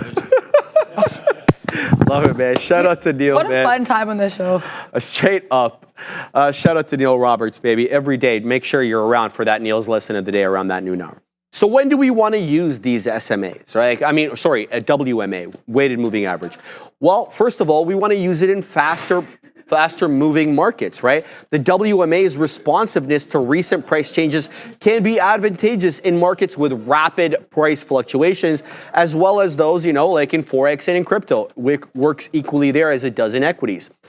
Shorter term trading may benefit more from the weighted moving average than longer term. Traders focusing on intraday or swing trades may find WMA more helpful than SMA due to its ability to capture those shorter term trends, as well as its use in specific market conditions. I'm going to submit to you that it's going to be hard for you to gauge which market conditions are apt for this weighted moving average, but that's what experience is for. That's what trial and error is for, and that's what the sim is for. Okay? So that's going to be my submission to you guys.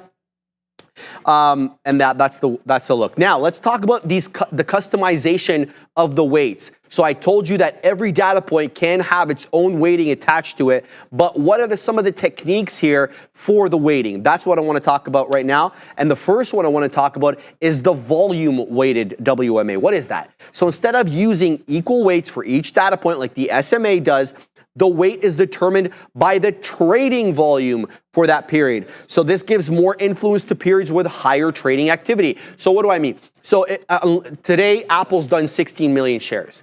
If my research shows that Apple, is more bamboozling, Palantir's coming into 32 for whoever, 32.20 for whoever's interested in that, because I had an alert there. Let me just see what it's doing here. Allow me to digress for a moment. Yep, 32.20. Palantir is getting into that area. 32.30 is a key area of resistance here on PLTR. That is the morning area. This is what I'm looking at over here. Allow me a sec. I just need to tell everybody what I'm looking at.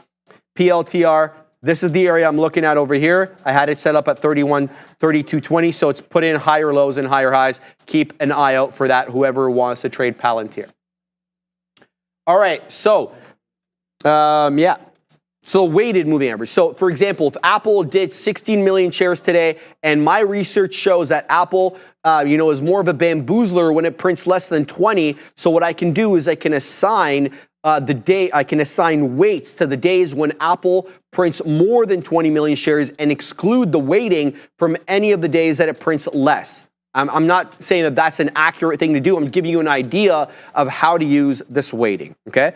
And that's volume weighting. Now we can do price-weighted WMA. So weights are assigned based on the price level of each data point. This can be useful for identifying support and resistance areas, and as well as range-weighted WMA. In this case, weights are based on price range. So the high minus the low for each period. This can help filter out periods with low volatility. Again, if my research or my experience has shown me that Apple is not good trading based on my system, if it's less than half a point up or half a point down on the day, I can exclude those data points from the weighting and only include the days where Apple printed higher than half a point or lower than half a point. Again, entirely up to me. And last but not least here, the custom weights can be based on technical analysis. So you can go and look at what the RSI is doing, the MACD, or whatever other indicator you want to use, and make an if-then statement. If the MACD is doing X, Y, and Z, if RSI is above a certain level, then assign a weight or don't assign a weight. So you don't have to base it entirely on what the moving averages or any derivatives are doing. You can basically assign the moving averages to do what you want based on other technicals. I love that. It's very complicated and probably is going to take a long time if you would choose to employ it to have your strategy set out. But I think that gives you a lot of good customizations and one that we should be aware of. Last topic here. Trading strategies for WMA not going to differ much from other moving averages. The first one is the trend following. So traders can use WMA to identify the direction of the trend and enter positions accordingly. You can also use it for crossovers. So if you have a 20 and a 50 WMA, and you get that 20 cross above the 50, or that whatever other time periods you want to use, you can use that golden cross, death cross kind of sitch that we use with other moving averages. Momentum trading as well, possible using the weighted moving average by comparing the WMA where it's printing to the price of the equity or whatever the instrument. Traders can assess the strength of the current trend as well as identify potentially overbought or oversold conditions. I made that point quite clearly on Sing a moment ago. The price action at 15 was well above where the 10 exponential on the 5 was, which was at 14. So you could say to yourself, you're way too extended price action wise away from that weighted moving average. Therefore, you're overbought. Conversely, you're way below that weighted moving average on the price action. Therefore, you're oversold. You don't need RSI in order to be able to gauge oversold or overbought conditions. You can use it moving averages. Obviously, it's less accurate. And last but not least, RAM support and resistance. The WMA can act as a dynamic support and resistance level. When it touches the WMA, the price that is, you can look for a bounce or you can look for a breach. I mean, it really does depend on the setup here. So we can use weighted moving average almost in the same way that we use simple and exponential. Thank you so much for doing the list. I of course. really appreciate that, Sharif. And also, guys, if you have any stocks that you like or if you appreciate this awesome show, make sure to like and subscribe. But if you subscribe, the best part is you can get in the chat and you can vote for a ticker. Exclamation point, join, space, $, ticker.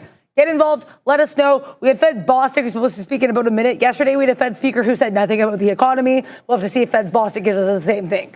I want to talk about SMCI again. I really thank you, Sharif, for letting me kind of be in this trade. I want to talk about this because I feel like I learned a lot. I'm really happy with the confidence I had taking this trade because SMCI, what the ticker? You guys saw I was so excited with that move down and we came right back up. Ended up actually being a bit of a bottoming tail candle here, but I didn't move. And I have to say, what I noticed here, the way I read the book here, the way I've seen the book move, I'd be very comfortable taking an SMCI trade now, regardless if I see setup I like. And that to me is huge. That to me is a W, regardless of what the P&L was, which it was a loss, as you can see here. But I want to talk about this. I got short, right? We had that breakdown, and also showed it to Garov's like a double bottom on this. It does look like a double bottom here, but I still think it's worth noting. SMCI, that level, that 600, 602, that's been a level for a couple of days here that I do want to pull up. So I'll pull up the 15-minute chart to show that. Thank you very much to Neil. I really appreciate that, Neil. Yeah, I think with SMCI too, like I saw stuff on the book as we pushed higher. Like I said, I wanted to give it to 602 mid-50s. That was an area we were hanging out in the book. As we pushed below that, we saw that thing that I said is usually bullish when you see it on the order book.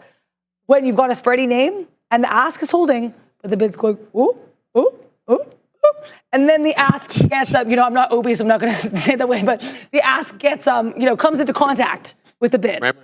And so, shout out to Opie and Big Kyle Burdett. We got the bid coming into contact with the ask there in a bit of a slapping way. But that's what I saw here with SMCI. Get it, big with spile. That action, with that push up here. So I like I said, I waited for my level, but I kind of knew at that point it was inevitable. Waited, happy I was in there, and thank you again to Neil for the support. I really appreciate it. You really only learn from stocks that you trade. And then when I saw what we did here, again, I was like well out of it. I got out, like I said, mid 602s. But when I saw what we did here at 604s, which again, huge previous area of support and resistance, look at that chip top. I saw what we did in the book there and I said, Adair, you don't have enough for us to get involved here, but just know that 604, with the way we're climbing up on the bid, that's going to be long. You know what it was? It was a long. So good luck there in 604. To answer Grob's question, though, about a double bottom, we are struggling so much with 606. I would wait to see us nicely push above 606. That was clearly a huge support level. Once we failed that, we came back below. And with that beautiful pushback up here in SPCE, we really struggled here with that 606. So I'd watch 606. SPCE spread, though, tightening really nicely here. Super micro. This trade, it might not have been super from a P&L perspective, but man, was it super from a learning perspective. So really happy I tried that. And now, like I said, I'm happy to put SMC on my side chart permanently now because it is one that I think is I like trading spready names. SMCA gives you the spread, it gives you the volume. So it's like, why was this not a permanent member of my side chart? I mean, we don't have to answer that question anymore. Now it is. Vin Duong asking if I was sorting SMCI. I did there. I did it that breakdown because that was a multi-time frame breakdown, and it came in with volume. I'm not shorting it again. I'm not trading it again here, just because like I said, I don't really have levels on. I don't really have the amount of risk I'd want to take on that. But you know, the other very spready darling that I learned from today was Lily. Lily rejected I don't know why I worded it like that. Lily rejected, yeah, I guess I need to word things better. Lily rejecting 944 once again here. Lily, I could short you. Yeah, the point is, Lily, like that 944 to 940 area is still gorgeous. That's a level I'm going to be watching tomorrow. And that's what I think is so great about these stocks is maybe you didn't trade it well the first time. Maybe you didn't end up having profit, but you waited. You took the trade appropriately. That in and of itself is huge. And then you know what to expect next time. Also, thanks again to Sherry for covering for there while I had that SPCE, because we are a team. And what are you looking at right now, Sherry? I'm looking at GTI because RockDoc just let me know that it's moving into $3 and more accurate. Yeah, GT, more accurate he could not be. RockDoc, I love this look. My only issue with this is it is a proven bamboozler. 3 times today we breached VWAP. Sorry, twice today we breached VWAP. We breached it on a 3rd occasion right now, but both previous times we've retraced to come back. So I don't want to get this on a VWAP break. I'll be more interested in it if it's able to take 3 on a closing basis. 3 shown itself to be a bit of a tougher level to breach. This area over here right at 1225 kind of displays that perfectly. But what I like a lot about this name is not that it's up 55%. These higher lows are so operative here, even though it has been below VWAP the entire day. And you know my rules with these small cap gappers. I don't take them long when they're south of VWAP on a breakout. I'll do it as a range, but not a breakout trade. And so this one, I'd rather RockDoc wait for something like if it gives it to me, maybe into that 20 exponential. Right now, the 20 exponential and VWAP are intersecting.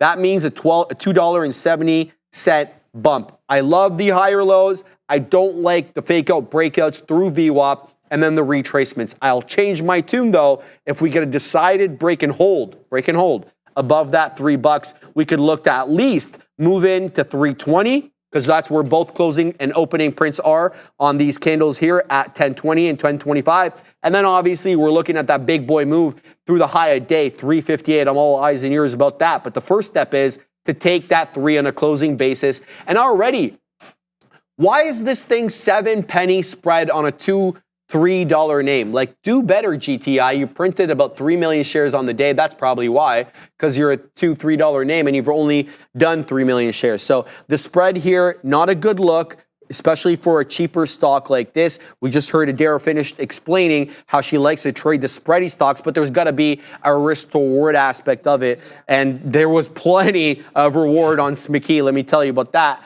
So that makes a lot more sense to do it that way. We'll see. Look, if this tightens up, I'm talking about the spread, and breaches 3, I'm all eyes and ears. So let's put this one on the side chart and put an alert for that $3 area. So let's bring in over the side chart over here. Ram spray is done spraying its thing there. What? So we're done. I love that. Yeah. So we're gonna put over here an alert. Patty, kill me, Patty. So putting an alert at 304. It's okay, Patty. I love Patty Ice, man. Everybody knows the Mora indicator is, he's behind me. He's always, he's commenting, chirping. I love it. 305, I put my alert for this one. If it gets above 3, I'm all eyes and ears. We'll see exactly how to trade this one. But there is not a whole lot of small cap gappers still in play today, guys. They're all giving back the go, Sing included. ALLG is the one that's really here, held above the volume weighted average price. But this thing probably lulled you to sleep if it didn't already. It will.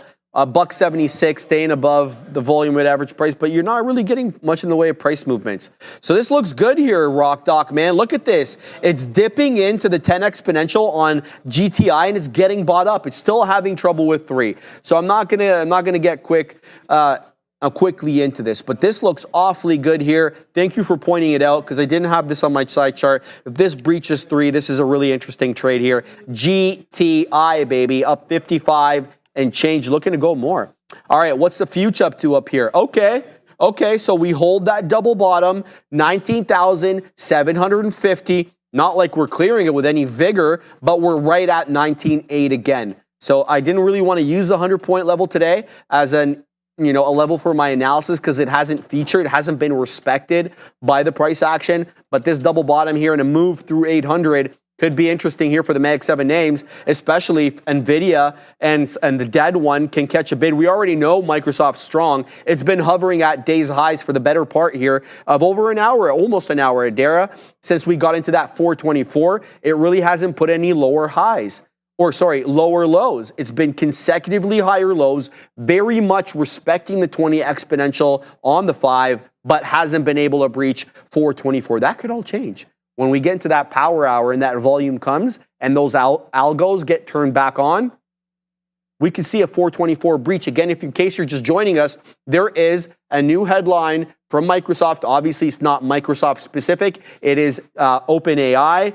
ChatGPT 4.0, their new system. It's basically about the training costs and the inference costs and how much it's going to cost per token or per million tokens, And that obviously is informative to analysts because they'll be able to gauge profitability and costs and everything like that a bit better if they have these data points. So a good look right now for Microsoft. I don't want to say it's the biggest name on the day or anything because that applies to Google. That's up 0.75 of a point, but Microsoft, not in a distant second here, Adara, up 0.57. Yeah, and I think one thing too, if you want to look at Microsoft, any of these trades, you guys have 7 minutes left to vote. Exclamation point, join, space, $, that ticker. Let us know how you feel about the market. Guys, the Fed is supposed to speak at 1:35, but yeah, we're not confident that that will necessarily have anything to do with the market because yesterday we had Fed Waller come, and then it turns out none of the comments were actually market related, and that happened. So we'll wait and see. Last time Fed Bostic spoke, he did move the market a bit. We did have it move to the downside, but his comments weren't even particularly bearish. Regardless, I do have my eyes and I have my literal ear. We're going to be hearing some squawk from the birds there. I don't know what that sound was. I like the G's better. We're gonna hear something if we hear Fed Bostic talk. We also have another Fed there bar coming in. 245-esque, so we'll let you guys know about that as well. But of course, I think next week we're really going to get, forget Power Hour. We'll have Powell Week here at Jackson Hole. Like it. We'll get Jay Powell at JH with his Fed buddies over there. Fed's Powell speaking at 10 a.m., which I'll very be excited to cover. I will not be able to trade because I will not be here on the midday on Friday, but I'll be here on those desks, so I will let you guys know what is going on with Jay Powell. Also, I was saying this in the chat. I'd love to give a TED talk, maybe call it a spread talk, about reading these spreadier names because I've learned so much. Just watching Lily break that 940, because I was like, I want to see us break below 940 here, right? Look at these lower highs. Look at this 940. This is going to look so nice, right? We get to 940 on the bid, okay? 940 even. 940.00 on the bid. The ask is like 940.60, okay? Then we start creeping higher. We get to 940.01. We hold the ask. 940.03. We hold the ask. That is the type of thing that, as I said, is so bullish. And I was like, Adara, if you had risk, you would slap long here. Like I said, I didn't because I was trying to really watch and see. Yeah, that would have worked out, right? And then you could try to take profit, see what we do here at the 90 MA, the next level of resistance. As the spread gets tighter, as the bid and the ask get closer together, and you have that ask get closer together, and you have that slow move up here, slow creep up if you're looking bullish, slow creep down if you're bearish, if you're looking for a downside move. That's huge to watch. I've learned so much from watching this one and SMCI today. And the thing is too, I got shut down yesterday. I want to be very clear, and I did not trade any of these spreading names today. Traded Lily, traded SPCE, traded PanW. I have not gotten shut down. And that is honestly, like I said, still down in the day. But I think the difference is I had plans on all of them. Bang. I really, really had levels I liked. I waited for those levels to hit. I know you did. I did not do any waiting of any kind yesterday. And that's going to happen. And that was the issue. And that's going to happen. But I bet you, I'm willing to bet you that if you do that more often than not, you're going to end up with bangers. I appreciate it. Way blow up the losses. And that's just my opinion. Yeah, and I think the patience really, as Bears vs. Bulls says in the chat, patience, P-A-Y. You know what I mean? Because the patience does pay, and even waiting for the levels, trading them appropriately. Even this PanW, I wanted that short if we broke below 372. Now, did it give you much? No, but I got the lowest wick we've had since then. I got it's rare that you get bottom wick in a good way, and I did have that in that PanW trade, right? So happy this one was net positive, net a PanDub. And I think that again just goes to show patience, having levels, and having your type of stock you trade. If I like these big spready names, why am I not giving them more love? You know what tomorrow is? PanW day 2. Hey. So that's going to be on my my watch. Eli Lilly might have some more, move there. I might want to continue to gain back some more weight after that drop there with its Wegovy story. We also, McKee is somehow always doing things at all times. So does Darius Golden with those golden levels there in the chat. Get it, Darius. On those moves. But yeah, again, 3 minutes left to vote, guys. Chill vibe saying if it ain't Papa Powell, market chilling, LOL. Oh. Sometimes, but there are some Feds that do move the market. Yeah. Fed Bostic last week did. Fed's Goolsby sometimes gives the market a little bit of a fright there. He's a little ghoulish. And also, of course, Crash Kari.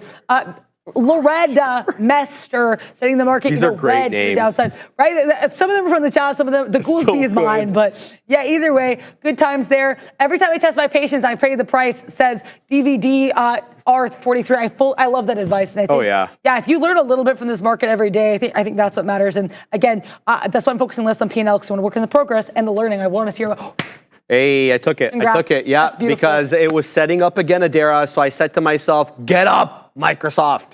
I wish you said that out loud, because sometimes you do. I would have loved that. Oh, it's okay. Yeah, so we took this bad boy at a 90s, I believe we had there, and then was able to take it at a 10. So nice 20 penny winner here on the soft one. The soft one is strong, okay? It's got a headline. It's got the best looking chart pattern in Mag 7 world at the moment.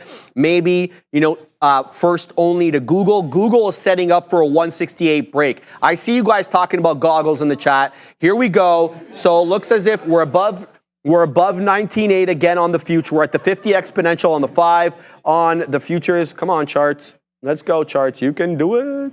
There we go. Pardon me. There we go. We're breaching 19.8. So we hold that double bottom. I'm all eyes and ears at the VWAP. 18. I keep saying 18. 19.830.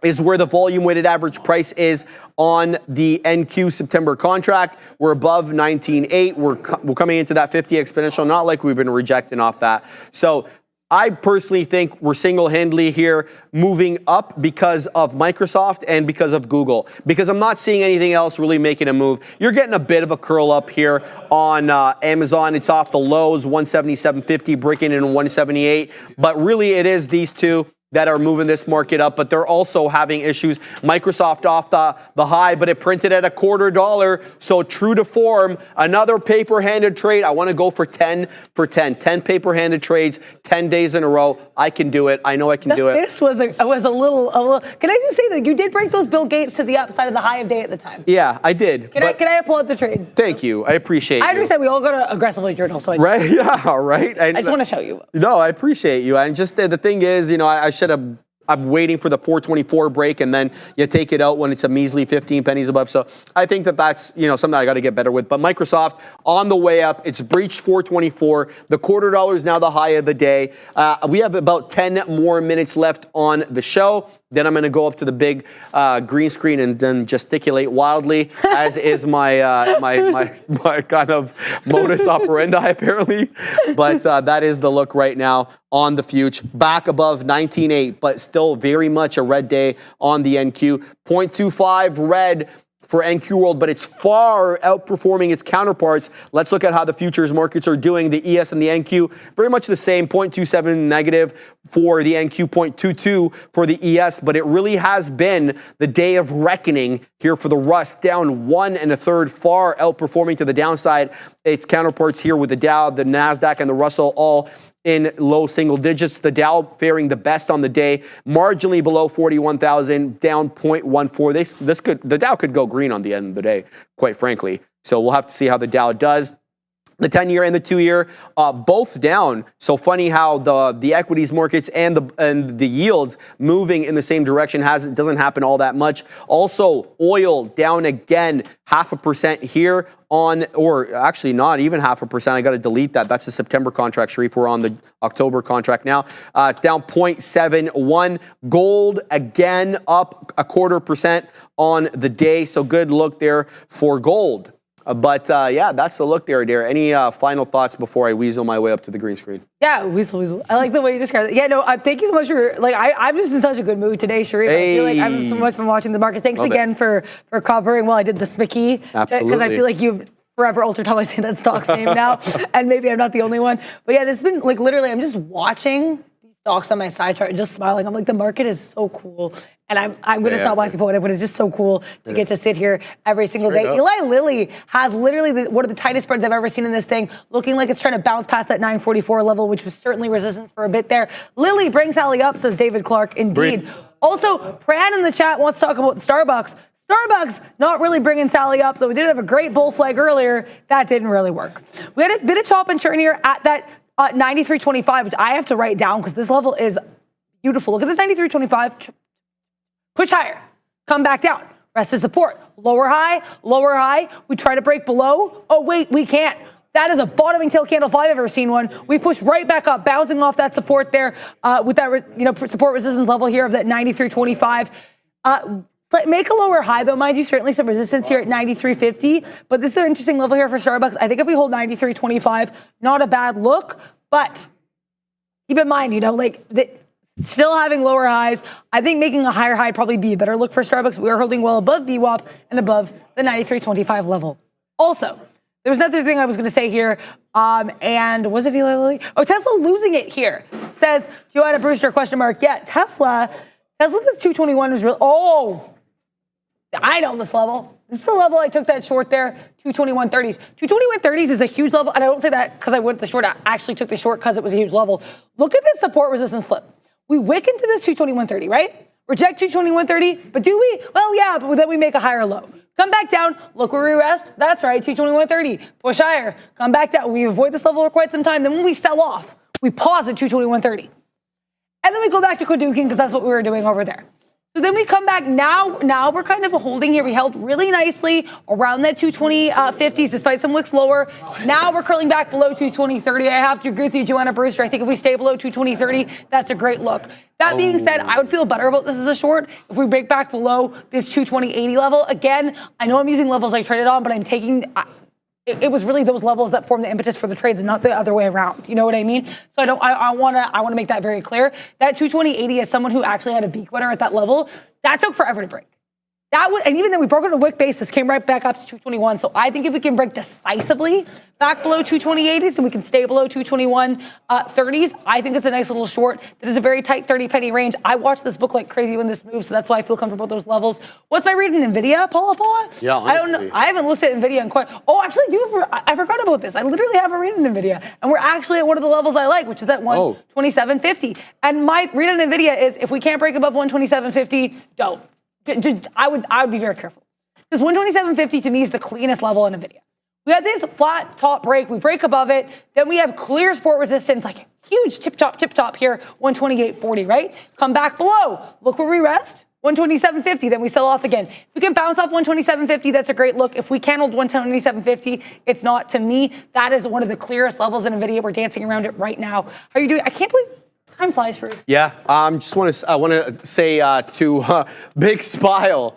Big Spile is always making me laugh. What I miss? Market to zero yet? I'm like, you just want the world to burn, don't you, Big Spile? And then Paul is asking my look on Nvidia. So I basically answered in the way that I see fit, which is I'm staying away from Nvidia until it does something decisive with this 128.50. This was the short. Initially here midday at around noon, the one that I missed because this is an obvious area trough in the pre-Paula, so we couldn't get above there. But what's operative here is this higher low. If we print this higher low, so this is the initial crest at 1040, trough, and then we have another trough here right at 1. If we make two higher lows and then break this higher high, I'd like something maybe for a 130 test, especially if the future starts moving to the high side in the afternoon. But it doesn't feel like it's going to be that kind of day. It feels like maybe we end up, down a quarter point, whatever it is. I base something off that 128.50. I hope that helps. And I will see everybody in a few short minutes at the big screen. Kill it, Adair. Thank you so much, Sharif. Thanks again for everything you do. I really appreciate it. And yeah, I'm just in a very grateful mood because these markets have been so fun today. But yeah, we'll see Sharif on the green screen. He'll be gesticulating wildly, which in case people, hi, Sean. Sean just standing in front of, what's up, Sean? Oh, he's waiting for the big man. Okay.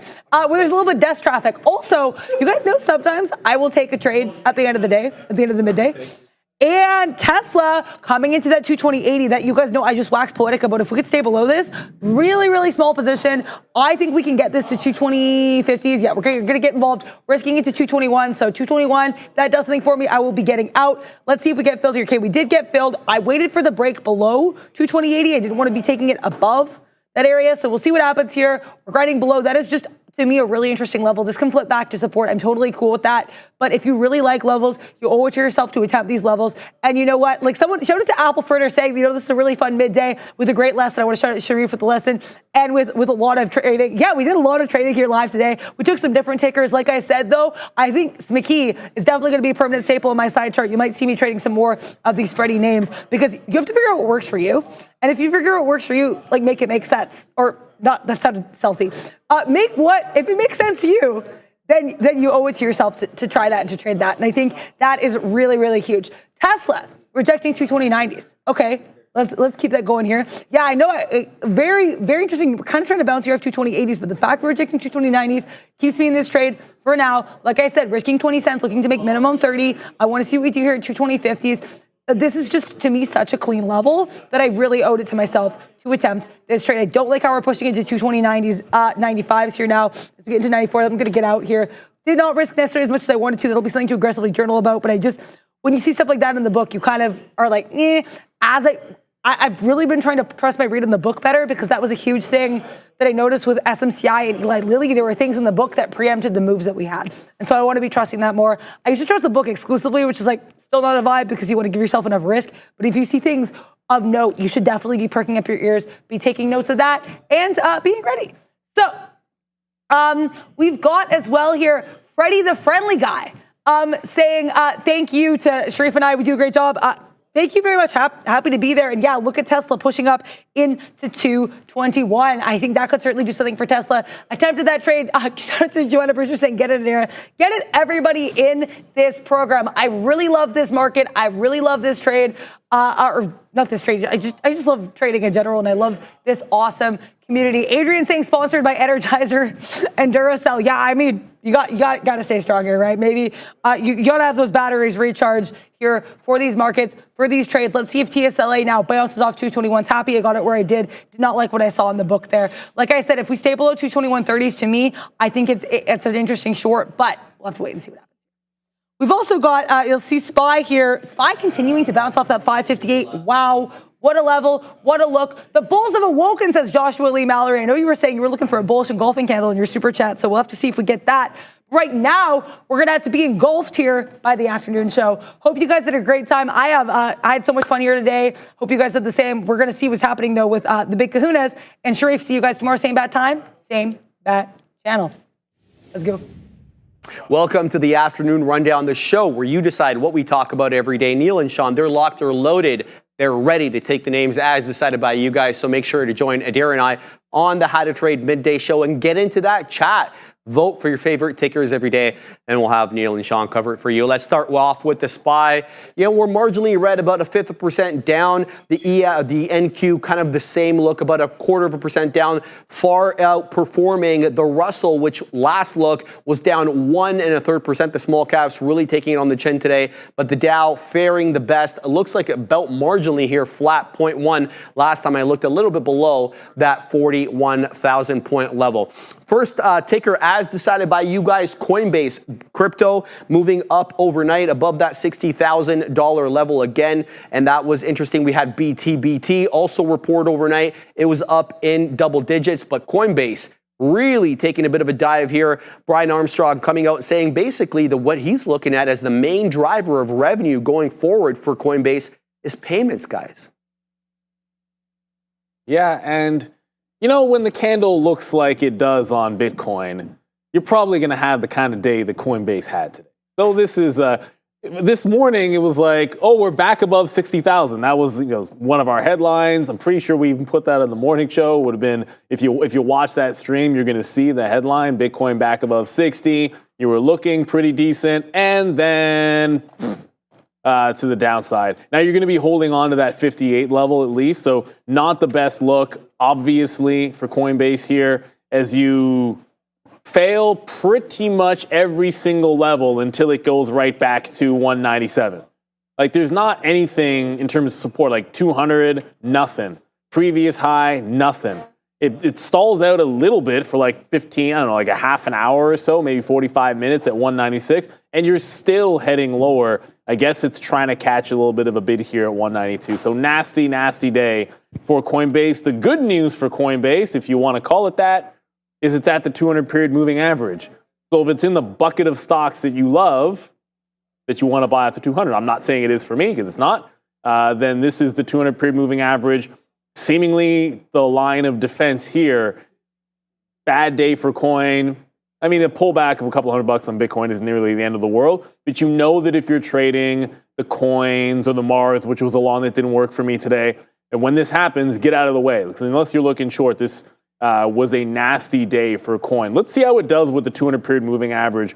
It's been trying to ride it off this big pullback here in Coinbase. But when I say ride it, really, there's been some work to get back above because you've had a couple of deep dips underneath that 200 period. It needs to hold on to it, otherwise you're headed for another one here.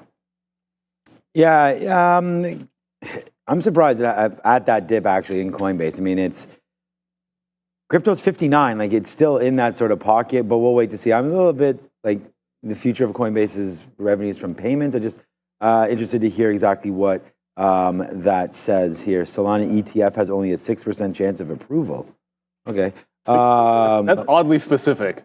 Who's saying that? I don't know. 6%. Some sort of an analyst. Well, you know what? I'm out here to tell you that it's a 17. 17.8% chance of approval. So there you go. Okay. So I'll take yours a little bit better. What's up now? Let me see what's going on. I sold some. I don't know. Oh, wow. I sold this at 190, like 190. I might even be closer to 200 not too long ago. There's Solana right now, not doing too much, but crypto space right now, pretty flat on the day. I mean, this Tron, talked about that. No one's messing around with Tron, up 9%.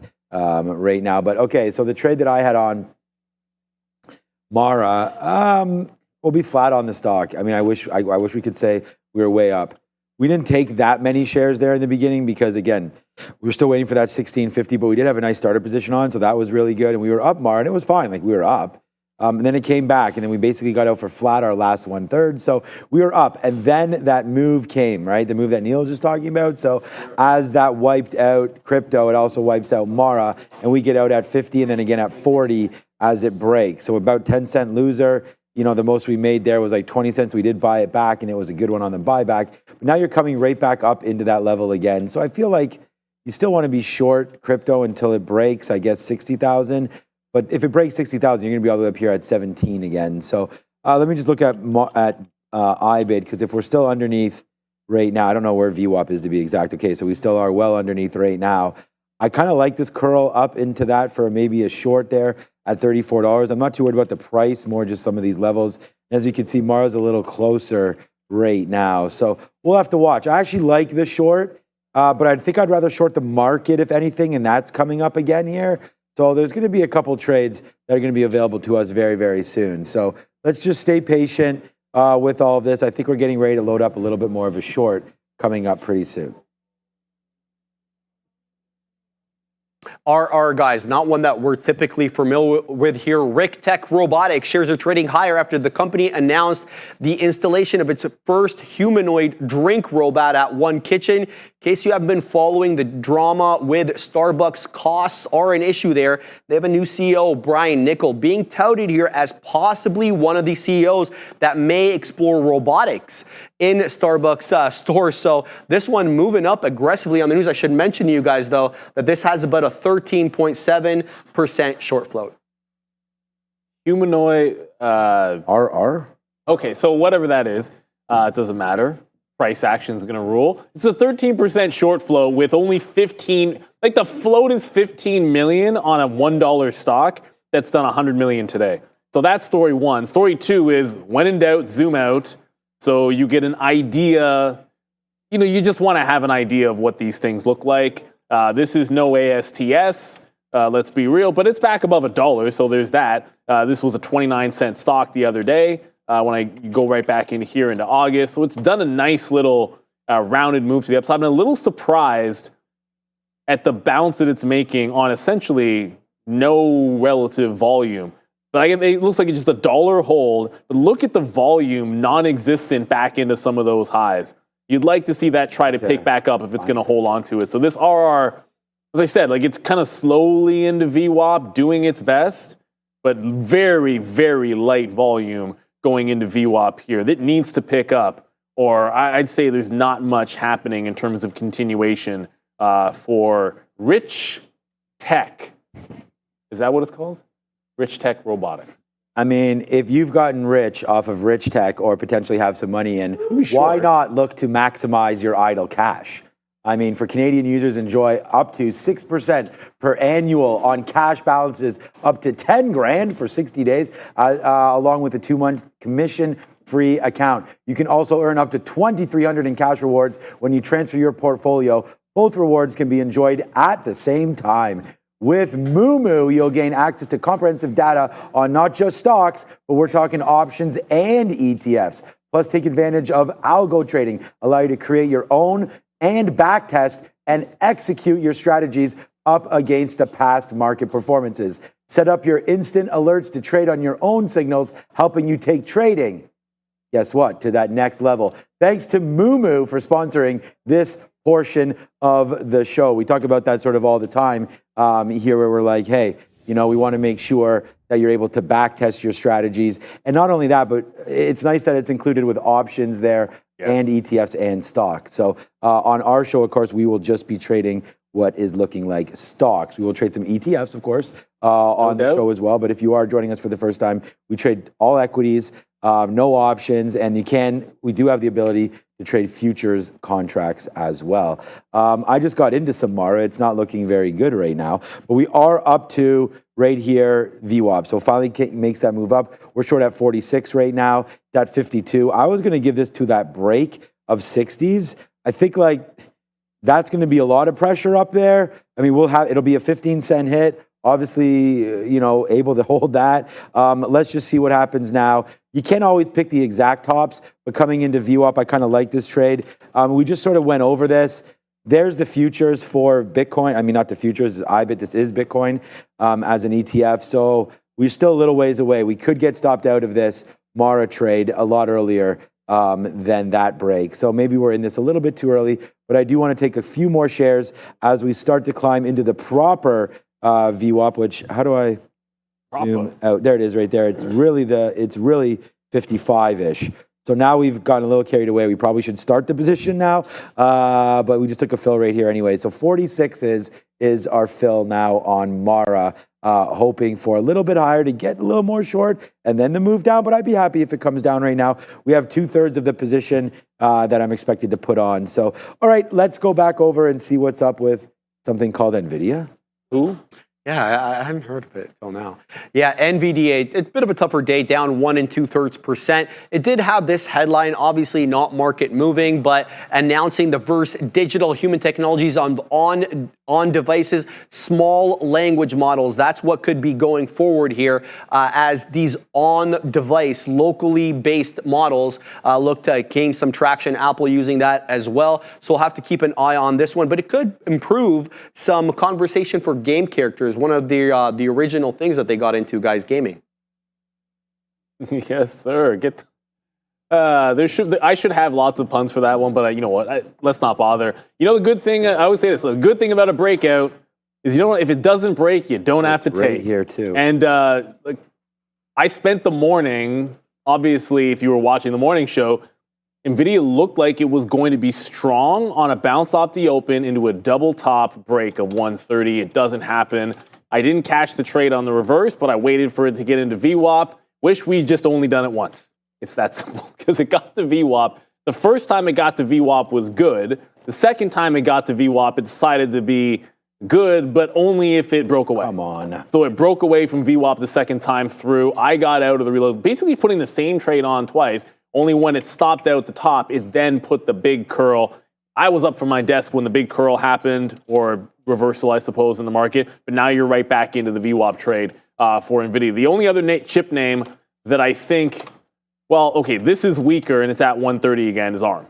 So let's just leave it at that. 130, 130, 130. It's not even close to VWAP. It wants no part of VWAP. It's near the low of the day, and it stinks right now. So trying to get filled off the 130, I think, was letting it get up there, maybe even retesting this level But the way this is traded, ARM, that is, you've had to kind of get on the offer to get the fills, because when it makes a bit of a turn in the consolidation, every time we pop on the offer to try to get the fill, we're not always getting it. But this is a weaker name. Percentage-wise, Nvidia and ARM about the same, but the one that can't even bounce into VWAP and is hanging off the lows, I do like to the south side. So the chips have pulled back a little bit here today after what has been an unbelievable rally. Let's be real. So it makes some sense. Some profit taking, possibly going into next week, tomorrow's earnings on Nvidia. Wednesday, yeah. No, it's a week tomorrow. The week tomorrow. What did I say? I thought I said a week. Did you say week tomorrow? Yeah. Week 28th. I don't know if you said tomorrow. I was no, yeah, I might have. No, I might have. Next week. Matter. Next week. Yeah, either way. Y'all know what's mark one of the Wednesdays down, and if you're marking Nvidia earnings, it would be next week, and that would be also with CrowdStrike. So we'll have one red name today. Oh boy, CrowdStrike. And it will be Nvidia, and it's because, and again, I was talking about this with you guys all morning. I was talking about this with Patrick and everybody. Again, the same kind of thing happens again. But we just kept on getting out of the way. This time it's fine. We didn't hold it for a $4 or $5 hit, anything like that. But you see this little drip down right there. That's really the hit. Trying to guide 128, 129s into that level. Once it broke, we gave it 50 more cents, not even. Then it broke. That's 128 clean. You guys remember us taking that. This last fill is 25s. So it wasn't really that bad. I think it was a 62-cent hit at the end of the day. But if you're on some shares, that sucks. Bought some back, made some back. Then this last sort of hurrah here at 127 and change is when really it was the end of the road right now. So we are short Nvidia now. We just got a little bit more short. And I'm doing that same play. I mean, Sharif we just talked about it, up into VWAP again. So we're short here at 90s now. If it breaks too much above this 128, I see when I lose on this stock, and it's going to happen again right now, it gets into that where it doesn't want to go down phase, and it just keeps on, right there. It goes down 3 pennies, and it goes right up 5. It just wipes these levels out. So, when they want to get this thing going, you can go in there, play the options game, so on and so forth. So right now, I think Nvidia just wants to, there it goes. See what I mean? So we're stopped out. So we'll slap a fail on that last move right there on Nvidia. That was not really a hit. I mean, sure, it was a hit. We got out of 10s. But, I was just talking about it, and there it goes. So I feel like Nvidia actually has a 130 handle on it today again. I don't know. I was going short against VWAP. I'll do that 10 times out of 10. But that time, it does not work. Worked up here perfectly, and then it doesn't work again. So I think it's always worth that shot. But it just elevated up there. I was talking about this, it was 94, 95. Next thing I know, it's 128.11, and just elevated up and took out all those levels. So part of me wants to reshort this thing, but the strength it's been, low, higher, low, and basically a higher low again. And then we keep on going to the upside. So I think Nvidia for now is probably a keep away. The one name that we are short that's been working out, which is my P&L number 1, is the very next stock, Tesla. Hang on with that, Sean. So a couple of headlines today, not really market moving, but obviously Tesla down the day about 0.4% right now. They did quietly remove the no resale policy from their Cybertruck, which could, give some indication as to demand or the lack thereof. There's also this headline from Baird, Baird analyst Ken Gallo maintaining the outperform rating and reiterating the $280 price target. So a nice premium from where it's currently trading at, guys. Oh, it's bad, huh? No, okay, a couple of things what are we here. Talking about? Oh, Tesla. Tesla. Okay, so I did get into ARM, and then I accidentally got out flat, but then I got right back into it, so it's still at the 130 level. You can kind of see, I want to show you guys the chart here, because every now and then, you put that stop order in, I'm we're going to throw our stop above 130, right? Yep. Get into position, stop's already out there. You enter it incorrectly, you enter into the position, and if you enter it correctly, it punches you out flat every now and then. I probably do it a couple times a week. But just jump back in. I end up getting a little bit better of a price, but it doesn't matter. In and out flat, pay some fees, and then if it breaks out from this 30, just be able to jump out of it. The reason I like this short, someone had asked me, doesn't look like it's bouncing. So here, chop zone and multiple closes at 130.5, and then resistance at that 130. So I'd rather take a couple of swipes at this to close underneath that if we can. On this name. And after we do the rundown, I'll get to, I'm in US Steel and Fubo and Walmart, which two of those are going to make complete sense. Walmart because it's strong, U.S. Steel because why weren't we short it the entire day after yesterday? My goodness, what? Of course it's down today. Of course it's down today. But Tesla, I'm not short VWAP. Sean did. End of story.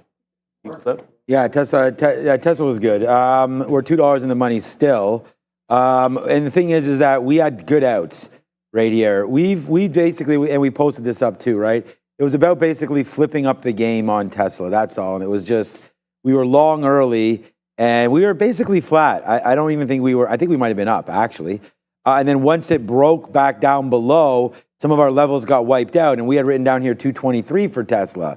So when that level got wiped out right here, that's when we gave it up, and we let it fall down. Then I thought we'd short against the 50, and then I don't know what we were shorting here.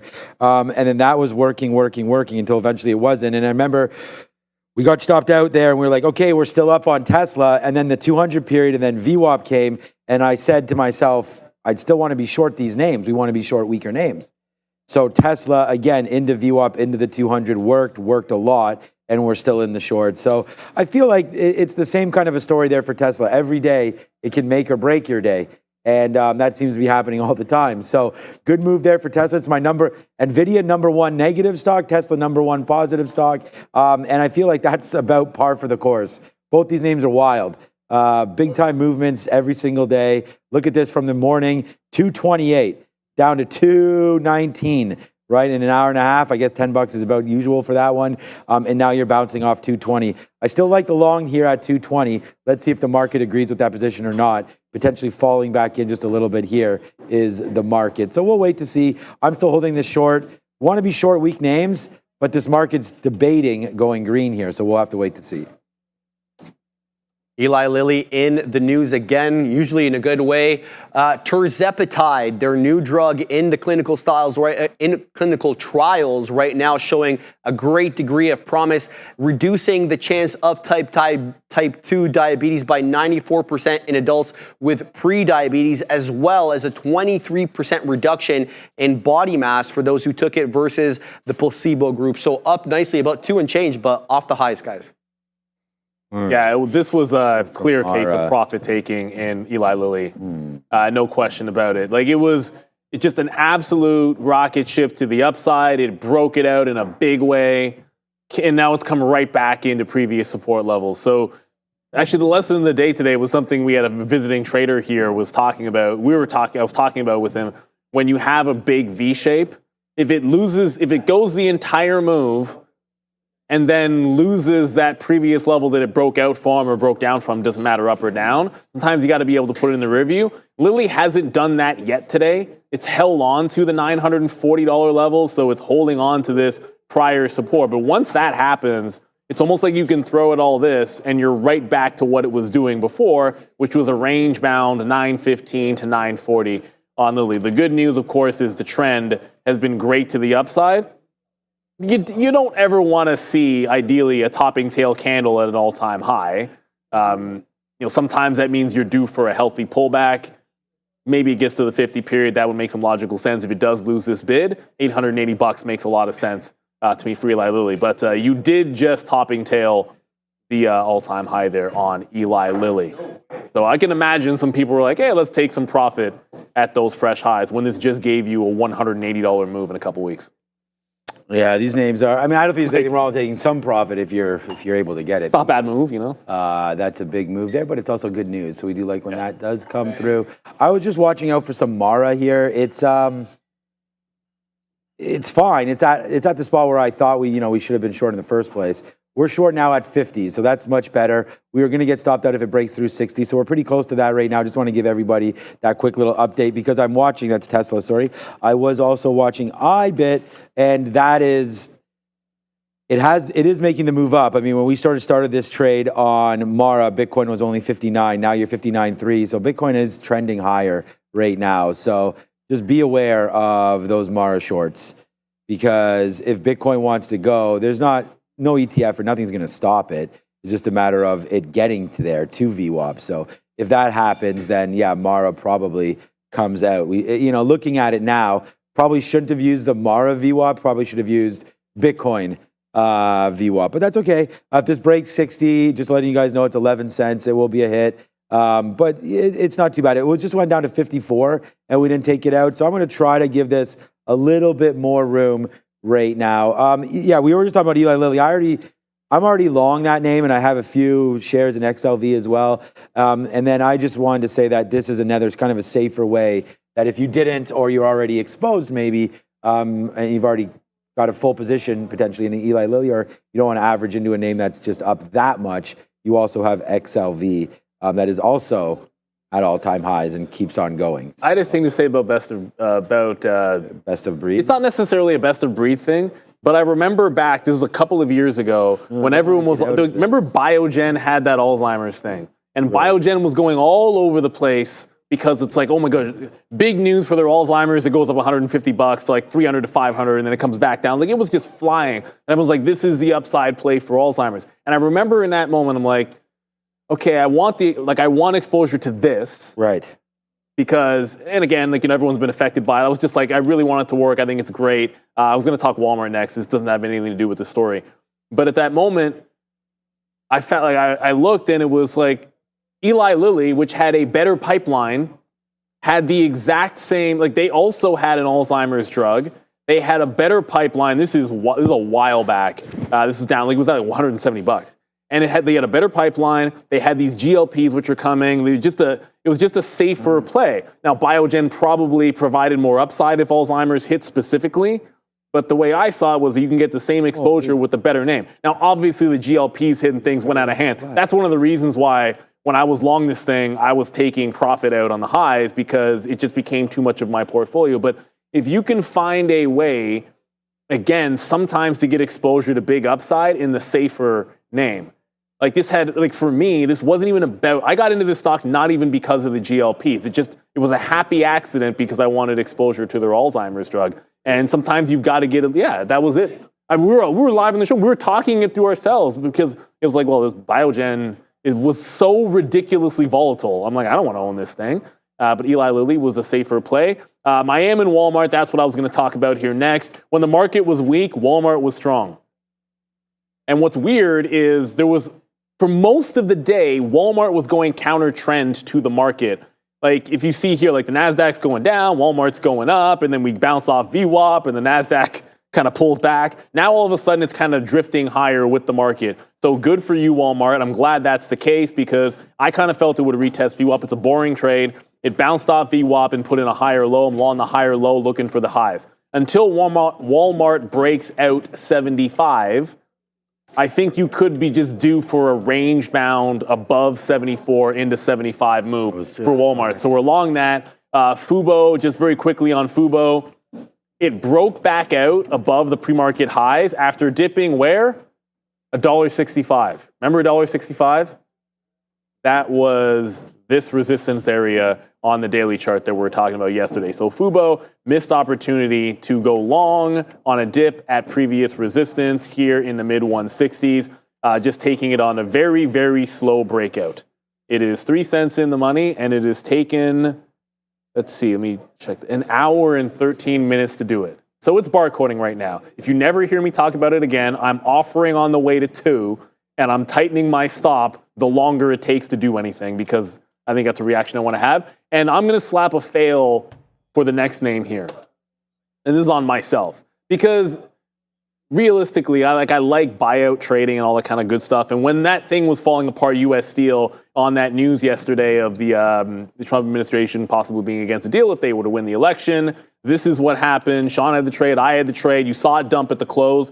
Then you saw it go right back in to its close price and dump again. Then you see it go to VWAP, break VWAP here, and then just start dumping. So I didn't notice it until it was doing this barcode thing at the lows, which I always like because if you have something like this and you're looking short, you can basically just short it right here where it's consolidating, risk a couple of pennies, and then if it breaks down, great. And if it breaks up, you lose 5 cents. And if it breaks down like it went 30 or 40 to the bottom. So I'm still holding on to the last little bit of the U.S. Steel, but should have been in this one a lot longer.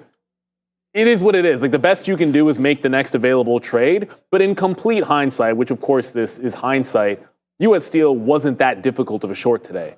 It was bad news yesterday. It went right into the previous close. You kind of let this one settle down right into the previous close price, and it's just been trending down ever since. When the news is bad and the short sets up, gotta have it. Yeah, That's Boeing too today, by the way. Oh, Boeing's too. You know what? Actually, Boeing's another one too, because Boeing was exactly the same thing. It wasn't a big story for Boeing, but it was still bad news. Oh, right into previous support.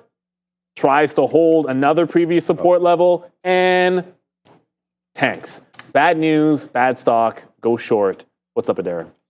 We have a pop-up here in TTWO, Take-Two Interactive. This pop-up coming here with volume at this Gamescom. Gearbox is another software maker announcing that this Borderlands 4 game is expected to come out in 2025 and is happening. So this game confirmed having TTWO pushing to new high of days here with some really strong volume, guys.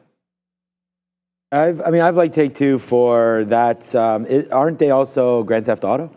I think so. That would be something that I was trying to get into before, and I didn't know anything about this Badlands or anything like that, but it looks like it's going to be a good franchise and nice Borderlands and a nice move all the way there.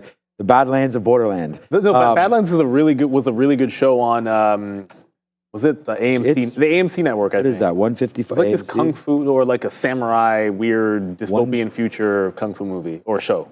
I love that. Badlands. Yo, maybe turn that off, Wayne. Somebody did it. Yeah, it's all good. I mean, we have like this big, massive. It happens one. We have this big bar. I know, the sound bar, yeah. Sound bar, because we used to have a squawk that would go off reading like the futures or reading news. The whole now every time like a level gets filled on Catan or whatever, it goes off. Exactly. All right, so here we go. All right, we're long right now on Nvidia. Look, I tried to switch it up. We were just short. We have a bunch of like basic just shorts in here, kept on blowing out, and now it wants to come back up. Our last take was breaking through 20s, so obviously we wish we would have still held the short, but here it comes in right now. Wow, it's really bleeding out. I was going to give this 2 VWAP, which is basically where we're at, so we're getting close now to getting stopped out here. I have everything in my ear right now. I don't know what's... Oh, that's right. We have the Fed speaking, don't we, coming up? Or is he speaking now, Fed Barker? I don't hear anything in my ear with Benzinga, but it does look like we are starting to head to the downside right now for Nvidia. I'm going to be 10 cents away from getting stopped out right now, but we do have a nice little trade on board right now, bang, here for Mara. We did take a bid out there when it broke through 60s, but down it comes here. We'll have to watch out now. Unfortunately, I'd like the market to rip, not go the other way, but Mara's coming back down right now, so that's going to be good. Just 8 cents, but again, a little bit more shares here. It's only a $16 name. So here's the short, finally starting to come in. We're just getting filled now. Hopefully this will fall back in. I mean, I'm looking for a 200 period, looking for a 50 period.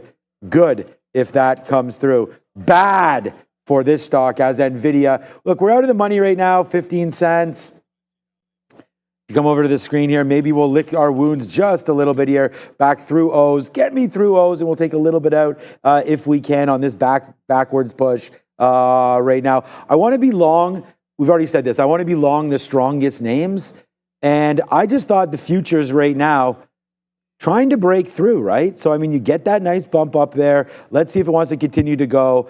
Yeah, you could slide over and trade the futures themselves. I just thought we'd pick on Nvidia, although I was short because it was weak. Then all of a sudden, higher high, or higher low, coming in. And so I thought, hey, man, maybe there is a buying opportunity here. That wasn't even that much of a move down on the futures, and Nvidia went down like 30 cents, almost 40 cents. Yeah, the futures barely moved. Right, so this is definitely a pause for concern.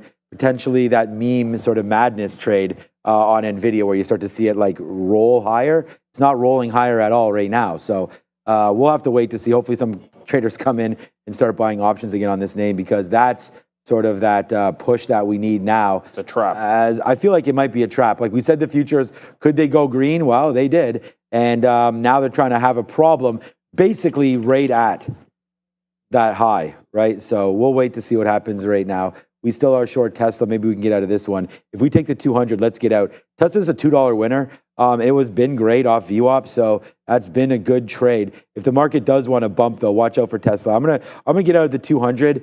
My stop is way higher, so we'll cancel that and put this in right now in front of everybody. That's 221.70. So let's go 221.71. We'll put a stop order in and get out flat on that if it wants to come back upside. So that's what we're doing now. Mara, Nvidia, Tesla. The next time a U.S. Steel makes a pop, I'm going to short that pop. If anything else goes up, great, whatever. If it sets up, you like it, take your shot at it. But if U.S. Steel goes up again into a previous level, it just needs to be shorted. So it's bouncing off of 38 even here. Kind of hard to see, but there's not like a lot of size on the bid. But when they hit it, it kind of came back. So maybe there's a little bit more to 38 even. It's an even dollar. When it takes them out, I want to look for a reload anywhere off of where the flat bottom break was at 38.20. So as long as that's where things broke down, that's where I want to try to jump back into it on U.S. Steel. So we'll see what happens with that. Walmart's still looking okay. ARM just came right into that previous close at 130.5. We tried it off of the 130. It broke 130. Went to the quarters. It broke the quarters. Now off of this half, giving it to about 65. This is that level 1, 2, like multiple closes at that price and then a resistance spot. If it breaks this, you're probably headed to VWAP. But until it happens, we're going to get out. And Havana Woody, we actually had RR. It was Rich Tech Robotics. Yes, some kind of robotics. Usually I get those wrong, but that's right. It is Rich Tech. It's Rich Tech Robotics. I just looked up at Trade Ideas to confirm that. It's back above VWAP, and the volume's starting to come into this thing. So maybe this is coming to life. It's not the highest volume like the morning, but it's starting to pick up a little bit and bouncing and starting to hold a little bit of VWAP action. So I'd like one of these. If there's something moving in the afternoon, a small cap, I don't mind them. Like to see this pick up as it holds on to VWAP, because there could be something here like a 125 hold or something like that. When the high's at $160, there's certainly some room to go on this Rich Tech, which popped up. Just needs to do some more volume holding on to VWAP as we speak. There is one name that we haven't talked about, I don't think nearly enough today. We talked about it a lot this morning, and it's Apple. And Apple's back, and Apple ended up holding that 226, and it's back up. Now 1, 2, 3, 4, let's call it 5 times. It's tested above 227. The most important thing is it's at the high while the futures are trying to get to the high. So Apple looks relatively strong. Maybe we can get a VWAP or trace here, but strong stock, look to buy the dip if we can even get it. Apple's been a beast today. Up 0.5%, but that's an impressive 0.5% in my estimate. We have a treat today. Justin Zacks, VP of Strategy, coming in a couple minutes, about 10 minutes from Mumu. So we'll talk to Justin and figure out, am I crazy for going long or short Nvidia? Are we at the right levels? We'll talk about that with Justin, and we'll figure out his opinion. But right now, here we go. It's trying to get back up to the upside right now on Nvidia. So we're long, we were short, we were long, and that's why we're looking for some help. So we'll figure this all out. Long, early, short, late. Just a lot of trades here. We don't need to be on this name. I don't know why we are, other than the fact that we're always covering Nvidia right here. Palantir was a good one, man, today. We were able to short it here again. And this is kind of a funny one. We shorted it at VWAP because, again, we were down more than the market was. Now we took off. I know there's some traders that were actually going long off VWAP. We wrote down here on our sticky note today that we actually like 33 long. But as Neil's mentioned a couple times, if there's no breakout, then you don't need to take the trade. Palantir didn't even get to $33. So the reason why I like that breakout, it's pretty simple. First of all, we have the Palantir hat here.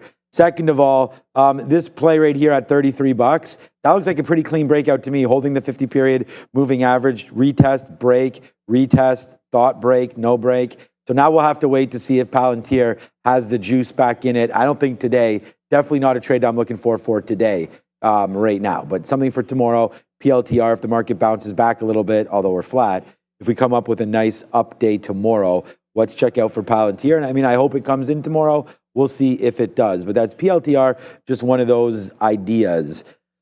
Look, this sucks, all right? Mara. So the reason why I'm saying Mara sucks, it does not. We're doing all right on this position, but it ran our first stop right there. So we got out and then back in twice. So that's kind of how I was like, how dare you do that? Because again, we talked about looking at Bitcoin versus Mara. And I said we were in Mara a little too early. This got faded off of VWAP, so we're actually lucky that Bitcoin didn't continue to go. But remember, we were short Mara when this was 59.3. and I'll go back over to Mara again. This was at 1660. We've pulled back quite a decent bit here, considering, in my opinion, crypto has not pulled back. So why would that be good? All right, well, in my opinion, if Bitcoin does pull back, then we should have extended weakness in Mara. So that's my, go back to IBIT, that's my kind of logic that I'm dealing with here. If Bitcoin actually pulls back, which it's not really doing too much right now, right? That's pulling back on IBIT. It's probably like 0.1% or something on Bitcoin. As you get that 15 cents, but look at the relationship here now that Mara is doing. Mara is actually covering all the way back to where we were at 2 o'clock, and that's not the case for Bitcoin. So a little bit of hopefully a positive regression back down for Mara versus the price of Bitcoin. And then hopefully Nvidia can get jiggy with it right now, because there it goes back there to the upside. So sometimes we have little glimmers of hope where we talk about flipping over your stock opinion. We were short, we went long, and siren it up right there. So we'll figure out what happens. Yeah, what's up, Saad Mahmood, sorry. Talking about, I mean, I've already told you the kind of trader that I am. So it's the, trying to find strength and weakness, which one's reverting against each other, and then trade them together. I mean, we talk about the market. If the market's strong, and as is Nvidia, then I'd like to go long. That's why this name today has really fooled me, because it's been weak, and it was really weak early. So this fact that we're shorting it here, this is no surprise to me. Shorting a name that was weak as a percentage against a market that is flat. So I'll pretty much always do that, but then I got to remember and say to myself, Nvidia is not a normal stock. It's not normal at all. And it will just do. And look, it's been P&L number 1 for me many days, and it's been P&L number -1, where it is the worst stock for me today. And that's trading, but we're making it back in other places. There goes Nvidia right now, 21 cents in the money, and we still have half the position, so we've done good. Yeah, and speaking of Apple, I mean, it's doing a bit of a consolidation here off the top. So if it can't get to VWAP, then you see how this is your high, 227. Technically, the high from the morning is 227.17 or 16 or 17. Right now, it's about 10s and 11s. So like the long in here, it's about a 21, 22 cent range consolidation. So a bit of a tight area or a tight window to try to work into a potential breakout of the high. If it loses like the 85s or so, just going to get out, wait for VWAP. And that's a big if we can even get that one to the upside. I just saw someone in the chat saying Intel is looking like it's breaking down. Intel's right at VWAP. So I had a breakdown in Intel. Like if the floodgates are going to open, I'm like, I'm short here. It breaks out 21. And I had it like, okay, there's 2065. There's 2025. If this is going to be an Intel dump day, then I'm here and I'm just going to jump in, risk 15 pennies, not even try and scalp out and have it flush. It was not one of those days. It ended up being an inside day in Intel, so I didn't trade it afterward. And it's still an inside day after that initial dump. But it's at VWAP. Similar looking chart to, I think, some of the, these bounces in some of the chip names. I mean, Nvidia bounced against the VWAP. Intel's bounce has gone to VWAP. So I think it's very similar to those. Not really on my radar. We're going to be over on Apple. And I went back to that RR stock to see if it could hold on. Nope. The volume just does not come back in above VWAP. It's trying again to go, but the volume is so weak on this. Just needs a little bit more juice. And I promise you, if we get another pop, next time in US Steel, we're going to get it. It's still holding 38. Could be flat bottom breaking to the downside. But this is the one on any kind of pop. I want to make sure we're getting more of this. Just been trending down, down, down, down all day after that bad news. Market's going up. And this one is barely budging. So Justin Zaks, VP of Strategy, going to be joining us very, very soon minutes. from Mumu, getting ready to get locked and loaded there in the green room. Okay. We'll talk about a whole bunch of different names in just a couple minutes. I just want to clear up some of the trades that we have on board because, first of all, Mara, we took a 48, we just took a 50. I'm going to now try to hold and see if we can get some dip buy opportunities into this, or dip covering. We're already short. We like to cover some of this. And I'm thinking the 200 period, although I still sit here, and this is why I'm nervous, man. We keep on watching crypto. If you go to the bottom right of my screen, right down here, 59.4, basically 59,367 now for BTC. So watching that price versus, of course, the price of Mara. So would really appreciate it if Bitcoin went down and we can see what Mara was. So we're out of half of our reloaded position right now on MARA.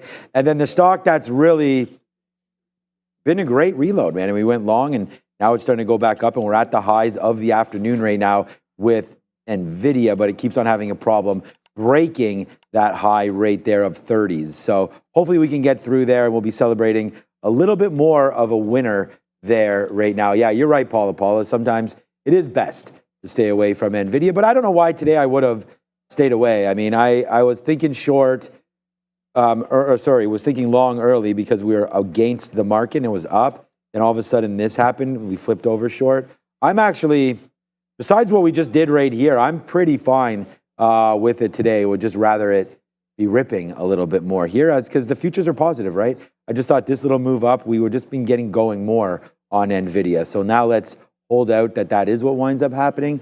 And we'll see if we can capture just a little bit more profit here on Nvidia with hopefully, there it goes, into the 30s, into the 40s. I'm going to take another piece out. And this is what, honestly, like what I've learned about trading bigger size is that it affords you the scalping, which I obviously like to do.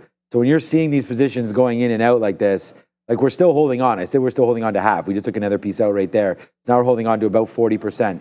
Let's let this go. I have one more offer up here at 47s. Hopefully that will fill. And then honestly, up and away in Nvidia. I mean, this is not even a thing yet. We're still down. This can go green and like pretend like none of this even happened today. So there goes Nvidia. Wow. That is honestly, we'll Barry Horowitz ourselves and pat ourselves on the back for that one because flipping over into the long there definitely takes some kind of like, in my opinion anyways, the way I trade, I have to be convinced of doing that because I'm already sort of set on my ways for the short. But I'm glad that we're able to do that. We also did that on Tesla today, which is my P&L number one, having the ability to go long early, being wrong when it breaks our level of 223 as we wrote down, and then just look at flip the shorts. And those, those started to pay off. There goes Nvidia, baby. It's a 50-cent winner. There was a line that I forget what it was, but it was one of our midday hosts. It was like a couple of years ago. It was Luca, and he had something about if basically it was like if the long doesn't go, blah blah blah blah shorts. I have to think about it. It was so good. It's so good you forgot about it. No, it was abort the short, long fly, some kind of nonsense like that. It was so like I have to remember it, but it was like really good one. But I always find you have to really pick your spots when it comes to flipping. Because I'm going to give you an example. I'm going to get out of Walmart because it's going back to this relationship where the NASDAQ's going up and it's coming down. That's what was happening for most of the day. But I don't think it's a go short if it loses the high or low support here. Because it's still an upward trending stock. It would have to crack VWAP. It might even have to lose 74 before I get bearish on it. So I'm going to get out here, but I don't think it's at a critical mass level where it's like, let's get out of this thing and reverse into it immediately. It doesn't also have that kind of explosive movement on it. To me, if you're reversing, it's because the stock's really going.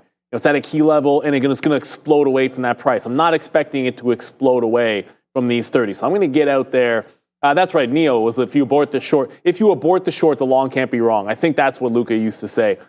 But I don't think it's that tried and true on every single level. Because if you always reverse every trade, then what's going to happen to you is Citadel is just going to love you.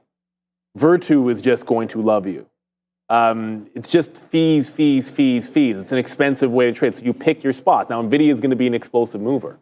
So you want to do that. And speaking of stocks that have explosive moves or strategies that you might want to reverse or how to backtest strategies and in general, we do have our guest we've got here in from Mumu.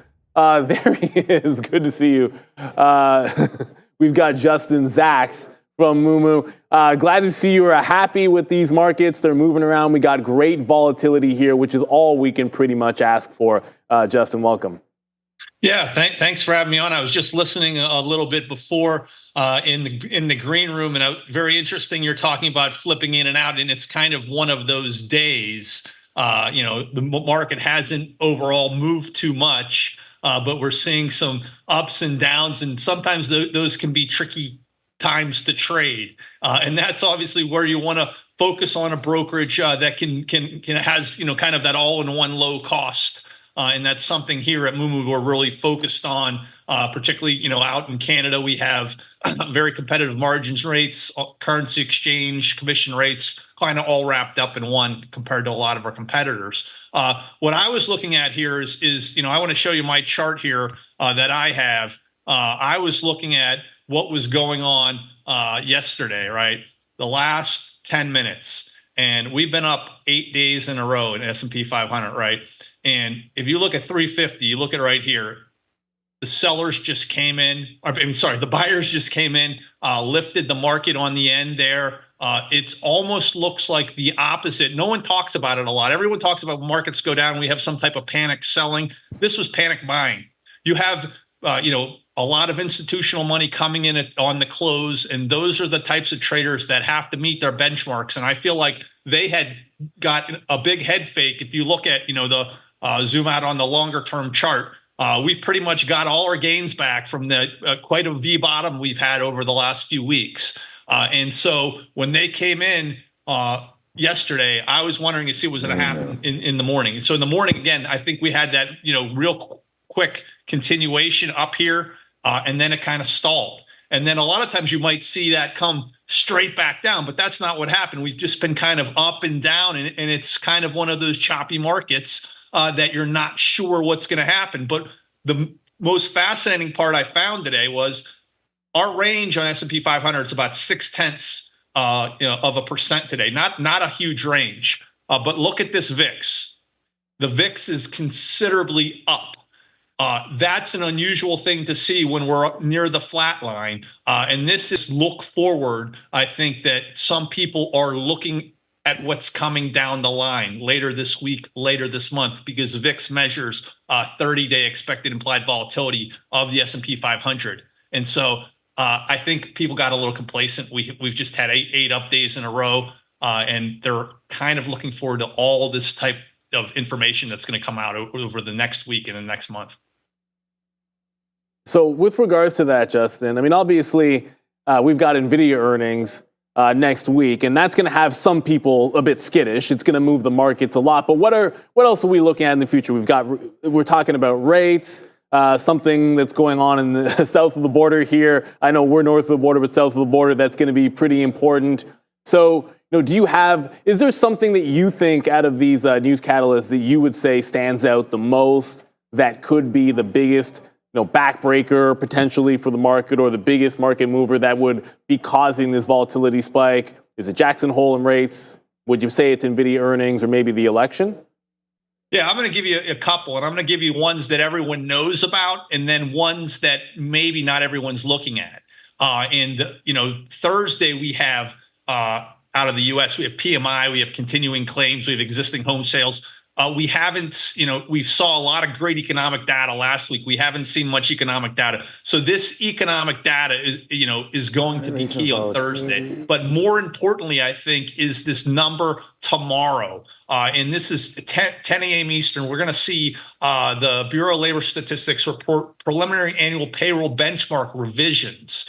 And the expectation is it's not going to be good. This could change the Fed narrative and what they're going to say in Jackson Hole. And so if we see a big revision, 500,000 jobs, revised on the downside, we have, added something like, I think is almost 3 million jobs through the 12 months through March of 24 when this revision takes place. If we see that come down significantly, there's going to be a narrative that the Fed is very much behind the curve. And you're going to get this narrative before the chairman speaks at 10 a.m. Eastern on Friday. And so on the terms of Jackson Hole, what everyone's going to be looking at is the chairman's speech. And obviously that's going to be very important. But a lot of people won't be looking at, and they should, is afterwards, every single member of the Fed is going to be at the Jackson Hole Symposium, right?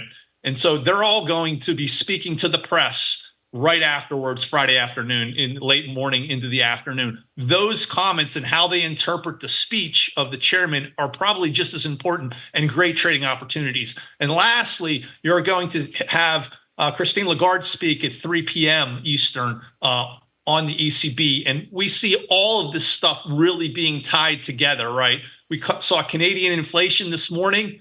That might have even influenced the bond market today. So we're seeing 10-year yields about 4 basis points lower on a softer than expected Canadian core CPI report. That pretty much gives the the Bank of Canada a green light on September 4th to probably cut 25 basis points again. A lot of these moves are not made in a vacuum by the Fed, by the ECB, Bank of Japan, Bank of Canada. They're making all these moves together, and all of it's intertwined. Hey, Justin, what's going on? It's Sean here. Thank you for coming on board with us here and having Mumu as part of the Chair TV Live family. So thank you for that, and thank you for some of your insights. All right, we'll talk a little bit about earnings. I know maybe you're interested in a little bit of PAN-W. That took me a little bit by surprise today, although we beat on the top and the bottom line, up 8.5%. Any surprises there for you? I mean, if you're looking at a daily chart here for PAN-W, we basically make it all the way back to these highs. You come over to the chart here, Ramin, we'll quickly show this. Right back here, up to the highs again, where we faded off. That one bad report there, all the way down to the 200 period, now all the way back up. What's trading like for you over there, maybe on PAN-W? At Mumu, you guys seeing a lot of volume on earnings days? Or what's your opinion maybe on the cybersecurity space as a whole right now, especially with some of those things that we were talking about, the election coming up, interest rates, everybody's so interested on all this security now.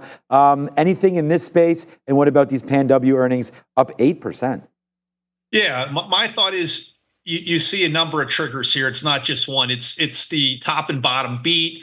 Really good outlook from them. I think that the boost in their share repurchase program, they extended their share repurchase program by $500 million to $1 billion. You saw margin expansion. You saw these AI offerings, really do well, and I think that's something everyone continues to look at. And obviously, you mentioned Nvidia before. Next Wednesday, that's going to be, obviously the most important earnings of the entire season. Right. It's going to matter not just for Nvidia and the chips and all the AI plays, but it's going to matter for probably the entire stock market.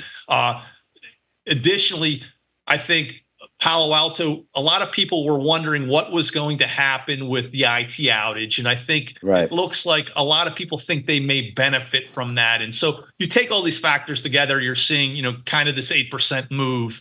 And it kind of shows you that if a company can put everything together, the market's going to reward it and they're going to push it higher. Yeah, it's been really funny that we've seen a lot of big names like a Starbucks or a Nike that have really gotten hit on brand. It's like all of a sudden, next thing you know, a stock like Lululemon, that's been a very big brand name, or like a Nike, that's a staple, and like a Starbucks really got hit. And then all of a sudden, we got that nickel from CMG come over. And next thing you know, it's boom goes the dynamite to some of these stocks. Starbucks gained over $21 billion in market cap alone on Brian Nickel's appointment just earlier on this week. Any opinions on that name, maybe with Starbucks? I know we're not going to talk too much specifics here, but that's a big move up just for a simple CEO change. So do you have any opinions maybe on that one, maybe getting a little exhausted now to the upside? It seems to be hovering between this 97 and 92 area. It's a name that we often look at here on the show. I tried to short it earlier to some success, but right now Starbucks looking real strong up here and holding that bid, which, to be frank, Justin, I didn't think we were going to hold this bid for this long.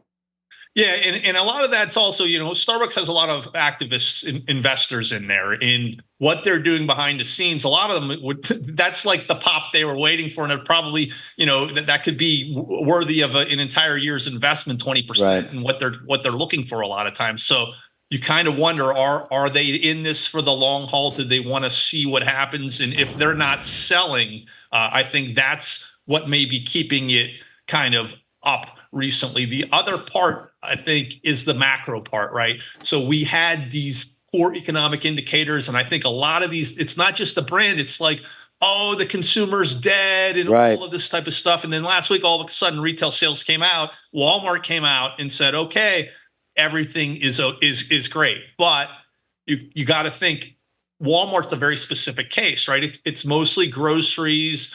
And in certain cases, Starbucks is a must-have for some people, but for other people, your $25 latte or whatever it costs nowadays is a discretionary type of thing. And we're going to get some really good earnings later tonight and into tomorrow with Target and TJX and Macy's. And it's going to look at all different parts of the consumer. It's going to look at those, with Target, it's going to look at the staples and the groceries. TJX is going to look at the low-end consumer. Macy's is going to see the high-end consumer. I think it's going to get us a great look at each of those and to say, where are we going to go? And that may be, a way you can trade Starbucks. I would like to see if Starbucks moves at all with Macy's, because you wouldn't necessarily think it's exactly correlated, but you might see something there.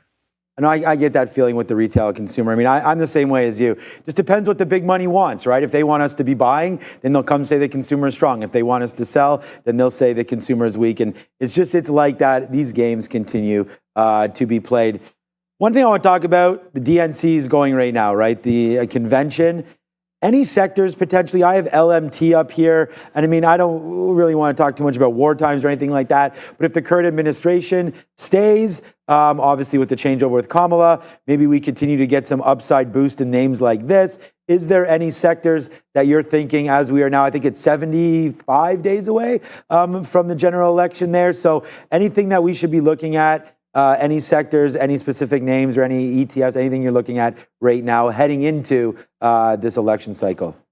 Yeah, and I would say, specifically, in timing matters for all of this. Is one of the great things about the Moomoo app is the ability to trade 16 hours a day. And a lot of this stuff is going to be, after the bell. And the big thing is going to be Kamala Harris's speech on Thursday evening. That's probably going to set the tone for the market generally. And for particular sectors. It's about, is she going to get specific? She hasn't come out with a specific plan. Is she going to mention certain things? She's talked about, a $25,000 down payment assistance, right, for home buyers. That could, that could move the home builders if she mentions that again. It could also be particularly inflationary on an overall aspect. She mentioned a price gouging ban on groceries. So you can look into some of these grocery companies. I know Kroger has been in the news with the Albertsons merger recently. That's, antitrust is a whole nother separate thing. Wonder if she brings that up. Is she going to get into these specifics? I think any specific she mentions has a chance to move that sector. Overall for the market is she going to talk about how she's going to pay for all of the different programs that she wants to put in place? And that she had mentioned in the past, raising the corporate income tax rate from 21% to 28%. Now you got to think about which stocks, have significant earnings and pay significant taxes. Those are the stocks that could, suffer the most. And so those are the types of things I'm looking at. The Democrats have historically been good for healthcare, but she has also talked, about this direct, negotiation with the drug companies. So the drug companies, you might have to break out of healthcare in terms of your sector analysis there. Overall, ESG themes are something I would look for her to talk about broadly. So any type of all energy, I think, is something to be looking at going to Thursday night. Good luck. Oh, you nailed that, Justin, because even people in our chat are like, as you're saying that, XOM's down 3%, energy's getting hit. There's some concern there. There's definitely going to be a little bit of concern. Whether we get specifics or not, that's just a wait and see moment, I think for sure. But you've got to be locked and loaded to that. And at the end of the day, we can never predict the future. But as you've been doing a fantastic job of, I want to shout out to everybody in the chat for the positive and kind words for Justin. I don't know if you've been seeing it, but it's been fantastic, the reception here. You just need to know where to look. I mean, ultimately, when you're trading, you want the ability to execute fast. Have the ability to backtest your strategy, all the things that we've talked about already. But you also want to know, am I looking in the right place to execute trades where the market's going to be going? Am I looking at the right catalyst? And I think you've done a really good job eloquently pointing out what we should be looking forward to. Those revisions on the numbers coming up this week, I think, are going to be a big tell. And thank you so much for letting us know that. Before we move on and get out of here, is there anything that you haven't gotten to I know we've got, you mentioned targets. I was wondering, are we going to talk a little bit of retail? You mentioned Target, TJX, going to be coming through with earnings. Is there something that we haven't covered that is in the back of your mind, good or bad, doesn't matter whatsoever? Yeah, the other thing that we haven't talked about was one of the other big reporters was Lowe's. We saw them lower guidance. There's less renovations. There's also been this kind of DIY pull forward from COVID. It's like people did all their renovations during COVID. That's all they did was spend a year sitting at home doing home renovations, and maybe that got pulled forward a little bit. I'm very interested to see what happens. So to me, there's a trade-off, right? As rates go lower, people are more likely to take money out of their home. They're more likely to, make a home purchase. But at the same time, rates may be going lower for the wrong reason is a slowdown in the economy. And that's obviously going to affect the willingness of people to spend on their home, whether that's through renovation or through home purchasing. And so the other place I'll be looking at tonight after the bell, we have Toll Brothers. And Toll Brothers is kind of the bellwether for affluent home customers. They kind of cornered the market in that area. And so they have a great look into how some of these affluent customers are going. So not only do I want to see what's going on with their earnings, but the conference call itself on color going forward is I think, going to be really interesting. Great final thought there, Justin. Thank you so much. And if you're interested in seeing how Toll Brothers does on those earnings, you can check out Sean and Adair on after our aftermarket show after 4 o'clock. So we'll see how those ones do for sure. Thank you so much, Justin, Zach. Fantastic guest. Look forward to talking to you again. Have a great and fantastic day, sir. Thanks, Justin. You too. Thanks for having me on. Take care. Ciao. That's a wrap on that. Thank you, Justin, for coming through. I mean, it's always nice to have new members added to the family. And there we go, Justin. Great stuff there, man. We talked about that a little bit yesterday with Michael on the recap show. We talked about uranium. We talked about just different sources of energy there. Yep. TAN, which is the solar ETF. Ooh, those have been bad. They've all been bad. Uranium's been horrible. Not really trading properly. Here's SMR. So if you're short, they're trading fine. Yeah, if you're short, they're great. Yeah. Short all energy, it seems like today for sure. SMR, this has been a popular one. New Scale, is it New Scale? Hold on a second, SMR. It is, New Scale, yeah. So again, small modular reactors, nice downside name. Let's just see what's happening with TAN today again, just to go over some of these things. And we bought some dips in Nvidia right there, so we're going to see what's happening right there. 1.84% on TAN. That was for you, Mr. Jones, and everybody in the chat that was like, they could really see that I was trading Nvidia while interviewing Justin there, so that was great to have him on and trading at the same time. The other one was URA, Uranium ETF, coming way in. And I mean, this name, it's up today, but this name is the one and we talked about this yesterday, and Michael actually brought this up to my attention. He said, Sean, it's at a level that I called, 25. So I was like, okay. And he brought it up. He showed the chart of the day that he and I talked about this level. And he asked me if I was long. And I was like, no, but I should be. So we'll probably pick up some uranium over the next couple minutes. Not minutes, days maybe. Well, you never know. Maybe. I mean, I can log in right now and buy it. But uranium, nice downside move there. SMR, CCJ, some names to get there. And then if you wanted some, I think FSLR has been. If you have to pick the one. Leader. That's like I don't really like. I'd rather get uranium than solar myself. Oh, I don't. I tend to agree because I think the energy concerns are going to be big. Look, we'll get to Fubo. Fubo doesn't need no energy, man. It's got it right now. It's trying to make $2. Okay, so here's the thing about Fubo. Like when we came on, I basically told you this was the scene in what's that movie? It's Austin Powers, but I don't remember which Austin Powers. Let's call it the second one. Let's just say Goldmember. Yeah, let's just say Goldmember. The one where he's going to get run over and it takes like an hour for him to get all the way across the warehouse to roll. And the guy just sits there like screaming. And he's like, okay, this slow motion is okay. That's what Fubo was doing. It took 1 hour to go the first 4 cents of this move.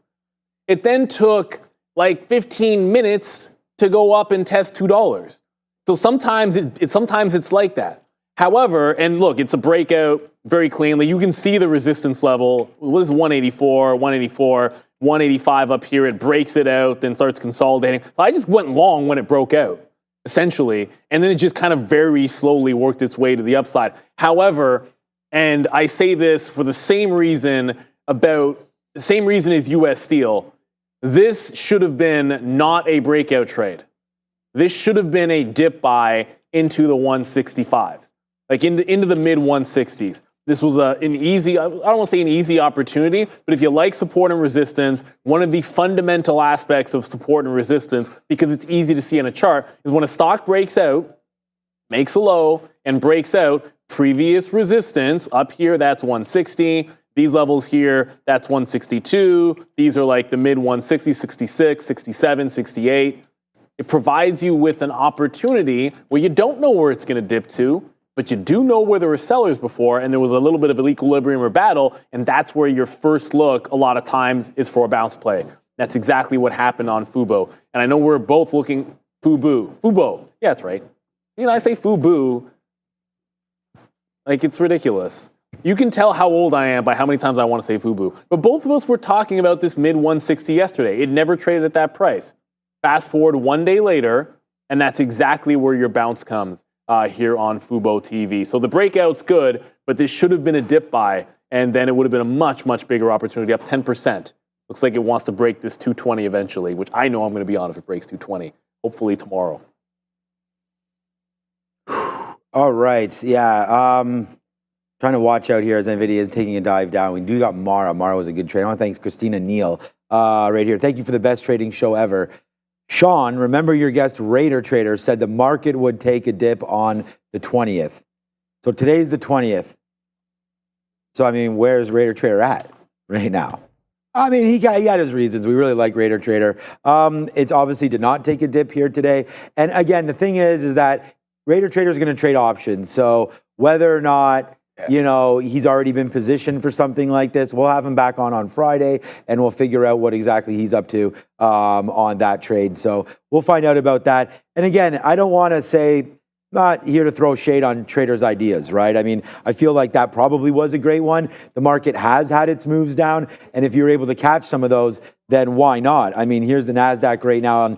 Nvidia just breaking below. I got to make sure that we have our stop going right now, because it doesn't appear that I do. They should have been stopped out already. But we're just into this area, so I'll hit refresh and figure out where these stops are exactly. Breaking of 75. So yeah, we're very, very close. Actually, you know what? Now that we've already taken some profit, I'm going to cancel that and just zoom in a little bit. So that's now at 65s. So we were able to, so I put the 75 when we started to get in here. Now we've taken some out for nice profits.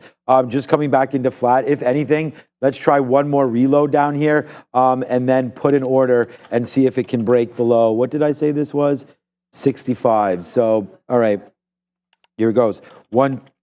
Oh man, it's like this is my worst stock today, yet it's the only one I'm trading right now. Bad decision, my guy. Bad decision. All right, so we'll wait and hopefully it works out. I'm not obviously calling this a bad decision in front of you. That does not give anybody that much confidence, but it's not. We've just been fighting it too much. Like, think about this. An hour ago at 211, so an hour ago, we were thinking short at this level. We lost. Then we went long and actually made it one on it. And now we're long again and thinking about what have we done. So I don't, I don't like that. In the morning when something's going for us, we actually have conviction, and we have not just that. This is not like that Sean Fiddens thing. This is just like right now it's choppy, and I can see that. So it's about putting on the amount of risk. We will not put on the amount of risk right now. I'm putting on some risk because I think there's money to be made, but right now in this chop, especially with the market, I mean, the market's the same thing. Here's the market over the last hour. This is where we started shorting. This is an hour ago. And then it did this, and now we're right back here again. So yeah, I mean, it would make sense that confidence in all of these things a little low. It's just different. The market doesn't move the way in the afternoon that it does in the morning. Yeah, you have all day long for it to. This is the thing. You have, when you're a day trader, and again, if you're a swing trader, you don't have these problems as a swing trader. Like Raider Trader, you'd be like, so what? The market didn't go up today. He could be swinging for options that expire a month from now. Yeah, who knows, right? Like who knows, Literally, right? So, who knows? But when you're a day trader, it's 311. If it ain't going now, that's why I was so pissed at Fubo. It's like if it's not going now, you have to get out of the trade. So that's what matters overall. Like a couple of things here very quickly, because like ARM, Now there's a buyer at 130. It's a refresher. I've seen it multiple times now. It's just holding the line at this 130 level. There was one dip underneath. It got like 10 cents, and then it's right back in here holding 130. So until it breaks this, we're not going to get any big moves. I want to be positioned in case it does flush, but I don't think I want to be adding to that. And then U.S. Steel, I keep saying the next available pop is a short. It's trying to break the low again. Nvidia. So the next available pop could just be right back into 38. So this is 38.05, the local high. What I'm going to do is, if I'm going to trail out at that price, which, spoiler alert, that's where my trail is going to be at 38.05, then I'm just going to jump back in the short at 38 if I can get it. And this is something that I know a lot of traders, it's something, I know Max talks about it a lot. And it's one of those, and we're trading Carvana and was sitting on the desk with Max, and if you like a stock in a certain trend, and it's a strong trending stock, and you're like, oh, I'm going to trail out if it breaks this, but that provides you with a level maybe where you can add to it on light risk, and if it continues the trend, you're adding, because you can't worry about the price that you have always and worry about what the next trade is. Because this was another flat bottom break. The same thing it did here, I could have just had it there. And every single time U.S. Steel has had a flat bottom break today, it's been free money. Flat bottom break, easy short. Flat bottom break, easy short. That's the entire reason I took this trade, because flat bottom break, easy short. It just did it again. And I was nowhere to be seen. So if it gets back to 38, I'm shorting the pop. It did it last time and gave it to you. So I want to see if it can do this for me one more time. Walmart is now looking like it'll come out. My stop is underneath 33, I believe. So, all right, it's basically holding the line. It's now for 15 minutes, it's been trying to break this support where we got in, but not exactly happening. So you're into power hour. The market's trying to roll over. ARM needs to go. U.S. Steel is working into the downside. Let me know anything else you guys are looking at. I did go over back to that RR stock, which, here we go. RR, it's back above VWAP, and it's still not doing volume. So the volume really drying up on rich tech robotics. The Rolls Royce of robotics. Well, I mean, if you've got, what was it, like a serving robot or something? I don't know. Yeah, was it a humanoid? I think it was like something along the guy, like the robot in Passengers that serves you drinks and stuff. Is it that kind of a thing? Must be. Everyone needs. There's that sushi place that we went to that serves. It comes on a robot as well. It's pretty hype. That's, okay. Yeah, we went to that. All right. So meanwhile. We got it, man. Mara, let's hit the sirens up for that one. I mean, Mara came in. Our best fill on Mara right there is 38s. So we're short 58s. Our best fill there is 38s. Let's see if it continues, man. I mean, I hope it does to the downside, but I also do hope that Nvidia moves up to the upside. We are now an amazing 10 cents in the money. We are waiting for O's now on NVDA. Hopefully we can get that and take our 15 cents and then hold the rest. We'll try to hold. We're just trying to get out of basically 20% or so if we can get that O's fill just for 15 cents. Our stop is 15 cents, so 1-to-1 to me is we should look to take some of that. So a nice little move upside, we will do that. We just got out at VWAP. Or is that VWAP? Yeah. I mean, when's the last time you saw VWAP like this on Nvidia? Basically a straight line right here into the afternoon. That's almost telling. That is telling. So that's why I'm saying that I feel like this is bad. It's not moving. I do not need to be in this. And even right now, look, it won't even go a penny. Like I'm sitting there at O's, and now I'm like, oh, I got to get out at 98s. So we'll offer some we'll offer this. It hasn't got turned on yet, and it's 3:15. So I'm a little bit nervous about where Nvidia wants to go today. We could be in for a red day for Nvidia. Remember, though, the last couple times we've had some nice buys action into the close. There's been good close moves on with Nvidia. Those in closing imbalances. So I'm not holding for that by any stretch because we're out if it breaks 75 or 65, whatever that level was. I think 65. Yeah, that makes more sense. But that's going to be our out. So that will hit well before 350. But at the end of the day, there has been some buy side action. We're waiting now at 98s, not at O's, to take 13 cents. See if we can get some out there. Then they'll be left with about 75% of the position. So here it comes back in. You already see me put my out at 65. Let's see if that can hold. But I'd like to get that out first up there near 98 and see if we can hold out for that. Mara's coming back. I'm still watching crypto, man. Crypto's down here at 59.2. Not much happening. We can take a look at Coinbase, of course. 195. I think it was 192, wasn't it? Wasn't that the low, something like that? Yeah, 191.50. So Coinbase since we've been talking about it and since you guys asked us at 2 o'clock. It's been a nice steady move up.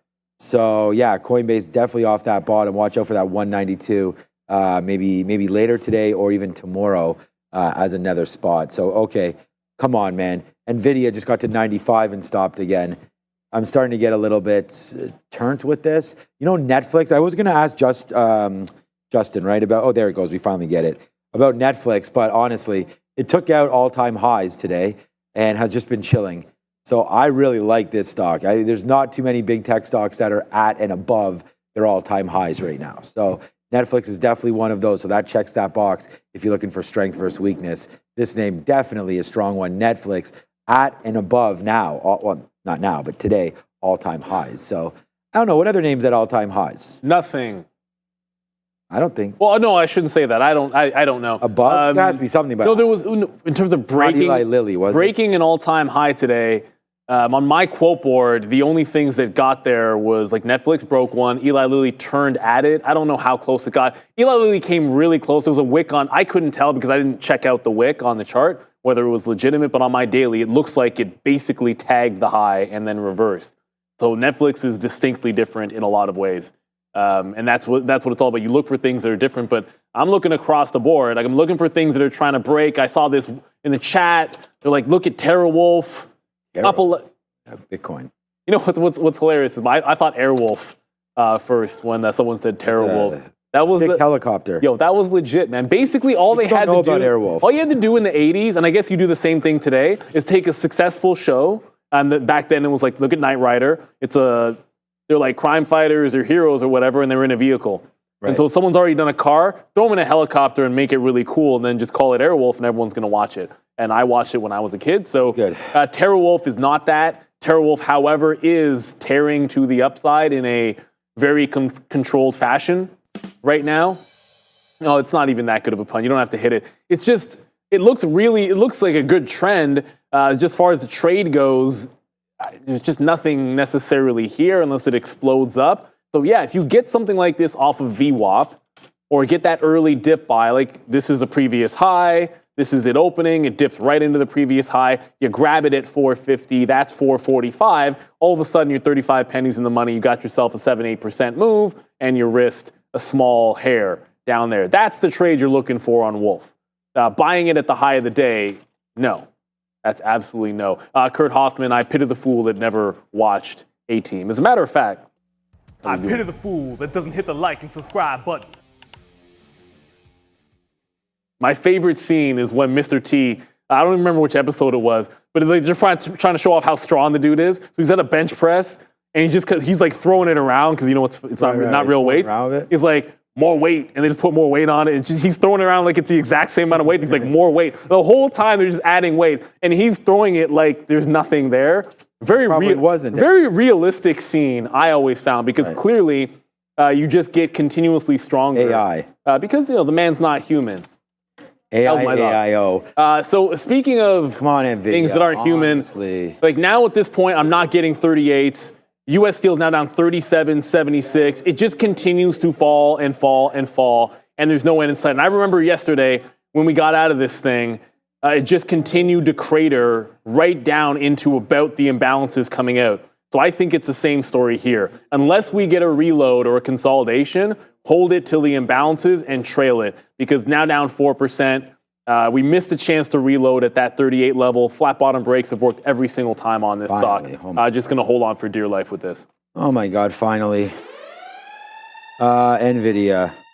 Okay, I'm getting exhausted because this trade is like starting to pee me off a little bit. Okay, let's go home early. Done. I got a game tonight, so the recap show will be very, very quick. Who's on the recap show?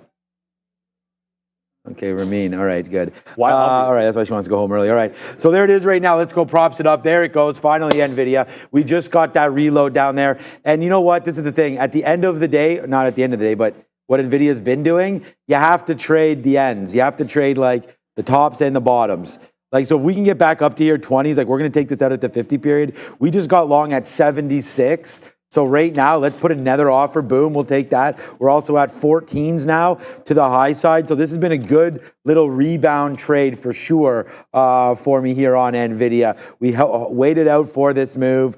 Now it's starting to come through. So let's see if it gets it, man. Maybe the market wants to get back up there to the upside right now. So we're trying for that. We missed out on that Mara. I got a little greedy. We should have been at 47. I'm at 46. Where's Bitcoin? I'd say that kind of Bitcoin is still nothing. I want to go to 48 now and take that fill.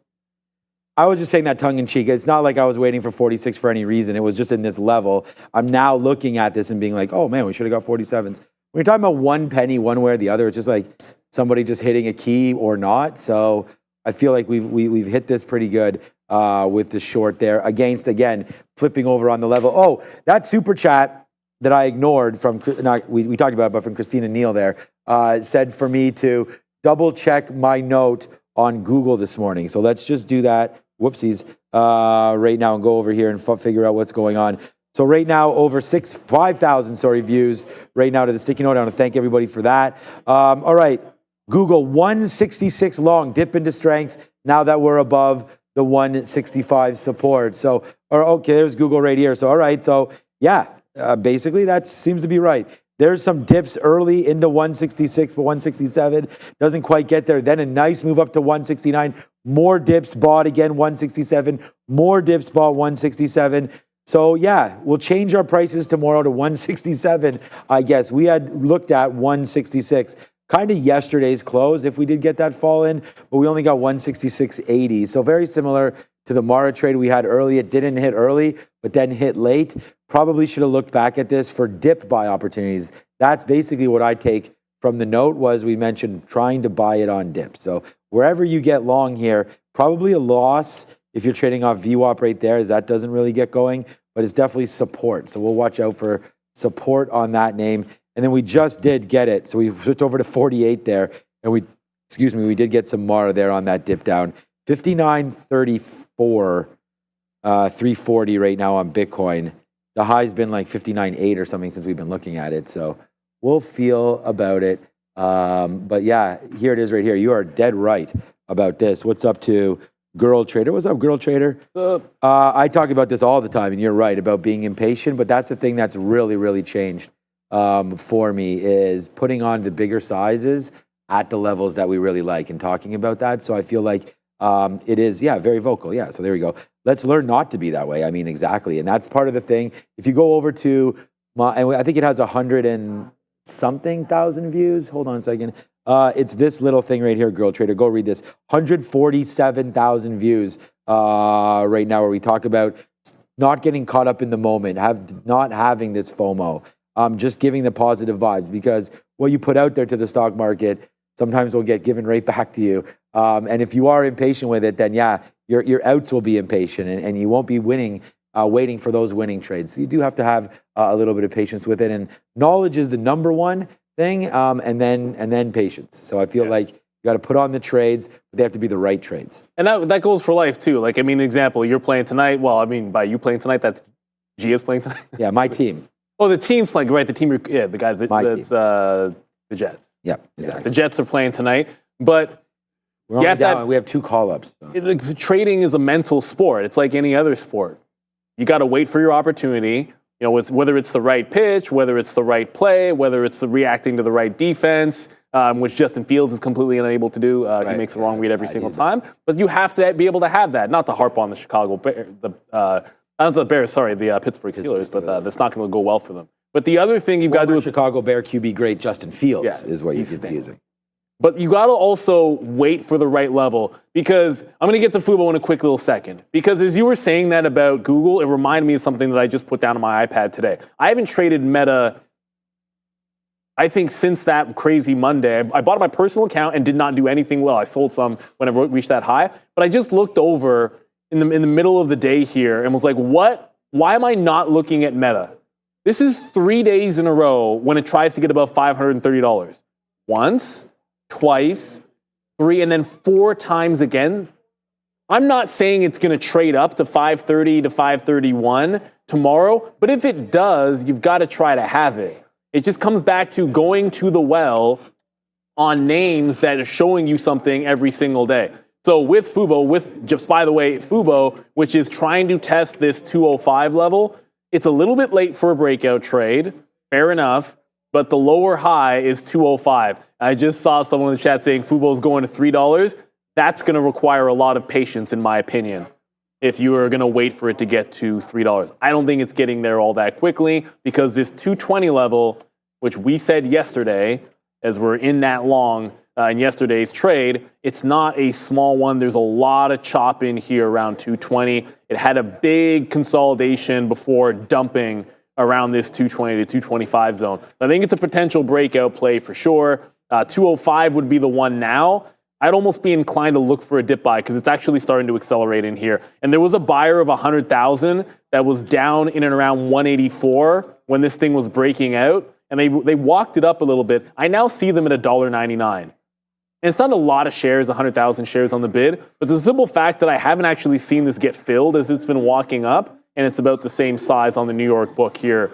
And I haven't seen it get filled one time as they've been going higher and higher. So this looks like a good breakout continuation play. I want to see if I can get a dip buy before we head into the final 15 minutes of the day. Once you're in the final 15, I think all bets are off for Fubo. So I want to see if I can weasel in on the midpoint here. The buyer's at 199, so I don't mind taking 2.5 and then just giving it to 98 or punching out on that buyer at 99. So it's not a lot of shares there, but it provides you with an easy out at that 99 level. ARM still at the same place. I don't know if we're going to be able to get a reload on US Steel, but it's about to pop. It's actually popping up right now into the previous runoff zone, which was 37.83. So wherever I've put my trailing stop, I'm just jumping on the offer and leaving the trail in. So I'll add to it. We'll give back, like I'll add some and then maybe risk about 5 cents on what I add. But if I can be net short on this going into the end of the day, take advantage of what's been happening the last couple of days here on US Steel. Trying to get that long, should maybe go onto a free midpoint instead of like bats or something on Fubo. All right, yeah, that thing is getting filled is a problem. We're going to, so first of all, there goes Nvidia, we will slap. And this one's, again, it's fine.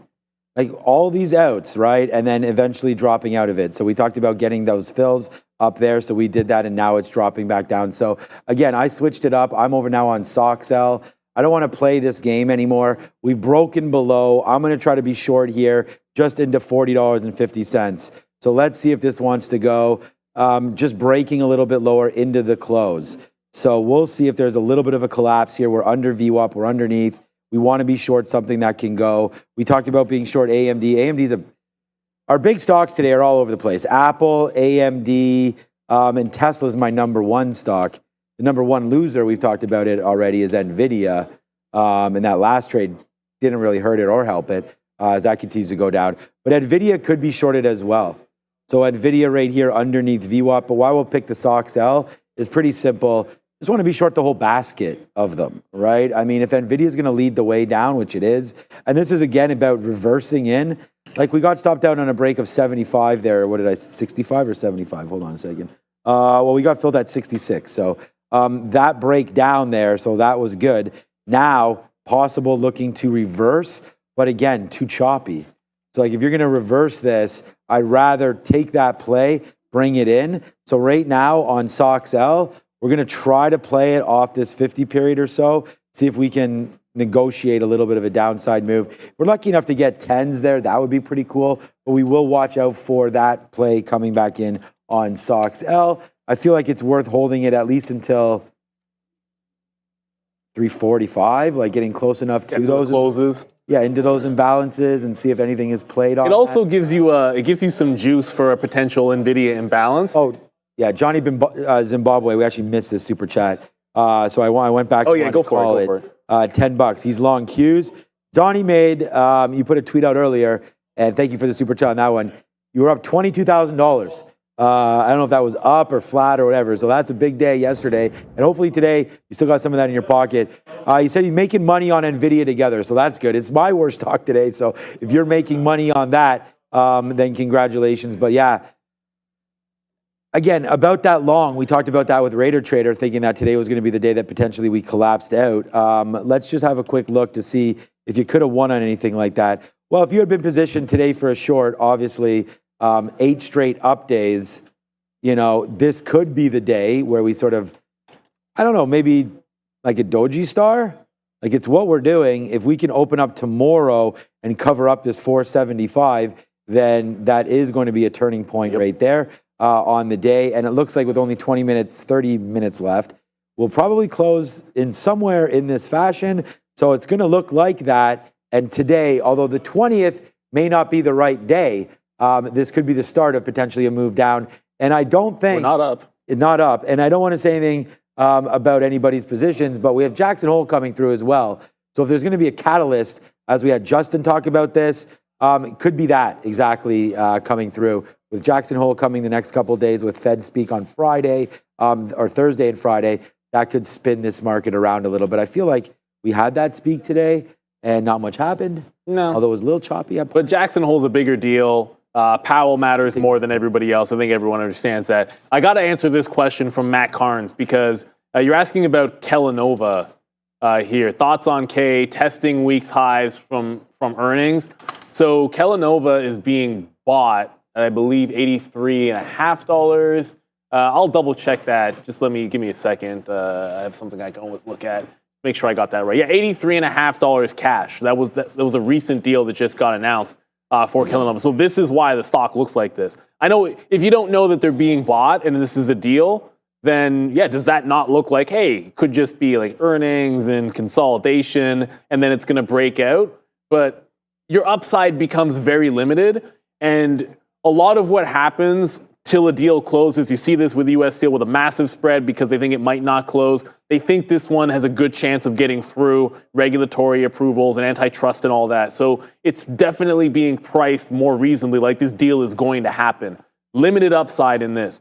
The more I look at it, it's like this was very tradable today on $3.5 million worth of volume because, if it's just going to slowly grind up, unless there's something drastic that happens, it was in a consolidated phase where you just scalp it inside of the range when it's doing a few million a day. If you have direct market access, which we do, you could have been buying dips in here. These are solid 10-cent moves where your downside risk is a little bit smaller. The thing about trading like this is, when you trade stocks like this, and I've done it a long time, it's like a high win rate. Like you'll win like 90-something days out of 100.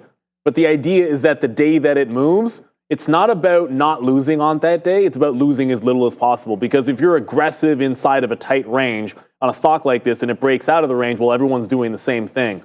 And it can dry up and you get absolutely rinsed. So your job is on that one day out of like 50 that you lose, don't lose the entire boat. Know where you're going to be getting out. But not involved in that one. 330 just hit. ARM is trying desperately to roll over into 129. Again, took a couple of shots at these with tight stops. Finally, it came into that double close level, which is 130.5. We got the short there. U.S. Steel also working into the downside. Those are the two things we're in.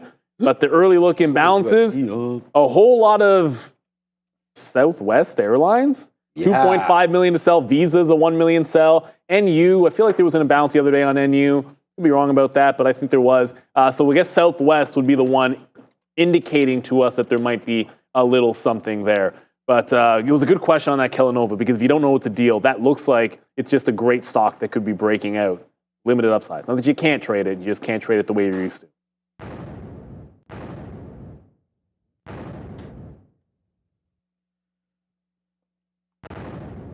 I mean, SOXL, finally, there's the trade. It's that exact trade we talked about. We talked about it with Neil. We talked about it with Justin. And because we had a Justin here. Yeah. I should have known his name there. I did remember his name. I was going to say his last name first, and I was like, no. All right, so there it is, man. So this is the reversal. There's SOXL. So, I mean, boom. Again, I just like the function of this a little bit better. Obviously shorting Nvidia. Nvidia has been bad to me. It looks very, very similar where you have VWAP, you have the break, you have the low break there. But this name's been frustrating, so I just went right over to something that I knew was going to follow it.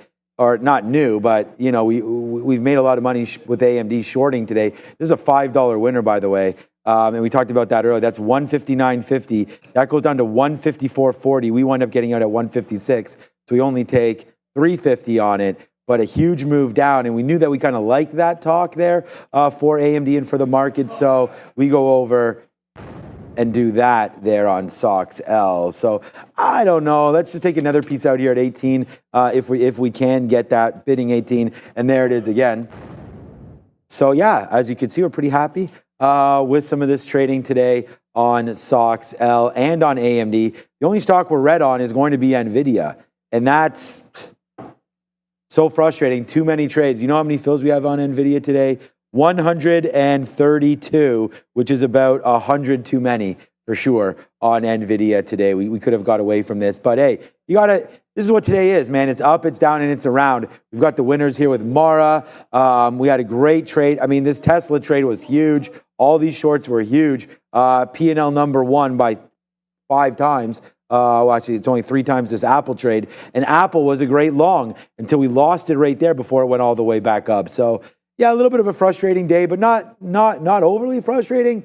Just something where if we held on to some of these just a bit longer on both sides, we would have been a lot more comfortable with our P&L. Right here, there it is. Nice move down right there for SOX L. We took that 18s recently, so now we'll wait to see what comes through here. It's like an up and down and around day today for me. So up, down, around. And then now we'll have to wait to see if we do get some action here into the close. But barring that, a pretty flat day overall.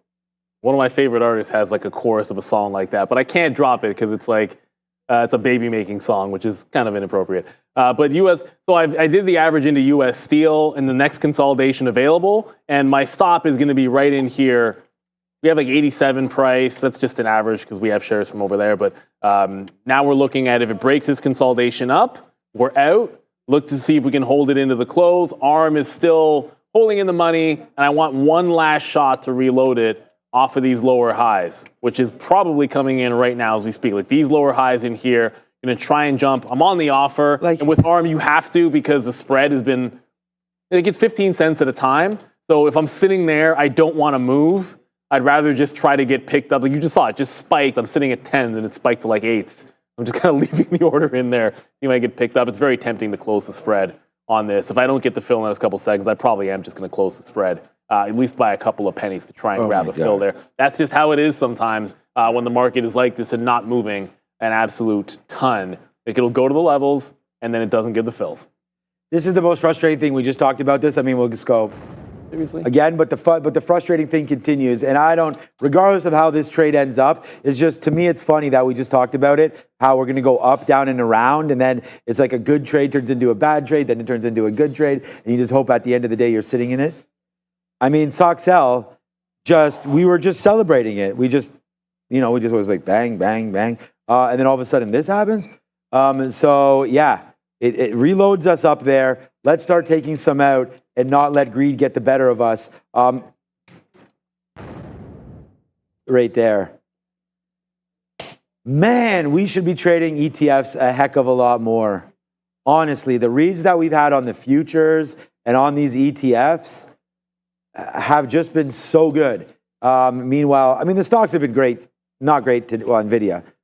But the reason why I say ETFs is just you take away that single stock risk, which is hence the creation of ETFs. And like, look at that. It just comes right back in and right back up again. The problem with Nvidia, to me, and it's not a problem when it's right, is to see what just happened right there. Look at that wick. We were just down here at 40s. It ripped up, ripped all the way to 80s there before falling. Now, if you blink in that last minute, you would have missed 21 cents. And honestly, when you're trading shares, like if you're trading whatever, 15, like whatever share size you want, it's up to you. But when you get that 20 or 30 cent move, it's like you're not going to be holding even like a couple hundred shares. It's like that move right there, $60, 60 bucks. Like those start cutting you up. And it's like, it's not worth it to have these stops this tight when this is what the range looks like. So we got chewed up there. We learned our lesson. And part of trading is learning lessons. And I mean, we talk about that all the time on the show. And there's one that I just learned. We went back over into the ETF land and hit it again. Not only have we been having success on ETFs, but we go over there today and flip it over to SOX L, which looks to be another successful little run here. But again, we could still get stopped out, but we're taking profits. We're now out of half of that reload. Bring on down to ETFville. It's exhausting. You know what? When the market's like that, that's what it is. And the Nasdaq's doing this to you. here. We don't have a big range this afternoon. You're running out of time for there to be like this big run into the imbalances. Doesn't mean there can't be a move after them. But look at this range. We got 20 points, 25 if I'm being generous on the NASDAQ, whatever it happens to be on the ES. So, last couple of last-ditch efforts here. Reloads on names that were kind of coming down and getting lower highs because I'm tightening up the stops going to 350. So tighten the stop to over 10s, get some in front of the 130, and did the same thing with US Steel, which are both just riding into the downside. But as that's happening, it's not just I know we look at a lot of different names here today. There's one name that only one person looked at today, and I shouldn't say one person on the show looked at today. That was Adara. People in the chat have been talking about SMCI for a hot minute. I want to get the idea our viewers don't look at this stock, but there's something that I wanted to point out because I don't know if she's listening right now, but there was an absolute trap job at the $600 level, and now SMCI is breaking out at $615. That's a widowmaker if you're caught short. But if you take a 600 break, I remember like an 800 break where if you got the fill, it was the easiest $20 move ever. That's a big if you got the fill. So that's worth it if it goes down. But if you're stubborn about this stock, you're wrong here when you risk a couple of bucks. It's not good at that point. All you got to do is get out and then avoid this kind of a move. SMCI looking strong going into a close, which isn't moving whatsoever. So that $600 level, this could be interesting tomorrow for some kind of I don't know if we're going to have a rally tomorrow, but if we do, SMCI is consolidating. And when it consolidates, the breaks are gigantic, generally speaking, on this stock. I think you got to watch out for those. We always talk about shorting tops and bottoms and how crazy that can be. If you short the top or going long bottoms or tops and going short bottoms, you have to have a quick trigger in and out. I will never take a break of a high a day without a predetermined exit plan. And it's the same thing with shorting a low. Risk 10 cents on Intel to do it today in case it flushed. But if you just held on to it, you got rinsed. So my stop is now 130, just above the 10 level on ARM. Pretty much the same thing on X, US Steel, I should say. Airy Pages, I have to respect how you guys follow an LFT loss from top system. Super wise strategy, protecting profits, minimizing loss. That's something that's implemented at Real Trading. It was around the LFT where you can be stopped out for your net loss allowed on the day, and then you can be stopped out for your loss from your highest point on the day as well.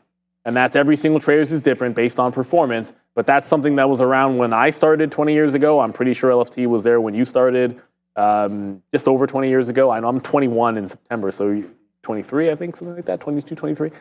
So yeah, it's been around for a while. It's a system that's there, and it's a good one. But remember, when you're trading someone else's money, you trade by their rules. When you're trading at home, I think it's a good rule to have, but you'd have to enforce it yourself. Ours is enforced on the platform, which is a huge benefit to us. Yeah, it is, especially as you are looking at other traders as well, right? I mean, it's like you're trying to manage a whole floor of traders, so you don't want to get too excited. But yeah, prop trading is much different than trading your own capital. So that's the one thing you have to remember about that. Okay, 344. We're getting ready for those imbalances to see if they do come through at any point right now. All right. Normally I go over the floor, but it's not a great day for the floor, so we'll pass on reviewing that. But if you guys know that I'm passing on reviewing that, you should probably know why, as we do talk about it all of the time. But okay, so Mara, let's see what happens. We just got a bid at 50, so we'll see if that's coming in there for 50. SOX L, I'm not going to average in, but we just got some more fills there at 24s and 25s. So we'll wait to see if that comes through. Nvidia's trying to come in a little bit right now, so let's hope that is that, and we'll figure it out on SOX L. AMD Palantir, a quick little look at, we were short Palantir there, but it does take its move all the way basically back to that kind of same level that we had talked about earlier at 32.50. So let's see if that is a move back in. Join me and Brian Shannon tonight on the recap show. We just sort of tweeted that out. It's getting a lot of love. I mean, he gets a lot of love when he comes on. So here it is here. Alpha Trends will be with me tonight. Brian Shannon will be talking all about the different VWAP strategies and just whatever. We got for that's what we do. I think, Target tonight? No, tomorrow morning is after. Yeah, let's go. Do we have the earnings board? Oh, I know it's Toll Brothers. Toll Brothers, and no, you have the button. What? Dada. Oh, that's tonight. I have this button. Okay, little Chinese data coming through there, so we'll check those guys out. Toll Brothers, Cody, and that's about it. So, although data is at 6 p.m. Abracadabra. All right, Applied Materials. Why don't we have that on the list? All right, Sigma. No, that's not right. Abracadabra gone. AMAT already reported. They reported like a week ago. AMAT. Can I do that to my losing trade? No, Abracadabra. Bye-bye losing trades. You know what's hilarious? You say abracadabra, and the first thing that comes to mind is Half Baked with Dave Chappelle. I'll have to Like see. straight up. I'll have to Abracadabra. I'll have to rewatch that one if there's a funny scene in that about that. Samson Simpson, a stick by my story. I am from Jamaica. If I was not from Jamaica, why would I wear this hat? That's one of my. I love that movie. I could quote it so much. And you know, you got to do that movie the right way. I'm just saying, if you're into it, but to each their own. Legitimate, and this is before Dave Chappelle was even every famous. movie the right way. You know what I'm saying? Sometimes that's what you got to do. Like you watch Train, not to get into it, but like Friday. No, the name of the movie doesn't matter. I'm talking about certain movies. I'm talking about all movies. All right, so Toll Brothers a huge move up. That's a big one. Nice move over the last little while. We are bouncing off the 50-period moving average. Again, home builders, not super sexy, but we could get a nice move to break higher. I think the implied move today is in and around 5% for Toll Brothers. Let me just double check that right now and get back to you. Its last move, I think, was 5%. So right now, Toll Brothers, we are expecting, its previous move was 8.5% down. So right there, I guess. So nice move down there back in May. Now we'll figure out what's happening in August for Toll Brothers. Expected move 6 points. So we'll see 6% on Toll Brothers coming through again. All right, so with 347, I was actually going to look at the imbalances one more time, but this is without the NASDAQ. So you're going to see some of these right now. LUV coming through, Southwest. Visa right now that's $1 million. That's funny that it shows exactly $1 million. 1,000K. So one more share one way and it should adjust. NU, we talked about New Bank. That one's really, or New Holdings, that's really had a nice move up off earnings. Look at this move. I mean, talk about the NASDAQ being up 8 straight days. So does this go. There's our stock sell. Again, no reload. We take a little piece out. And again, this is the frustrating day that we talk about, man. It's like, it's there, then it's not. There's stock sell. So was a nice little win for us. And then eventually took it down. Those were good. And then that reload was good until it's not. And there's the break lower now or higher for stock sell. So yeah, a little frustrating there, but that's okay. As we go. And predictably, yeah, go ahead. No, I mean, if stock sell went, 130.10 went on ARM, it's heading right back into the upside. So as one chip goes up, one of the chip names goes up, the ETF goes up as well. So I'm still in US Steel, but I feel like we reloaded this one pretty much at the lows, off the lows when we had this one above the 38 level, but it's trying to take out that local top. If it does, I'm jumping out of it. My stop is right here. There's a decent chance the imbalances will come out and then run it regardless, but I'm always going to have a trailing stop. Whether I added to this or not, I'd have a stop at these levels. And as a matter of fact, you know what? I'm not going to let it get to the imbalances. Like if I'm giving it to that high and it's running into it, I'm just going to punch out and not get slipped anymore.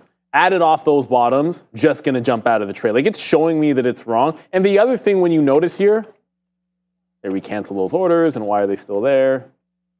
Here we go. Oh, okay. Stuck orders.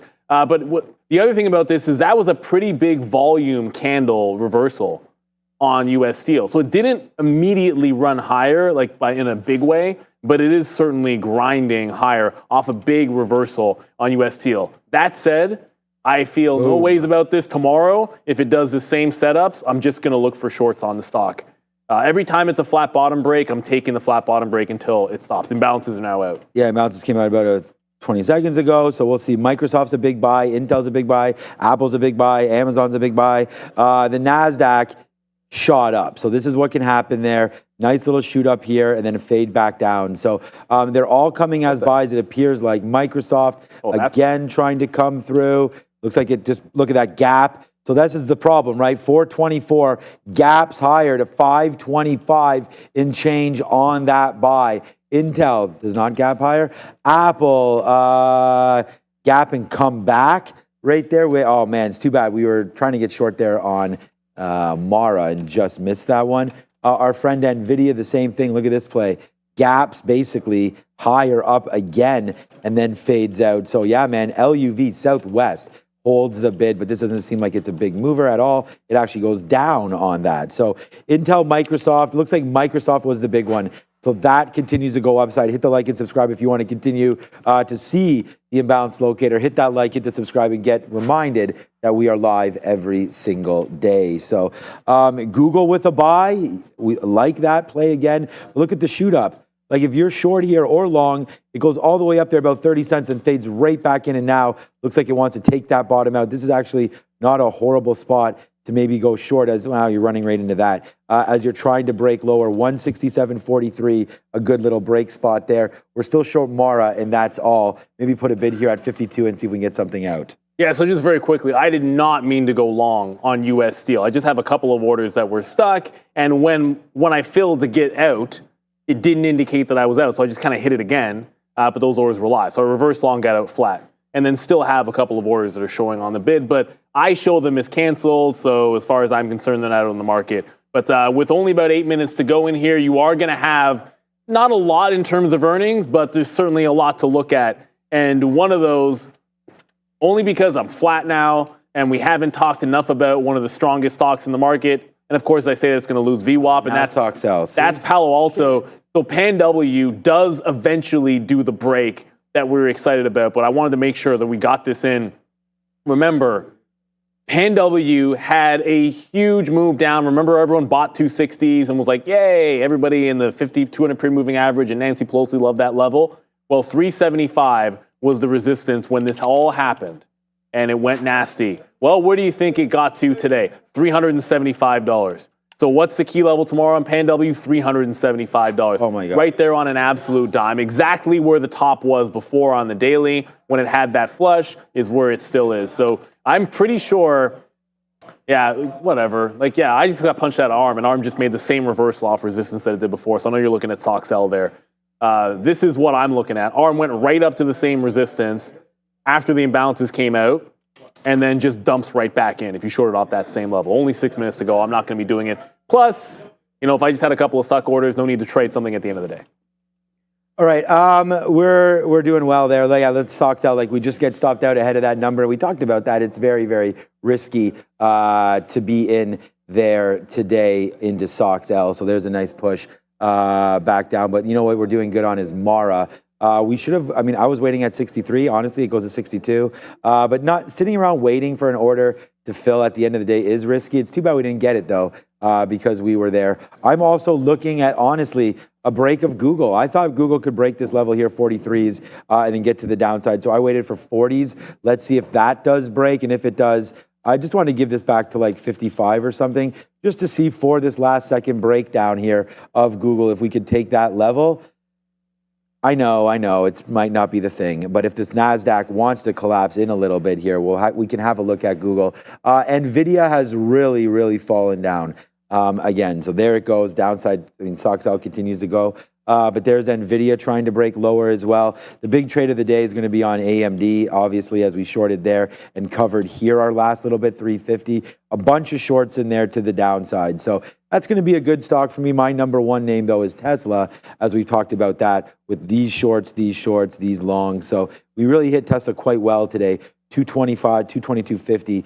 Just bounced off right there. Let me just check back. I mean, Mara's going now finally, so that's going to be a good trade for us. And it looks like Google, I feel like we may have to do the right thing here, and that is probably chill with this. Oh, there it goes. It just balances just flipped. And we did not.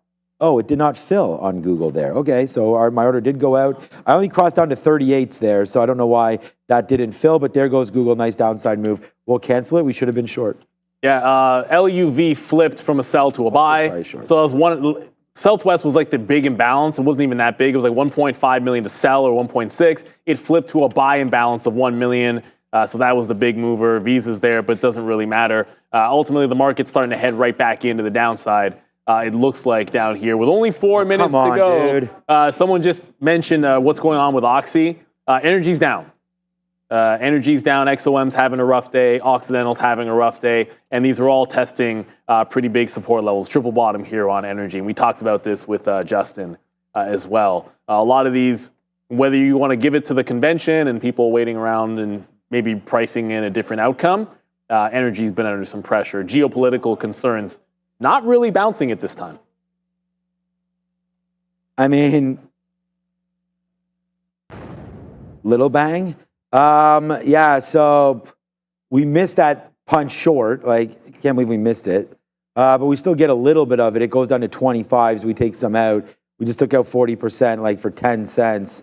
Yuck, because when we miss it, it goes. But anyways, now we'll see here. Hopefully we can get a little bit of a lower bid here into 167 and change. Let's see if it wants to work. We'll see about a downside push now for Google, hopefully into the close. Hey, look, man, at least we went over this trade. At least we talked about breaking that level right there. We should be 25 cents, 20 cents in the money, but unfortunately did not get filled, so we had to take a lower fill right now. We didn't do that on as many shares.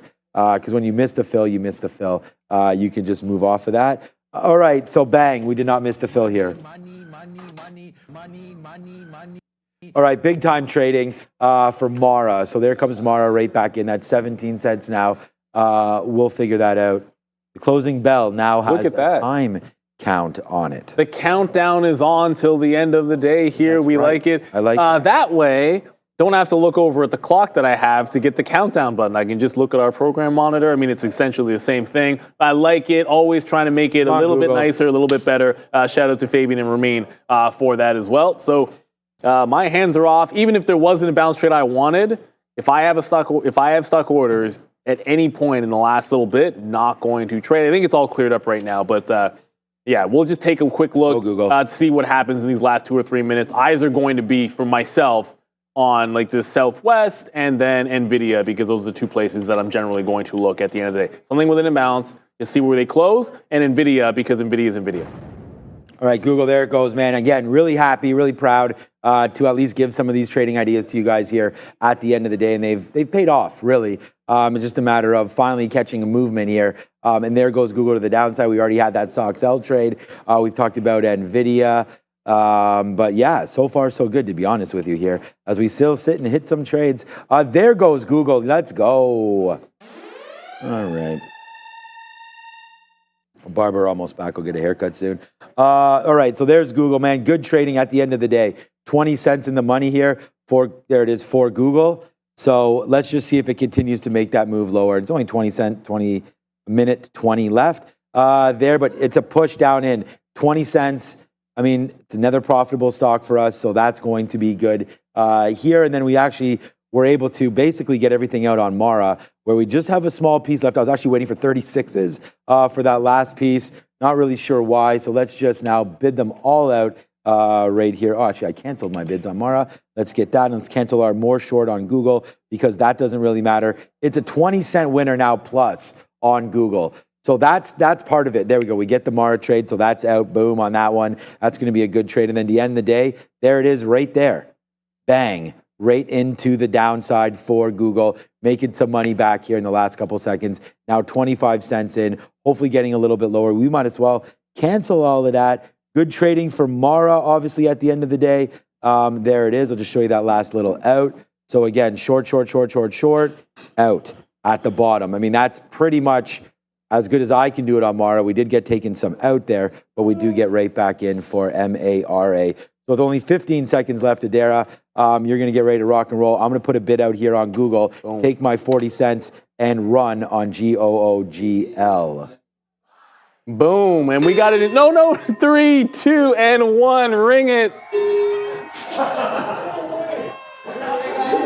You know what's hilarious? Like, yeah, that was interesting timing there, but the market is now obviously closed, as you guys can tell. Early or late? No, it doesn't really matter. I mean, you guys know when 4 o'clock hits, the market might close, but you still have aftermarket trading. You've got earnings aftermarket today, which we can expect. We got Toll Brothers. Now, obviously, we don't have data till 6 o'clock, so you guys won't be able to cover that in the aftermarket show, but it is going to be about Toll Brothers. The NASDAQ ends up in the red, so maybe the start of something. We don't know. It's only a 0.17 day on the NASDAQ. So yes, down, not anything crazy. Bit of a sideways afternoon, easy to get chopped up. Try to avoid doing it. The ES down 0.13. Nothing incredibly drastic. Wasn't a very good day for energy. There were some things that were a lot weaker than others. The energy names taking it a little bit on the chin there. I just wrote down Oxy 55 for myself on a note because I want to make sure that I see that one tomorrow, the way energy came into the downside. So just want to give a big shout out. Fabian and Ramin, while switching the ones and twos, getting us that new little countdown counter, which is a lot of fun there.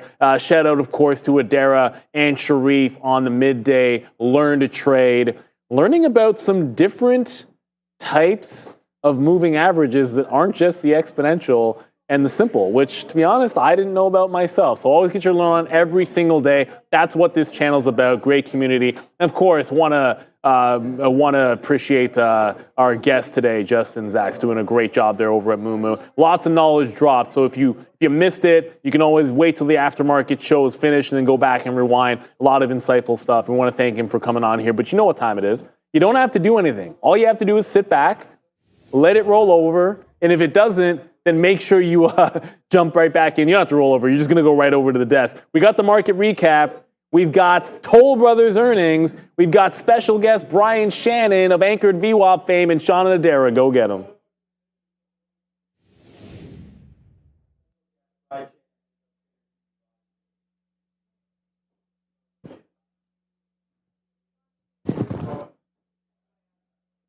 I was muted.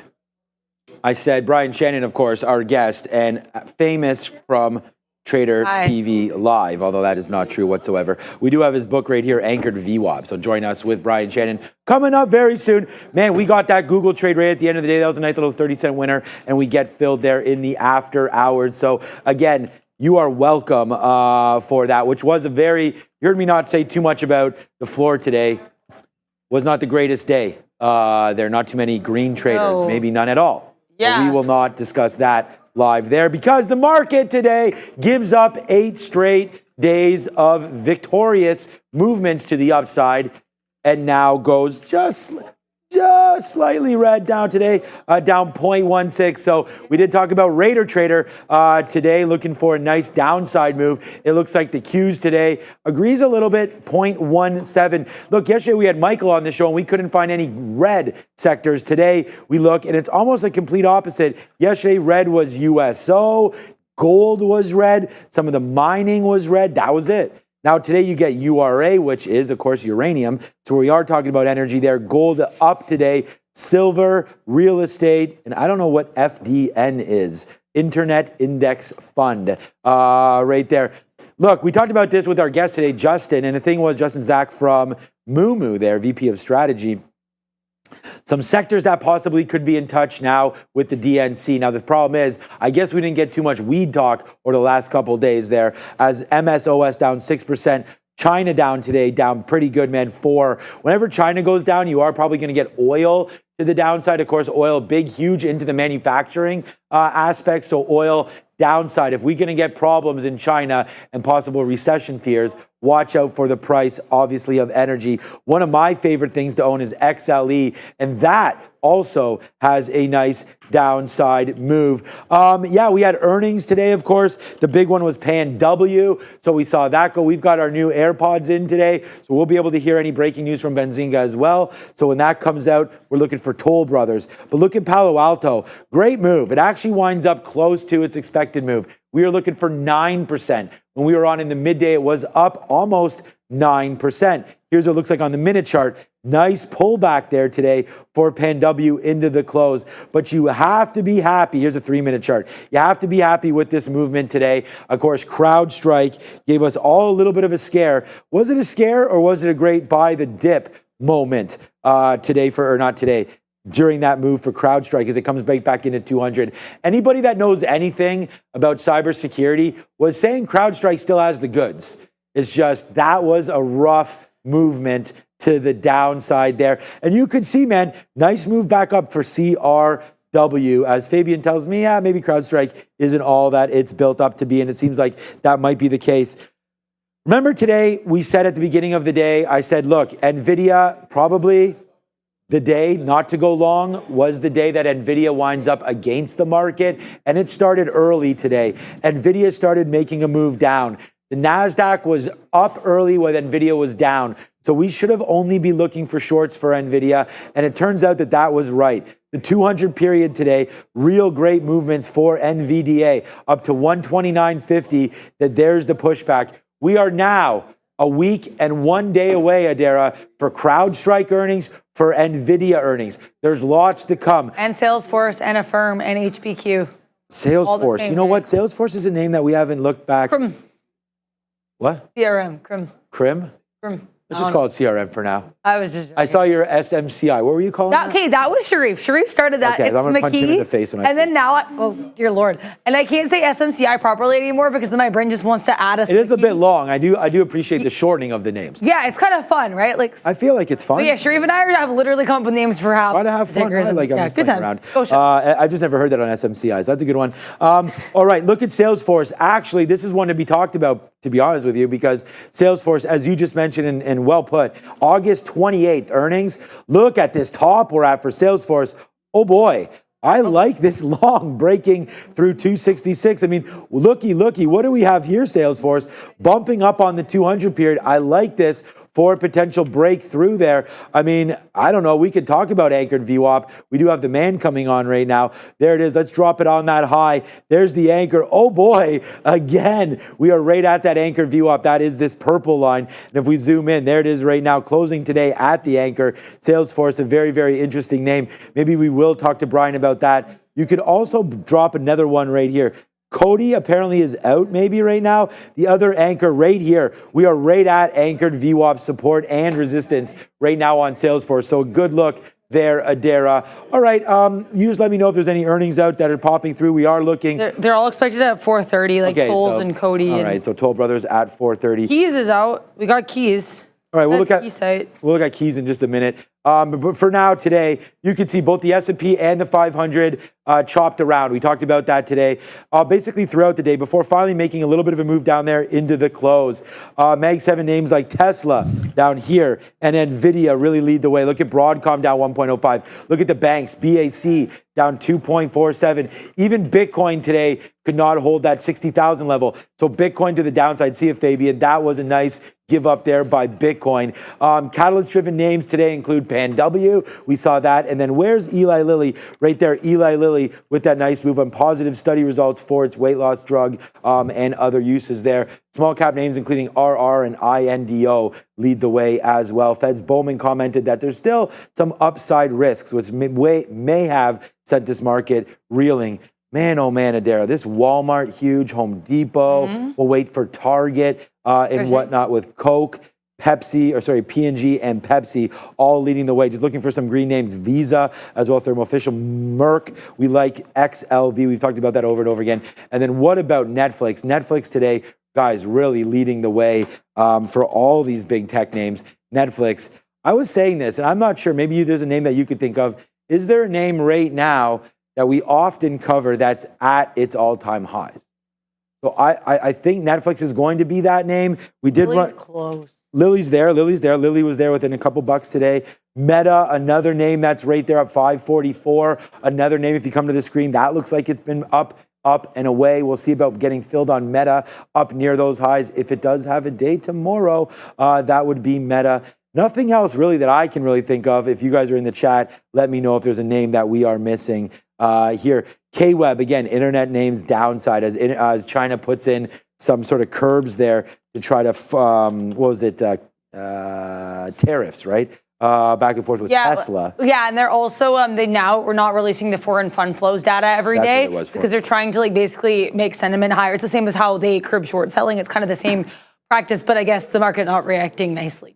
Yeah, I would say that you got to watch out for this. China ETF big cap names have really retraced back up. I look at FXI now pushing back in. The one name that I can think about there, you just put it in there, Roger, as well, Walmart. Yeah, Walmart at all-time highs and breaking higher. I love that Walmart quarter. They had an absolutely fantastic one. As we get a little more worried about the market, maybe rates coming back into play again. So we'll look at the 20-year Treasury with the TLT. Nice uptick today. Looking again at the TLT, nowhere near highs. I mean, if you're looking for some kind of value here, maybe the TLT coming through again, trying to take out some of this. We'll ask Brian if he has any thoughts about TLT. For me, looking at this, that $100 break right there looks pretty good. That goes back to December highs just before the end of the year. But yeah, another name there. Good call. You guys nailed this, man. There's gold higher. We do talk about gold sometime. If you want the gold miners, that continues to go higher, breaking out as well. IWM, of course, some of the Russell names look to be fine, but I think in this rate picture, you're going to want to buy any dips in this. So I feel like we might need to get long IWM or the S&P 600, something like that, as we pull back for rates. Because if the rates are exactly going to be cut, we do know that Canada, I think Canada's next week, or what did Justin say? Coming up, Canada trying to force their hand on another rate cut. We're the first big nation to cut, and we'll hope to get that follow through again and again as we got to renew the mortgage. So we're hoping for a little bit of a lower rate on that as well. USO led to the downside today. We'll get crude oil tomorrow as crude oil inventories come Wednesday at 10:30. So we'll look for a play on oil and crude as we drop down one more time. You mentioned getting keys earlier. Yeah, we have keys, right? Yeah, is that Keysight Technology? Keysight, yeah. So nice little move right there. Nice move up. Now up 8%. If you're in this name, you could see this was aggressive move up right there. Anything significant on this report? I mean, you're trying to break a little bit higher now above the 50 period and the 200? It was a really nice beat here, especially for earnings per share. They reported adjusted earnings of $1.57 per share. Analysts were looking for $1.35, so that's quite the beat. Our sales are here, revenue also a beat. $1.217 billion versus estimates of $1.94 billion. Their guidance was basically in line with estimates, so nothing bad there. The upper ends of both their EPS and revenue guidance ranges for fiscal Q4 were above estimates, but the lower ranges were slightly below. Okay, so good little look on that. If and when we get Toll Brothers, we'll 4:30. Yeah, it'll be a while. That's not. We've had Toll Brothers on before. I believe it's come. I don't know if it was Toll Brothers or DR Horton or something like that. It doesn't come with too much excitement, to be honest with you. The home builders very much as expected, as they can see their order books and everything. So we'll wait to see what happens with home builders. An exciting name today, of course, Eli Lilly. Again, thank you for joining us. Make sure you hit that like and that subscribe as we wait on for Brian to come through. Yeah, we'll refresh tip. I'm going to show you what the highest traders are making right now as well here at Real Trading. We'll get that to you in just a minute. Market pullback from the 20th of August. So here's Adam. Shout out to Adam. We won't do roll call right now, but I met Adam there in London. Very, very smart dude. Going to be coming here. And Adam, by the way, like the US or the Canadian dollar as opposed to British pound, like you're going to make a lot of money just by simply spending money here. And like whatever cost there in London, $7 for a pint or something like 7 pounds, it's still $7 a pint here. But it's 1.7 or 1.8 times the cost in London for the exchange rate that it is here. You're going to really like it joining us in Toronto. He says, Raider Trader said last week, markets will pull back from the 20th of August to today. Raider Trader said last week, markets pull back from the 20th of August. Okay, so we'll start to see now a potential pullback right now. And again, seasonality. He talked about that. Plus, I think Jackson Hole is going to be something that's going to be important coming through as we'll hear exactly what Powell's thinking about. And you get a little bit of different questions being asked there. So we'll get a more broader look on the economy come Thursday, I believe is when he speaks. Or maybe that's Friday. He speaks on Friday at 10 a.m. Okay, Friday at 10 a.m. Okay, so really early Friday. We'll get a look. There's Eli Lilly taking out all-time highs today. It looks like you're coming within $1 of that anyways. There it is, 966. Looks like that was touched before falling back. Wow, that fell back to almost $20 there off of that level. So we do have a nice little position there in Eli Lilly. So we'll have to watch to see if that breaks a little bit more than that. For me, I'm almost thinking, look, I love the stock. We've talked about that over and over again. But XLV, if you're thinking that Eli Lilly is potentially a little bit overextended and you want to play catch up with some other names, definitely XLV, you can rotate out. It's the highest holding is Eli Lilly in this position. But if you're thinking that, hey, maybe we're a little overextended on that, so that. All right, Pan W, just a quick little look again here. Nice move again for Pan W, hitting the all-time or close to those highs of 380 again today. Doing anything in the after hours? Not really, just a nice little fade down there for that. So, yeah, data dependent everything. Now, I feel like the Fed's going to talk a lot about that. You know, a guest of ours that is very data dependent, Brian Shannon. Let's bring him on. That's a good transition, Sean. Thank you. Oh, he's there already. That was quick. Oh, what's up, Brian? Yeah, you just heard me talk a little bit about data. Going into Jackson Hole this week, Thursday and Friday, we're expecting to get a little bit of action there. Looks like we finally might have got that doji star on the daily for the Qs today. Finally starting to make, oh, that's not the daily here, Brian. Trying to make that 8 days in a row. And then I don't know what you call this. I don't know if it's red or not, but it looks red to me, down 0.13. Are we turning now? What do you think about these markets? And welcome to the recap show once again, my friend, Mr. Brian Shannon. Good afternoon. Yeah, I think we had a little bit of just consolidation so far. It's not quite ready to roll over. I think it's maybe going to frustrate people for a couple days, and who knows, maybe the Jackson Hole is the catalyst for a little bit of profit taking. But right now, you've got to be impressed with the way the market continues to hold up. I think that's impressive is definitely a great word. You and I talked about this last week, and we were like, hey, maybe there's going to be some follow through off that push higher off those bottoms a couple Mondays ago, and it seems like it's not slowing down.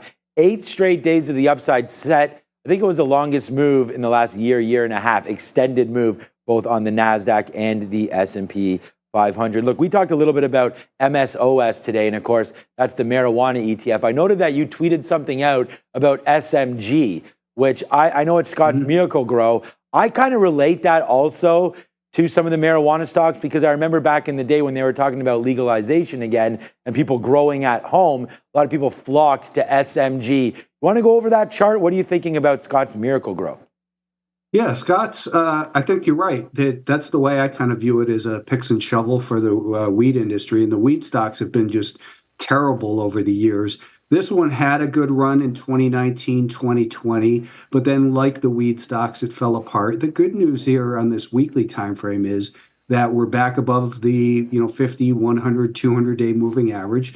And we came up close to the anchor from the all-time high here. But with all these moving averages rising, and then we look at the daily time frame, we're holding this 20-day moving average. We're consolidating after a jump higher. It just looks like it's getting ready to go. In fact, I think for tomorrow, if it gets above 72.75, that you could purchase this stock with a stop. Where do I have my, let me look at my notes. Where is it? Oh, 71.05. So that's just below the low of the last couple days.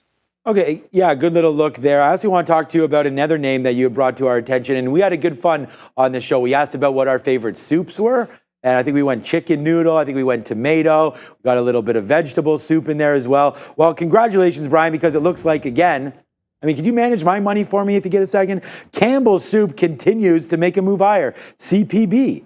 So any opinions on that? Wasn't this a name that you were looking short or long? Maybe it's the wrong way that I have. No, right?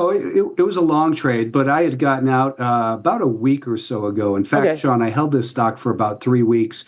And it was boring me to tears because it really barely moved. I mean, it was a decent trade, from 47 and change up to 48.5 or so. I got stopped out of the balance right here as it made a lower low. These arrows where it was raising my stop. So I got taken out right before the continuation higher, but I'm perfectly happy with that one. The one that continues to be my biggest money maker this year and continues to add to it is this TGTX. It had a huge day yesterday, and I think the shorts are finally starting to realize that they're positioned wrong in here.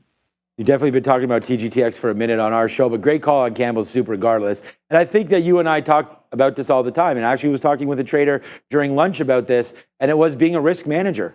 I mean, we can put on any trades we want. You don't have an out, then what are you even doing? The only thing I wish I didn't have an out on was Google. Did you hear that stat? They IPO'd 20 years ago. You know how much they're up if you held? Maybe you heard this.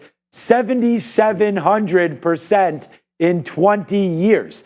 So sometimes you can close your eyes, push buy, wake up, and find yourself in a big winner. All right, someone's talking about pasta fajoule. That's with beans, man. All right, so we'll keep going higher on that one. All right, let's keep going about these markets.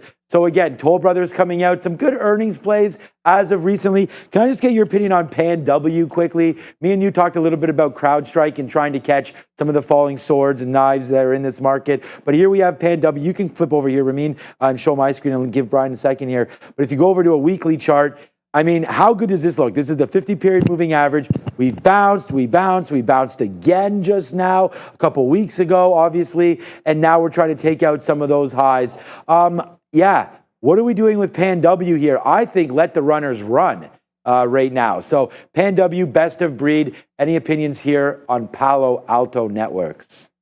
If you got his phone number, call Paul Pelosi. He's the guy who nailed this one. He's the guy who bought his calls, his leaps right down here on that day when the stock got hit 2 quarters ago. Right. And it's been a volatile ride. I don't have it in me to hold a stock like that. If I bought here, I would have been out 100 times. To me, this stock doesn't really match my personality. It's a little too whippy here, so I have really kind of strayed from it. I've looked for opportunities where I thought there might be a low-risk opportunity, but I just can't seem to figure this one out, so I just generally avoid it. But I think you're right. It's in an uptrend. Let it run, know your stops, and give it a little bit of extra room just due to the personality of the stock. So you and I were, actually that's a good point. I actually want to talk to you a little bit about trading personalities. You and I just had fun with Intel last week. And I brought that to your attention. And the next thing I knew, you dropped a 30-year anchored VWAP on the stock. Well, you know what? And I had sort of said this on our show as well. I thought Intel was primed for a move higher. It just, technically, it got beat up, obviously. Felt like there was a potential whoosh down day. RSI, Brian, I mean, you've probably seen these before, but you were down to like 10 on the RSI. For such a major name, I mean, there had to have been some bounce back, I feel like, at some point, and it looks like we're getting that right now. Great nail on the 30-year anchored VWAP there. But all kidding aside, I don't know if there's much legs left in Intel. Is there anything that you see here, maybe on Intel or any of the semis? We can start with Intel. Yeah, for Intel, actually, my math was bad, Sean. If you take 2024 and go back to 1984, that's a 40-year VWAP, not 30. Someone pointed it out to me. I was like, oh, yeah, hey, look at that. Anyways, you know what I ended up doing, Sean, is you talked me into it. I bought some of the January 2250 calls. And right now they're up 28%. And yesterday I kind of felt like selling them, thinking, well, why did I buy these Januaries if I feel like selling them already? So I'm going to give it a little bit of room, but it's a broken stock. I will likely not hold it. I definitely won't hold it till January. I don't know why I bought so much time. The semiconductors, let's actually go to the index, the SMA. SMA. Perfect. Because we're at an important level here, potentially. We came up today to the 50-day moving average. That's this blue line on the daily chart on the left. And this is also the 61.8% retracement of this high down to this low. So you can see that's exactly 61.8% right here. We're still in an uptrend. We're still above the rising 5-day moving average. We're above the anchor from the high. We're above the 20-day moving average. So maybe we're ready to digest a little bit, maybe a little shakeout, and then I'd love to see the market recover and then continue out to new highs for the year. But again, the key theme for this market is the resilience and the strength and the lack of any type of pullback after that washout. Yeah, good call on that. I was thinking the same kind of thing here as we get into Nvidia earnings, of course. Next Wednesday, the 28th, we will figure that out. I'm going to pass you to Darren in just 1 second. One more question that I had here for you was Salesforce. So I dropped some anchors, and you may not be proud of this moment, but I was dropping one down here, and we've seen that wasn't too much use. Well, actually, for some reason, it came all the way up. What I always want to do is drop an anchor at this high for Salesforce. And you know what, Brian? We are right here right now. So we go to the high on Salesforce, drop it back in right now, bouncing its head off. We have the 200-period moving average. To me, I think this is prime for breakout. We don't necessarily want to be involved too much ahead of earnings. They also report next Wednesday for CRM. Some of these data names have really been getting killed, but it looks like for me, Salesforce looks to be pretty healthy, looks to be trying to break out. We've bounced off the 50 period, trying to take the 200. Is this a crazy idea? Maybe there's an option play here, something on Salesforce. What do you think heading into earnings?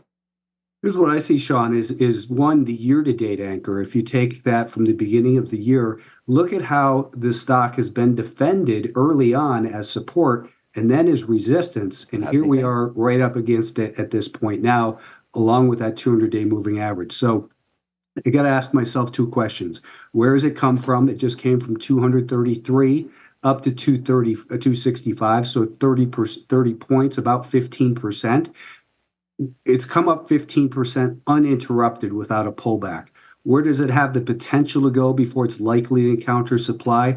Well, we've got this prior support in here, which has been resistance. It's the year-to-date anchor. So as far as does the risk reward make sense right here, right now? I don't think so. But if it were to pull back a little bit, maybe even test the anchor from the recent low, the washout low, then I think you would maybe want to look to be a buyer on the way back up over there for an eventual push through this to break, to slingshot higher, make a higher low, and then break higher would be the more likely scenario, I think, rather than just a straight breakout from here. Thanks for being here with us, Brian, today. I know either last week or the week before you mentioned two names that you were looking at with uptrends with support, AVTR and TMO. Do you have updates in either of those or any other names you're looking at right now? I have a 1/3 left position in AVTR and a 2/3 position in TMO. So I got involved in AVTR at 24.80. And the thing is, it's having a little bit of trouble with the anchor from this peak right here. So I've taken a third off on strength, and then I got stopped out of a third after a higher low was broken. I am hoping that maybe it can continue to move higher, but I suspect we're going to get a little bit of a shakeout there. TMO, however, is the one I like a little bit better. This one was a purchase at 606.75. I'm out of 1/3, and my two stops right now for the swing trade, just updated those right now at the close, are 608.30 below today's low, and then at 603.90 on the balance. I'm giving that final third a little bit more extra room. Brian, you mentioned they're moving. Yeah, no, those are some great trades. You got to pick the names that are moving. We had some questions in the chat, and you said something that's very important to me because, especially as a trader, I like to look at very similar names every day, and I feel like I found a personality of the stocks that I like to trade. And you mentioned that there. You said Campbell's Soup was a little too boring, and then Pan W right now maybe a little too volatile. So I'm going to ask you, Brian, what is your personality when it comes to stocks? What if you could say, hey, this is a stock that I like? What are some of the characteristics that maybe you'd have to see in a name to get interested and start charting it? Or where would you classify yourself in sort of that realm of this is the kind of stock or trader that I am? Yeah, great question. So for me, I don't like the ones that are really volatile. In fact, just looking at this 30-minute chart of TMO, this is not typical for me because of these big moves. I'll look at these stocks and kind of just look at the big moves and notice in particular, how do they act on the open? So, when we see a stock with these big, first 15, 20, 30-minute bars that are huge ranges, and then they often, don't hold those gains, it tells me for a stock like that, I've got to slow down getting involved in the first 30 minutes especially. A stock like Campbell's Soup was just one that was working when the rest of the market was getting hit. If we have a healthy market and I have the choice between TMO and CPB, I'm definitely going to, trade TMO or even, other names like CPNG, which didn't really behave as well today, but I've got a small position in there as well. But TGTX has just been a really good trader for me. I seem to have figured out the personality of this stock. I like the story. And it's going to be different for everyone. Obviously, you like those, big cap stocks on the 1 minute charts, and I think it's important for everyone to kind of recognize that it's the personality of yourself and the stock that makes for the best trade candidates. I mean, we could probably talk about this forever, and I feel like this is a podcast question for sure, but I'm going to give you 1 minute to answer it. How long do you think, and you might know this right off the bat, and it's probably in one of your books, how long did it take you to actually find that personality in stocks? Because we always hear that traders blowing up accounts. You know, it took me a while to figure this stuff out. You know, how much patience did you have to have early? Did you have any before you found any of this? Was it years? Was it months? Was it a matter of days? How long did it take you to basically become the trader that, and we're traders, change every day, but to become the confidence that you kind of have now, how long did it take you to sort of develop that? First thing was, you know, I started in the business as a retail stockbroker, and that kind of gave, I like to joke around and say, I got to practice with other people's money, which is really kind of true. It was within the confines of a brokerage where they, you know, steered you in certain directions, but I got to see what was working and what wasn't working. I started to look at charts and got an idea of, hey, just because it's the stock that they're promoting doesn't mean we should be buying it because it's in a downtrend. I just lost money for my customers. And it would be, well, now this customer doesn't trust me anymore. So I would steer away from those. So that kind of molded me. But, you know, nothing does it like going in there and getting your gas kicked by the market. And as you said, we're still evolving. We're still developing our strategies. And the market's personality changes. We have to be aware of when we're in a free fall like we were 3 weeks ago, 2.5, 3 weeks ago. Right. You've got to lay off the gas and you know, control yourself more than anything. We all want to get in there and make money every single day, but it's just not there for, you know, a certain style that we might have every day. I think a day trader has a lot more flexibility because you don't have to make market calls. It's just about the action there in front of you, and that's the purest form of trading there is. Yeah, I like that. Great answer to that question there, Brian. And if anybody has any other questions about Anchored VWAP, they can find it right here with maximum trading gains with Anchored VWAP. You go find it on Amazon. We got to let you go. I was at an event earlier this last week with JC, and JC Peretz, again, another great guy coming through. I believe you're friends with JC. He texted me a picture, Sean, of look what I saw on the trading desk, and it's that book right there. There you go. So. All right, what a great community right there. JC was in town. A lot of great insights, similar to Mr. Brian Shannon. So, hey, I got a Little League game to coach, but we're going to join you next week right here again. Brian, I wish you the best of luck on all of those trades, and thank you for those ideas. It's our friend Brian Shannon. Thank you. Thanks, everybody. Thank you. Trader Talk, wrap it. I mean, yeah, you know, you ask anything. Those are some great questions. I mean, how dare we confuse that 30-year Anchored VWAP with the 40-year? I mean, that's, you know, very different. If you're looking at Anchored VWAPs, you definitely should be looking in and around those 40 years. Thank you so much for that one, Brian. And again, just talking about personality of stocks, I thought that was something that was very important that he mentioned that.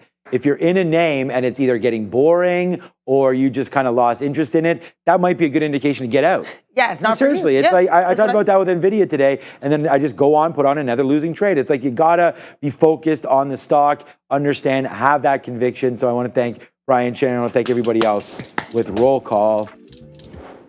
All right, here we go. 2,300 watching. So I want to thank everybody for staying late with us. We're a little bit over time. I promised Ramin that we get out of here at 4:30, so I owe her 4 minutes. All right, let's go. Rich Naples says thank you to Brian, and thank you to myself, and thank you to Adara. Ray says the same thing. How about Snowflake? Yeah, we'll talk about Snowflake. How about Toll Brothers, actually? Hold on a second. TOL. They beat. So here's Toll Brothers, just real quick right now on Toll Brothers. We'll flip it over into a 1 minute chart just so we get that look. Then we'll go right back in. Toll Brothers a beat and a snooze fest right now. Toll Brothers up about $2. So we'll have a look at that maybe tomorrow. But thank you for Toll Brothers coming out. Not that eventful. Bears versus Bulls. We can't do without him. Saad was here on the main show. I know we talked about that as well. Trader Buck, you are welcome. LUV loves Southwest. He loves us as well. Thank you, Kyle Burdett. Michelle Meir, thank you, says thanks, Brian. Thank you, Brian, again from all of us here as well. Chef Joe, one of the original ones. Hey, man, we still got to have those ribeyes, man. We still got to have those ribeyes one day. Let's go. Le Trade says, go, Sean.